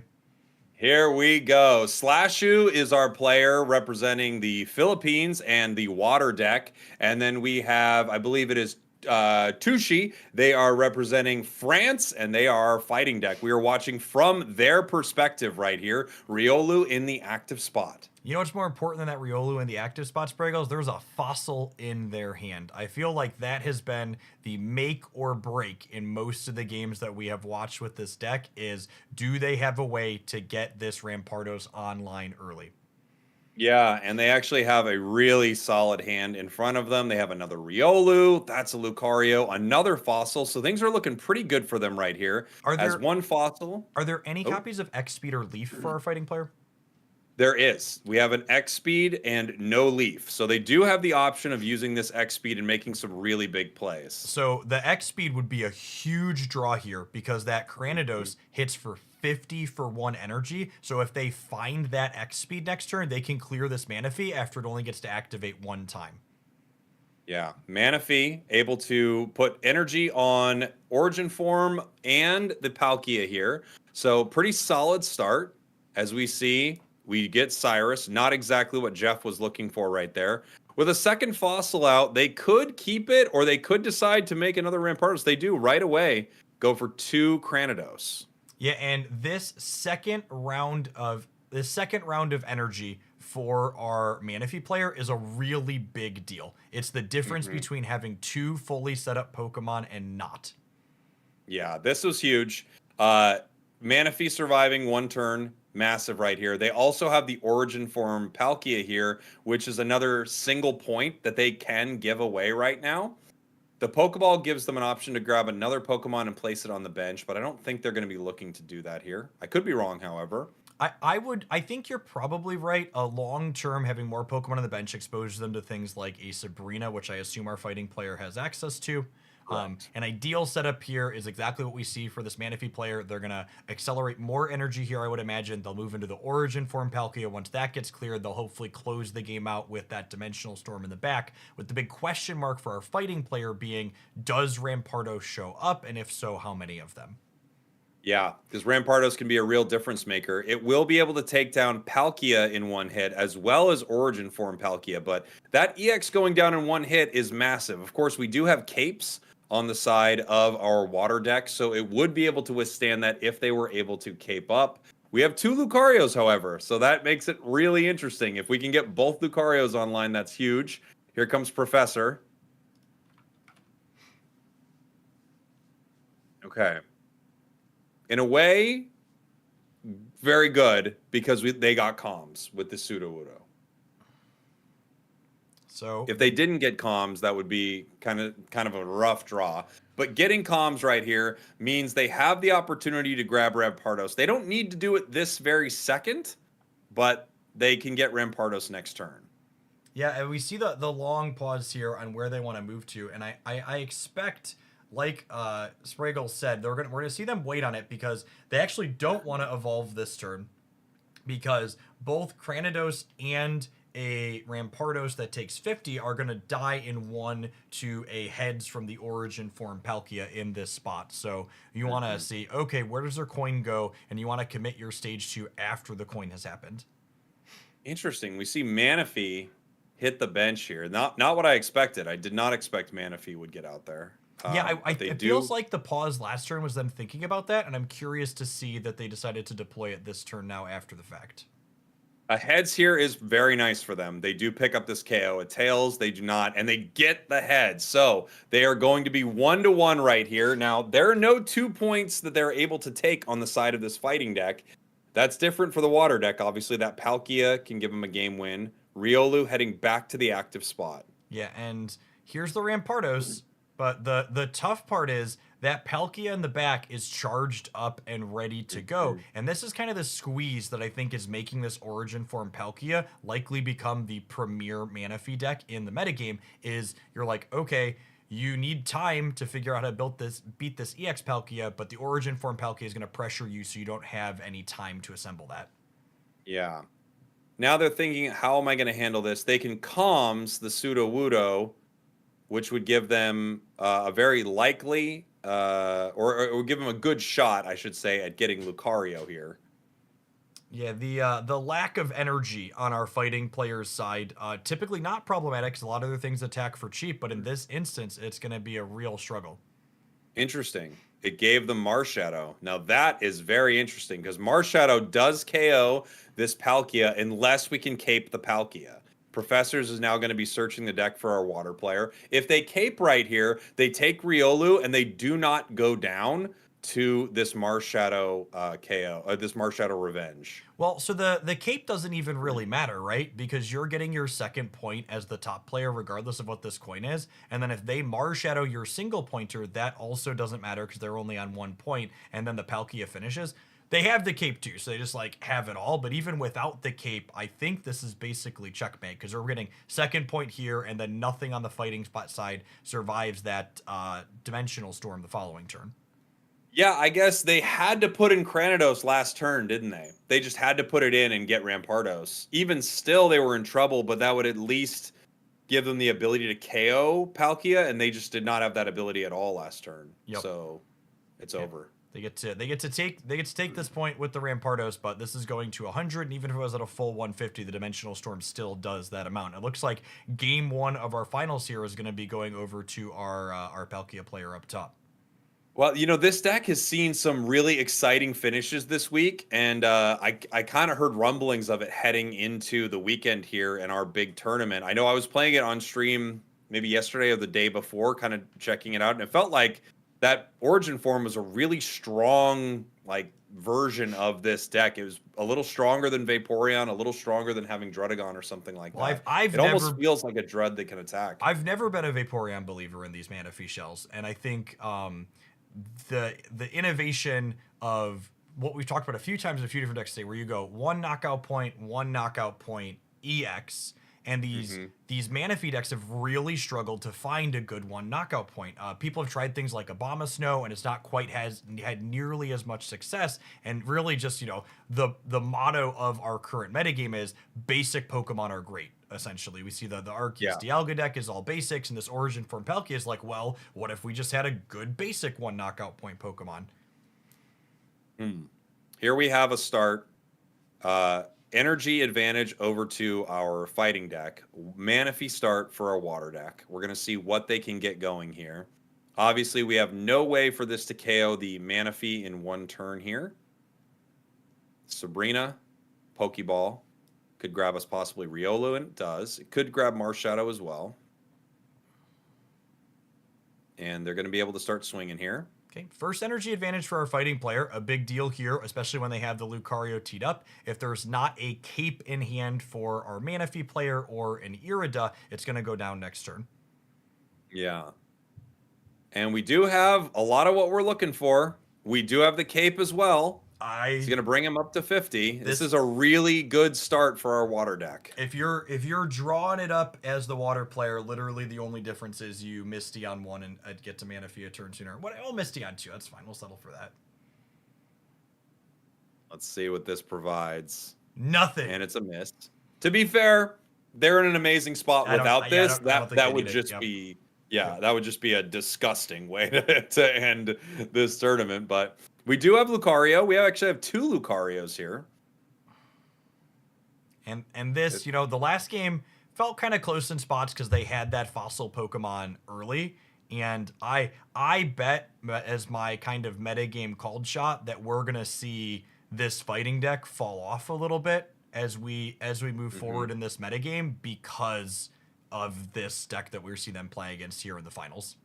Yeah, it's a really solid water deck. Water just has so many options right now too, you know, with this Irida. It's just so powerful. And this is a great this is a great addition. Like Origin Form, Palkia, I think a lot of people were wondering how much the Origin Form cards would affect the meta. And this one seems to have a really nice spot in this deck. Yeah, it's a card that I personally was very wrong about. It was the last card that I opened from the latest expansion. I was like, oh, it doesn't matter because that card's not very good, and it is really showing how different the power level needs to be for something when it's a 1-pointer versus an EX in these games. Yeah, here we go. No fossil. I mean, you can comms your Rampardos here, but you have this unfortunate thing is when you comms your Rampardos, Yeah. later, if you ever possibly need it, you don't get it. And they're only 50% to find something useful, right? Like their deck right now is, I guess another Sudowoodo is kind of useful. There's a Sudowoodo, a Marshadow. They only have one Sudowoodo Oh, they're in only their one deck, so it's 50%. It's a Riolu and a Marshadow are the live hits, and there's just another Cranidos and another Rampardos as things to hit potentially. Yeah. I think they're recognizing just without grabbing one of these fossils, they're in a lot of trouble here. And they're thinking, do we send in Lucario? Do we send in Rampardos? I don't have the fossil. I don't have Riolu. What do we do here? Sending in Lucario seems nonsense to me because you're only in 1 in 4 good hits. Like you need to keep the Lucarios that way if you find Riolu. Yeah, I mean that was the worst possible, yeah. Yeah, I mean other Rampardos would feel pretty bad. But other Rampardos, you like still have your full fossil line at least. Agreed. All right. I mean, this just feels like we're in a really rough spot for our fighting deck. Man. Love it. Very rude Sabrina here. This is huge. Heads is just insane here. Wow. We're done. Yeah. Massive. I mean, they don't have another basic. They don't have anything. I feel like I need to make one of those Scooby-Doo memes where they're ripping the head off the villain and it's Orange Form Palkia into Executor. Watching this game play out. There's a fossil, but I think it's probably too little too late, yeah? I would say so, but I mean, I guess they're thinking like, is there any line here? There is not. I mean, you're definitely playing it out. If they hit Tails, you can get to Rampardos before they can clear you. But that Rampardos is no longer is no longer clearing Palkia in one because you don't have Lucario. So I guess your line is they hit Tails and you draw Riolu next turn, right? Yeah. The start of maybe a line. Yeah, there's the heads. Sudowoodo is down. Yeah, I think this is guaranteed game. As long as they just retreat, into the Palkia and they end it. They're looking for something that doesn't. Yeah, nothing they can do really here. We put down Riolu. We attack. They're just playing through it. The water deck wins without hitting a Misty. By the way, Jeff. It did not hit a Misty. Yep. They bricked on the only Misty, right? And they had the fighting player had first energy advantage this game too, right? Yep. There you have it. Huge win. Slashu from the Philippines with the Palkia Origin Form Palkia, a deck that you and I talked about right at the start of the day. Like, hey, this actually might do something in the tournament. It wasn't a huge part of our tournament, right? It was let me see. This deck was only 4% of the tournament, 4.5% of the tournament. Yep. And it ended up making it all the way to the end and winning the whole thing. Huge congratulations to our champion, the second champion of our series, that is Slashu. Awesome. Fantastic. Appreciate everybody that was here watching the broadcast all day. Looks like we were even marginally more efficient than last time. We covered 13 rounds in 9 hours as opposed to 9.5. You'll love to see it.